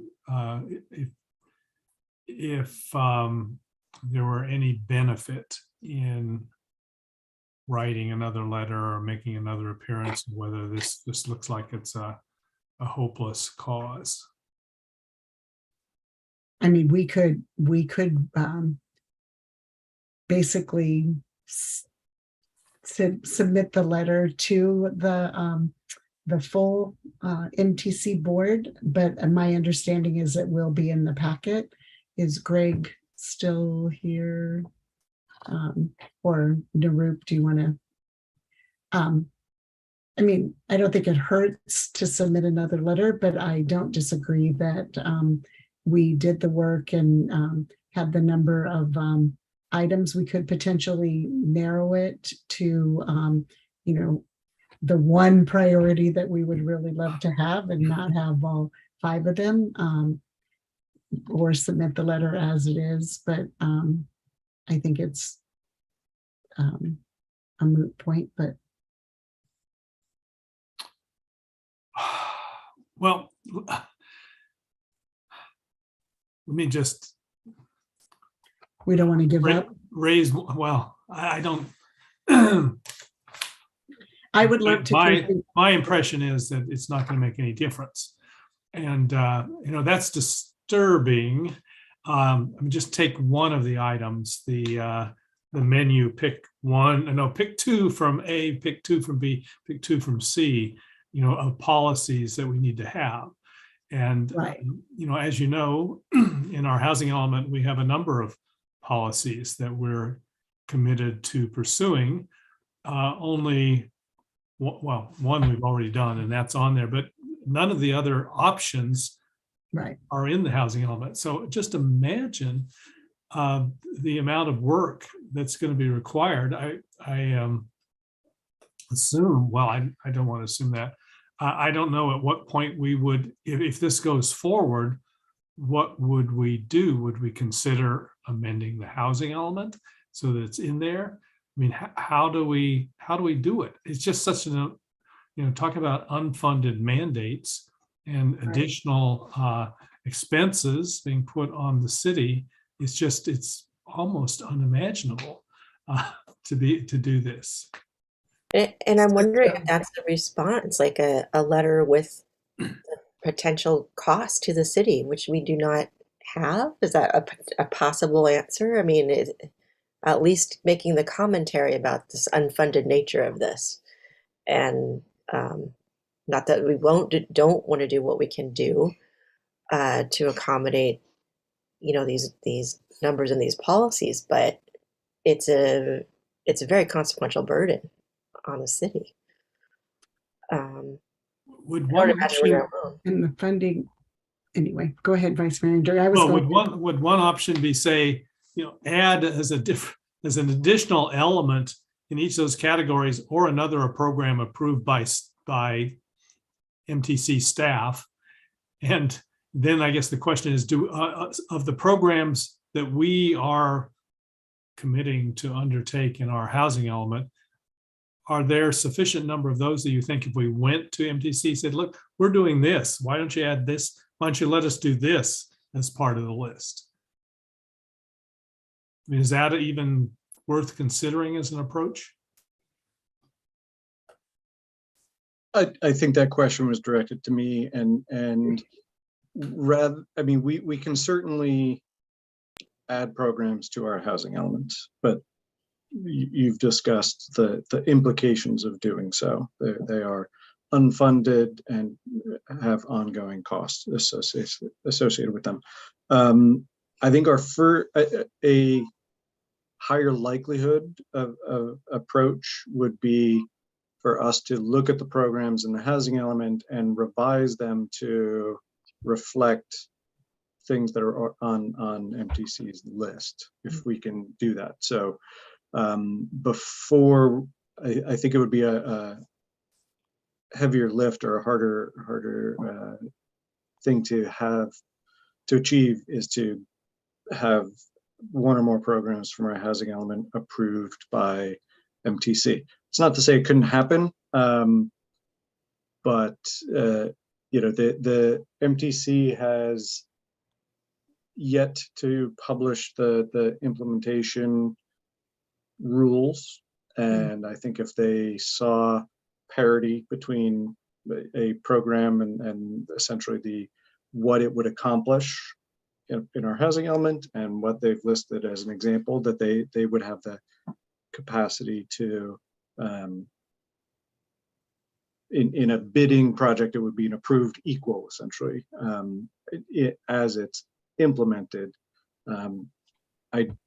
I don't think that there's a high likelihood of having the MTC board make that change to the as it's currently drafted. Okay. Just based on attending and hearing the testimony and action from the subcommittee. Really, I think Ms.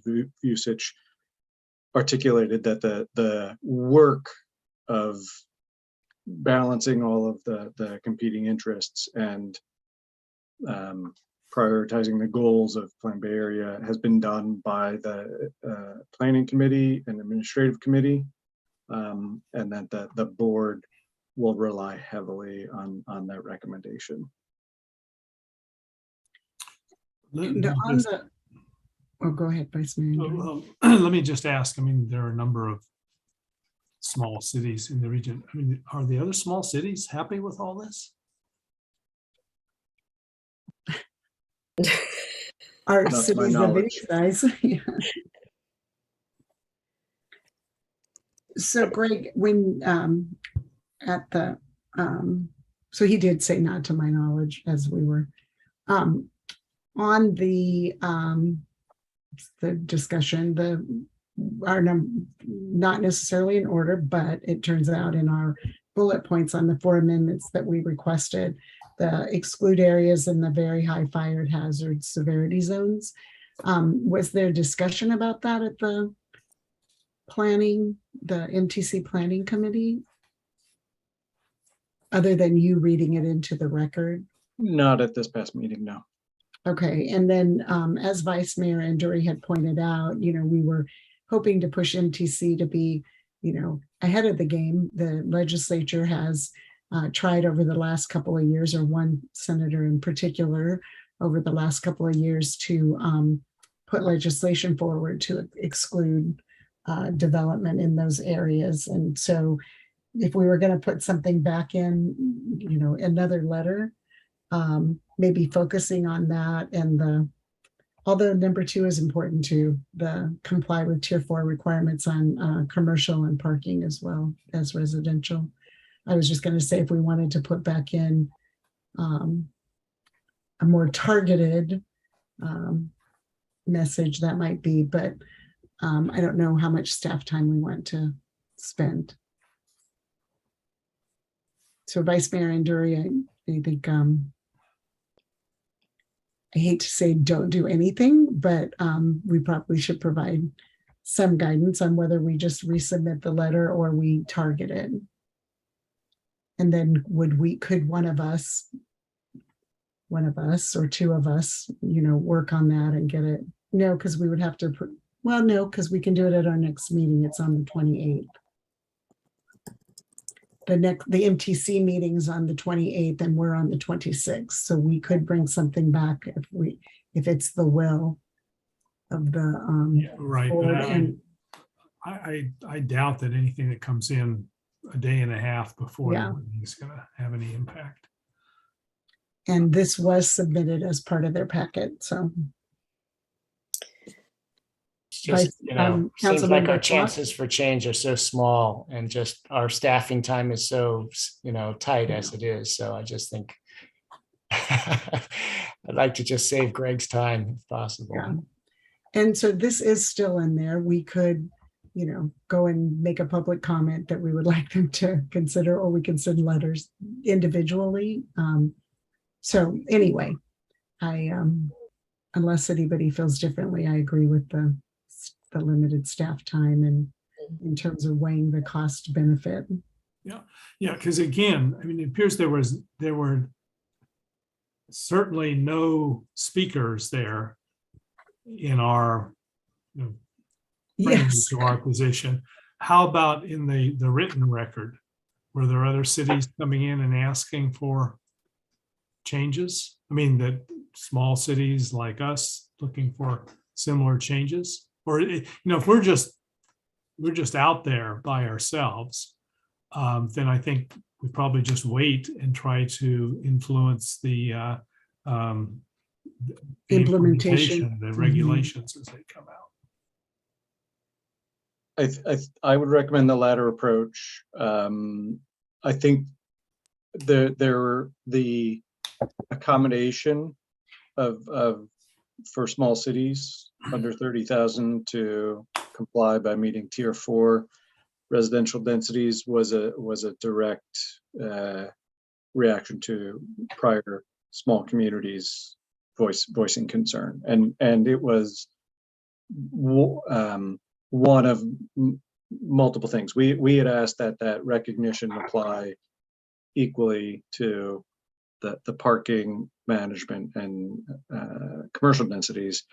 The committee didn't entertain that. So I think there was some movement of the needle based on prior public comment out of July, which made that accommodation, and that's as far as the committee was willing to go.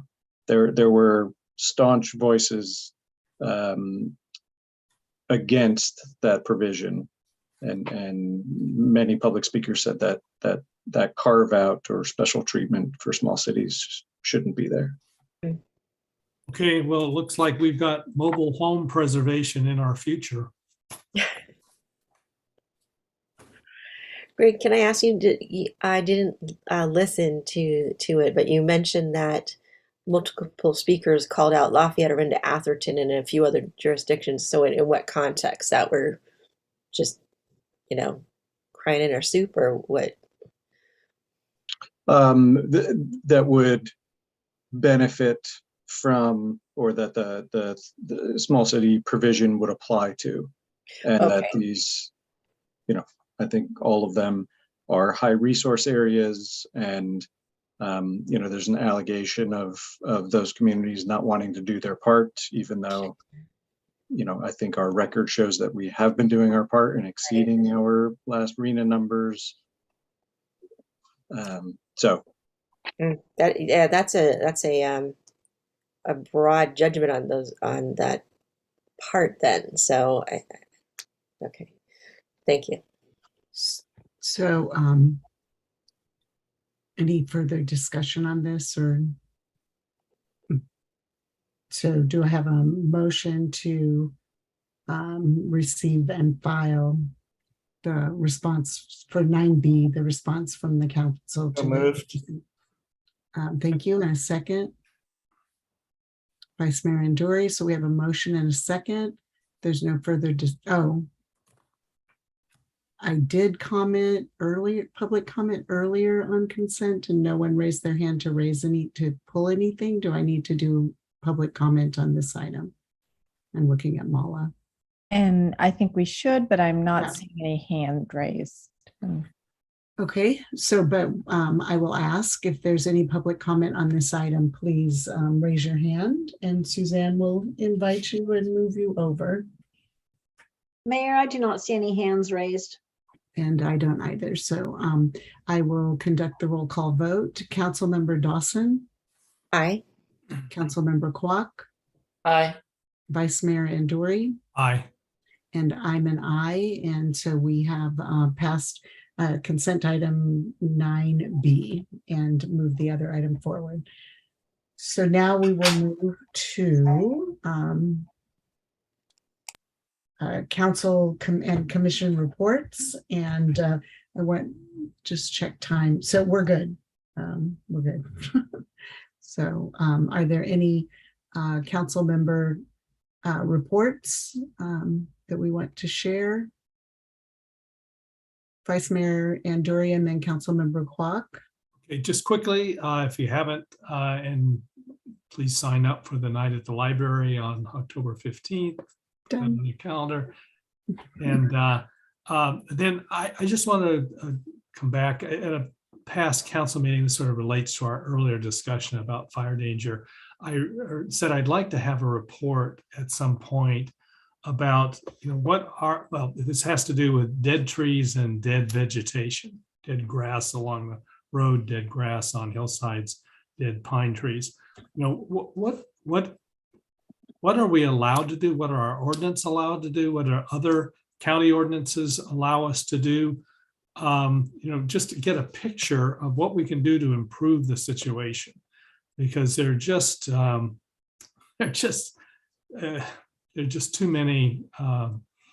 much material out there that needs to be taken care of. And just like to get a picture of what we can do. Are there things we should be requiring that we're not requiring? What can the city do? What can we require property owners to do? Just want to get a sense of the picture, because it's not helping to have all those dead materials out there. Okay. So I know Councilmember, well, I had Councilmember, is this related to? Yeah, to Vice Mayor Anduri's comment. This has come up in the Emergency Preparedness Commission. So Deputy Fire Chief actually talked to it, that they're enforcing, they're trying to enforce basically. So it's a fine situation, and they could go in and cut it and then charge so maybe it's an education process, but I agree, maybe that we need to bring that forward as how can we educate the community more. I mean, we just had some wonderful town halls, but I guess it's repetition of this is information. Okay, so we have, I'm just making sure we don't cross into a discussion. Go ahead, Vice Mayor Anduri. Yeah, it's more what we can do. But in my extensive pile system here in my office, this from almost exactly a year ago floated up to the surface. And it's an email from our city manager to the council about the dead trees on the East Bay Mud right-of-way. And basically we were going to go out and cut them down and then follow up the East Bay Mud about payment. And I'm just wondering, was that done and did they pay? We have filed a claim and the city attorney's office helped us, but I don't believe we have not been paid. and I'm going, in the pile, and it'll probably come back to the surface next September. okay, so we do have an agreement that we would like to bring back that. So, and then Councilmember Kwok, and then after that, Councilmember Dawson for any. Sure. I just wanted to report that I attended the League of California Cities annual convention in Long Beach last week, September 7th through 9th. It was an excellent opportunity to learn how other cities are addressing similar issues to us, everything from housing development and climate change and fiscal sustainability. So it was very good learning. There's one announcement that I thought was quite interesting, that in July, there's a new joint powers authority that launched a new investment pool specifically endorsed by Cal cities and for cities to invest in, because as we know, we cannot go out and buy stocks in Fortune 500 companies at the NASDAQ. So we have many more conservative requirements. So this is a new fund that's catered to our needs. And I will provide details to Tracy and Narup. But otherwise, that's all for my report. Okay, Councilmember Dawson. Well, I could do a quick report out on the ARPA subcommittee. We're moving along. The YIFT e-card program is probably the funds for the bonus promotion. It's been successful, let's put it that way. So the promotion will probably run out, but the e-gift card program continues. And we'll probably do a wrap up for that and better understand that, the success of that. But there's almost, I think there's 20 vendors in there. They'll continue to be in there for people to spend. About $280,000 is out in the community, and that's really wonderful. The other thing is we're honing in on someone for our biz marketing agency, for our biz marketing, to put a website up to support our small businesses. So, and outdoor dining continues the saga, and we will be catching everyone up on that next time with more information, I'm sure. Great. I have just a couple of updates, and I will go ahead and do that. But as many of you know, and we did have the unveiling, both the school district and the city, of the memorial plaques, recognizing and remembering Ashley Diaz. And so encourage you to stop by Stanley Middle School and or the Elam Brown Plaza, the plaza, the public plaza downtown, just out in front of actually near the Lafayette, the statue of Lafayette, and reminding us all of the actions that Ashley took that day, but also to slow down and to look out for one another. As you all know, we had the election, but just for the public record, we had the meeting and made a decision unanimously to appoint the 2 4-year seats and the 1 2-year seat to the council for another term in lieu of an election, because as of the deadlines, others had not filed. So Councilmember Kendall and I will serve another 4 years, and Councilmember Kwok the remainder of the 2-year term for which he was appointed. I too attended Cal Cities, League of California Cities, and just the speakers were great, lots of great networking opportunities.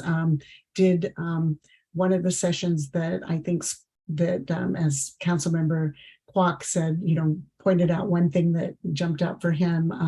One of the many things that jumped out for me had to do with the housing. Imagine that, a housing session at Cal Cities during this time, and less about focusing on the arena numbers and all of that, but focusing on what a number of communities are doing to provide affordable housing or affordable opportunities. And so local lease programs or incentives, home sharing, which we do have in Contra Costa. I don't know how much it's been used, but so raised a lot of questions that I look forward to researching and finding ways that while we're looking at the opportunity sites and the housing that we have to accommodate, we're also all very committed to figuring out how to make as much as we can of that housing affordable. And I do want to, and I'm sorry that Councilmember Candell wasn't here because she had asked a question earlier today, and we were going to bring this up. But as many of you know, there were a series of emails that came out about a resolution that was going to come to Cal Cities. And until I started getting the emails as the voting delegate, I wasn't aware of the resolution. Apparently, a group of members of Cal Cities presented it to the League of California Cities staff and board on the Friday before. None of the rest of the delegates saw it until actually on Thursday when it went to the General Resolutions Committee. There were some copies as they were gathering signatures. The group did gather over 100 signatures, but I understand once some of the signature validation took place, there were maybe, closer to 80, but they needed 48 to qualify to place the measure before the delegates. The General Resolutions Committee on Thursday heard the petition for the resolution. And basically the resolution was put forward by the same group who were going to get signatures for the ballot measure for this year, and then pulled it and are moving it to 2024. They, as you recall, we did have that measure in front of us and determined, I think on a 4-1, that we didn't have enough information to support it at that time. The California cities also looked at that measure when the signatures, along with all the other measures that were in the signature gathering process, and also by board votes, determined not to support it until there was additional information provided.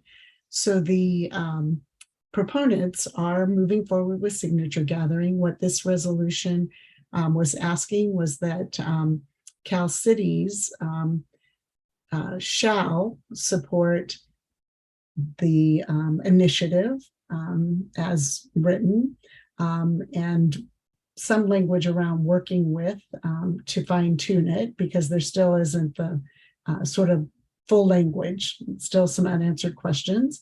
And then also shall allocate resources. And at the General Resolutions Committee, the proponents were asked about what that meant, and it was staffing, but to help gather the signatures.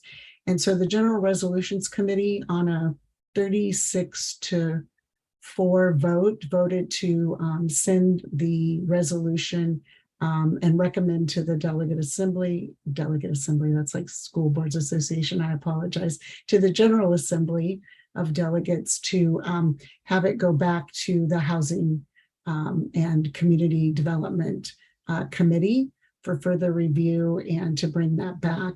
One thing I do want to note is that Carolyn Coleman in her remarks said and reiterated that the California Cities board continues to look at ways to address the housing bills and local control, and are committed to bringing something back in 2023 as well. So this will all be part of that same discussion.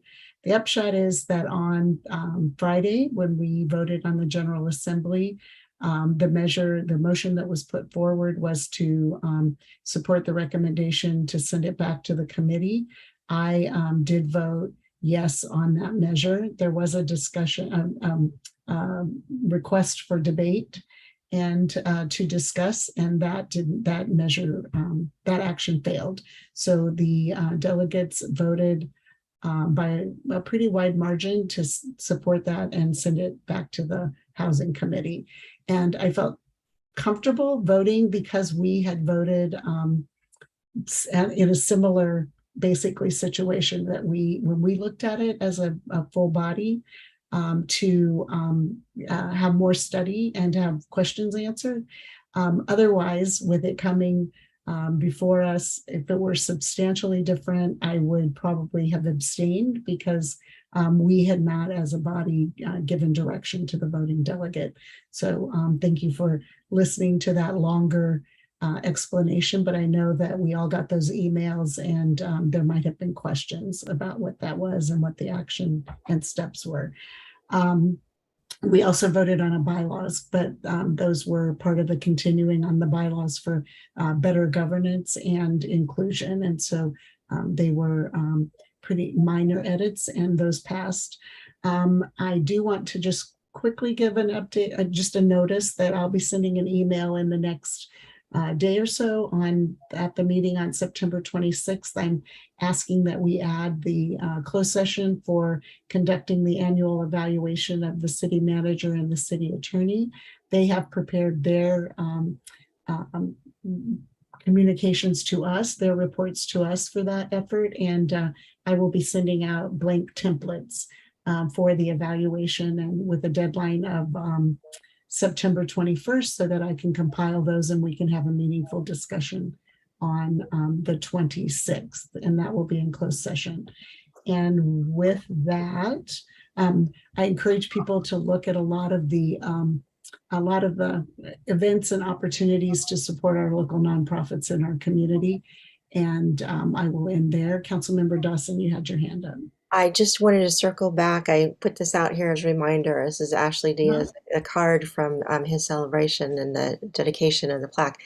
The family did ask that the council consider setting aside a day in September to kind of, honor Ashley, but also the safety that he brought forward. So that's something I think would be good if we could bring back and talk about how we would do that and what context.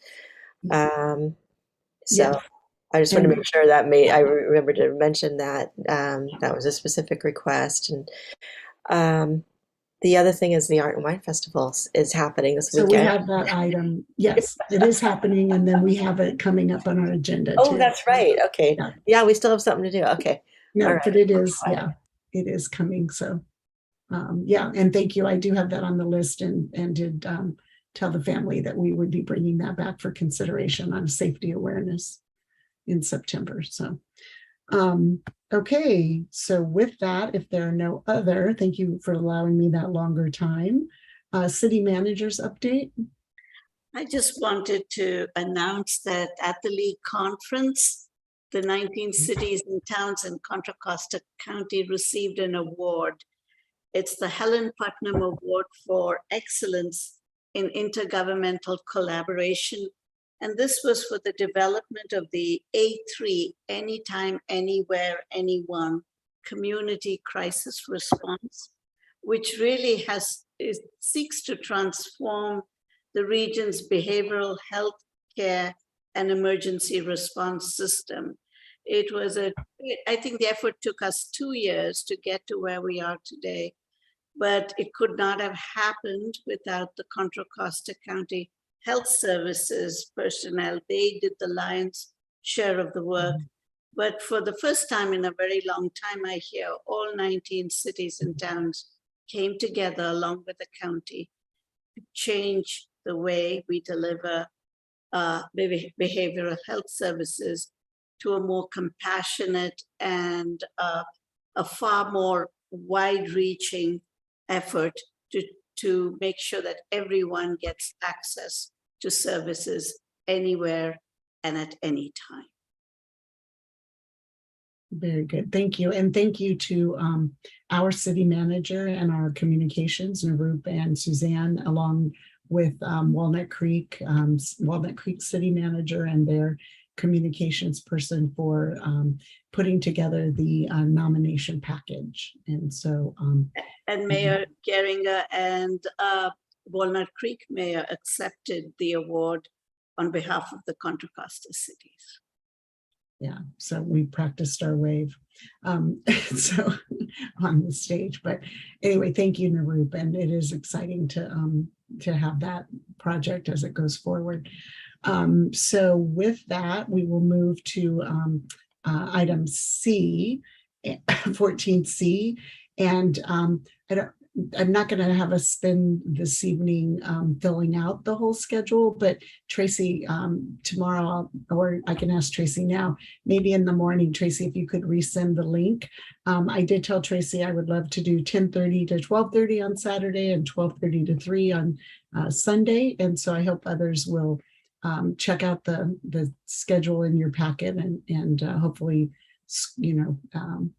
take a little window of that time so that we can be, it's actually, well, I think all of it, maybe, no, all of us haven't done it because we haven't had the Art and Wine Festival, but it's a great opportunity. Staff is there as well. And we have our Love Lafayette swag. And I've met a number of people, including a couple who are in the still here with us at that by meeting and discussing and talking about the issues that are before us. So I look forward to being there. Are there any questions, Vice Mayor Andrew? I've already sent something to Joanna a while ago. Okay. She may have been out, so I didn't see. But I'd like to do 10 to 12:30 on both days. Okay. You know what? If I'm not really, if you could just email me and I can send the link too, that would be great. Yeah, well, Okay. you sent the link and I emailed back within the link saying that I couldn't open it. Could you? Me too. There's No, a- and then I sent it back and said that I fixed it so that everybody could now open Oh, it. I didn't get that. Yeah, I didn't. Anyway, we will get it worked out. Yeah, everybody can put their name in now and change it around. Okay. So it looks like we need some later in the daytime. So thank you, Councilmember Kwok, for signing up for I this. see. Wow, I see a lot of slots. I'll look at Sunday. Okay, thanks, Tracy. I just had the blank one we had the blank one in the staff report. So thank you for doing that. So we will look at that and we will, yeah. So Tracy, if you could send that out to us. I'll resend the link out. Yeah. Okay, thank you. And then we will move, and of course, anybody who's watching still, show up for the Art and Wine. It's very exciting that it's back after its hiatus. And I know that the chamber and all of the volunteers have been working around the clock to make sure, and Chief Aldrich, that we're safe and that it's an Art and Wine to top all Art and Wines. So I look forward to seeing you all there. So then coming to, and I want to thank Patrick for waiting. 14D, Mayor Geringer and Councilmember Candell as representatives of the Local Road Safety Plan Task Force, formerly known as or still somewhat known as the Vision Zero Task Force, to appoint, I would like to bring forward the resolution to appoint the appoint members to the Local Road Safety Plan Task Force. And then Patrick, can we bring Patrick over? Because we did submit, Patrick edited based on Vice Mayor Andori's input and feedback. And so Patrick or Vice Mayor Andori, do you want to speak to that? I'll defer to Patrick. My comments actually sort of went to your introduction. Not confusion, but the use of Vision Zero Task Force and Road Safety Task Force, just trying to clarify what it is. Yeah. So go ahead, Patrick. Edits to the resolution to address address that potential confusion. Yeah. It's the same task force, and we are now calling it the Local Road Safety Plan Task Force. Correct. So did that clarify, and that the Local Road Safety Plan will also be our Vision Zero plan that we had adopted by resolution in November. But we're calling it the Local Road Safety Plan Task Force because that's actually what the funding was for, and that's what it is. But it will be our Vision Zero, developing our Vision Zero plan. Correct. Is that okay, Vice Mayor Andori? Yeah. Okay. So the other point of adopting the resolution is, the main point is to appoint the members to the Local Road Safety Plan Task Force. And the Councilmember Candell and I interviewed last week. We had 5 applications, and those that are in your packet at the kind of 11th hour. Two candidates voluntarily removed their applications. So we interviewed 3 candidates. So Megan Mittman and Art Dow removed on that day, removed their nominations, and all very well qualified candidates. And sorry for whatever reasons that the ones who removed did remove their names. But with our interviews, we did, Councilmember Candell and I would like to recommend that we add Jennifer Paul, a longtime volunteer in the community on traffic safety and safety around our schools, and has, as I said, been very actively got the grant and helped to write the Safe Routes to School, the 2013 report, and has hung in there to, get parts of those implemented. And so as a volunteer, sort of traffic safety expert or guru representative. And then Mark Drager.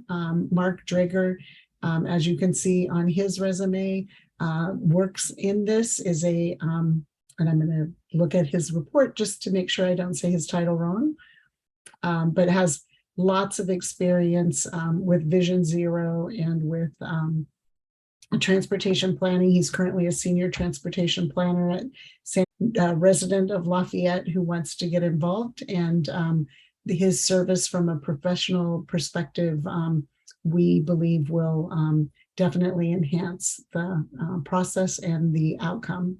And so with that, I would like to, I'll make the motion, I guess, to adopt resolution 2022-55, appointing members to the Local Road Safety Plan Task Force. And if they're also open it up if you have any additional questions. Patrick can talk about next steps,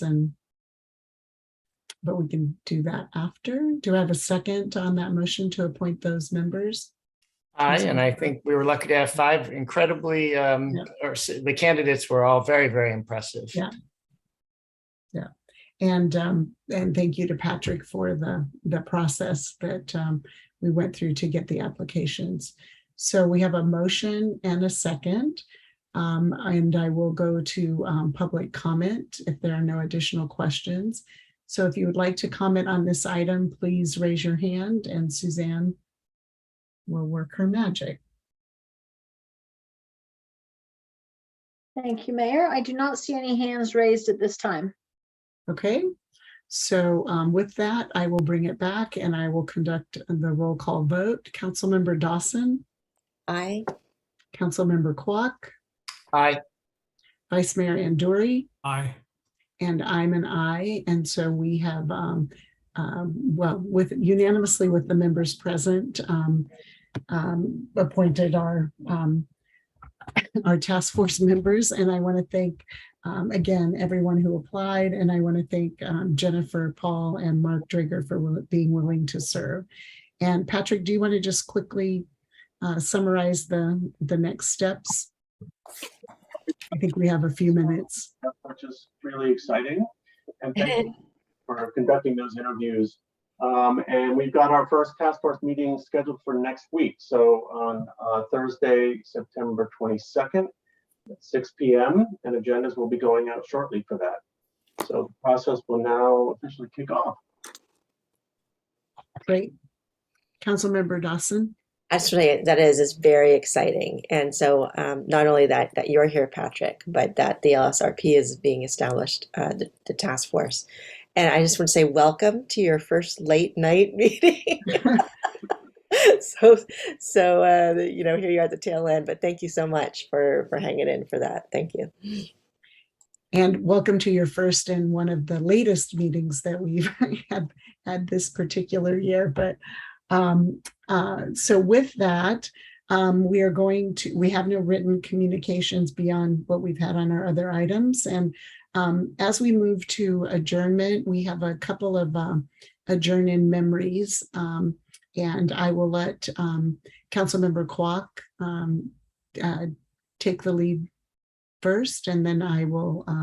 Yes, I'd like to adjourn in memory of Al Sarasovic, who was a noted journalist, sports journalist, and all-around fun person who was coached my kids' football team here in Lafayette, and he passed away 2 weeks ago suddenly and unexpectedly. So my heart goes out to their family, and but boy, he was a lot of fun and a big character. We'll miss him. Thank you. And then on behalf of the council and the community, I want to adjourn in memory of Dick Holt. Dick passed away a couple of weeks ago, and excuse me, on August 12th, following an illness. And our hearts go out to his wife, Robin, and all of his friends and family, and many of us would be counted in the friends and admirers and supporters of Dick.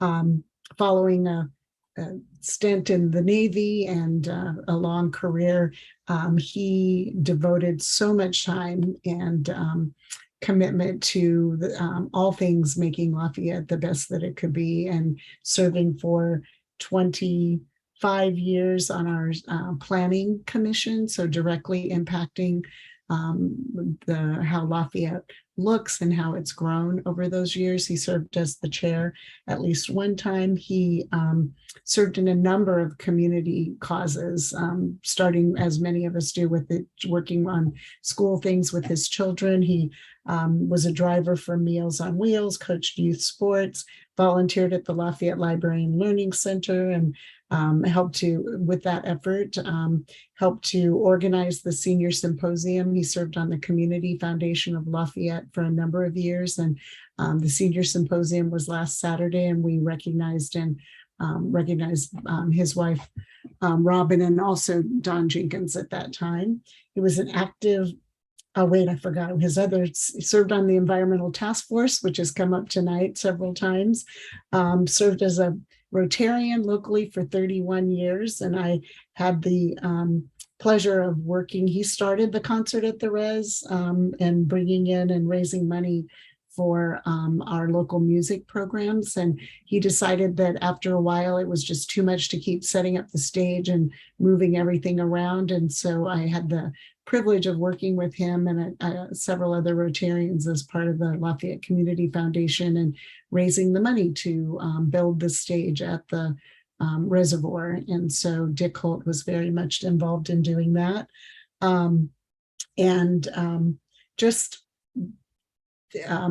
We've lost two in the last month or so, in Don Jenkins and Dick Holt. And they both epitomize what it means we're powered by volunteers in the city of Lafayette. And I just want to, with the adjournment for Al, and I'm going to not pronounce it correctly, but and then also Dick Holt, have us adjourn in memory for those folks today. So thank you all. And with that, we are adjourned.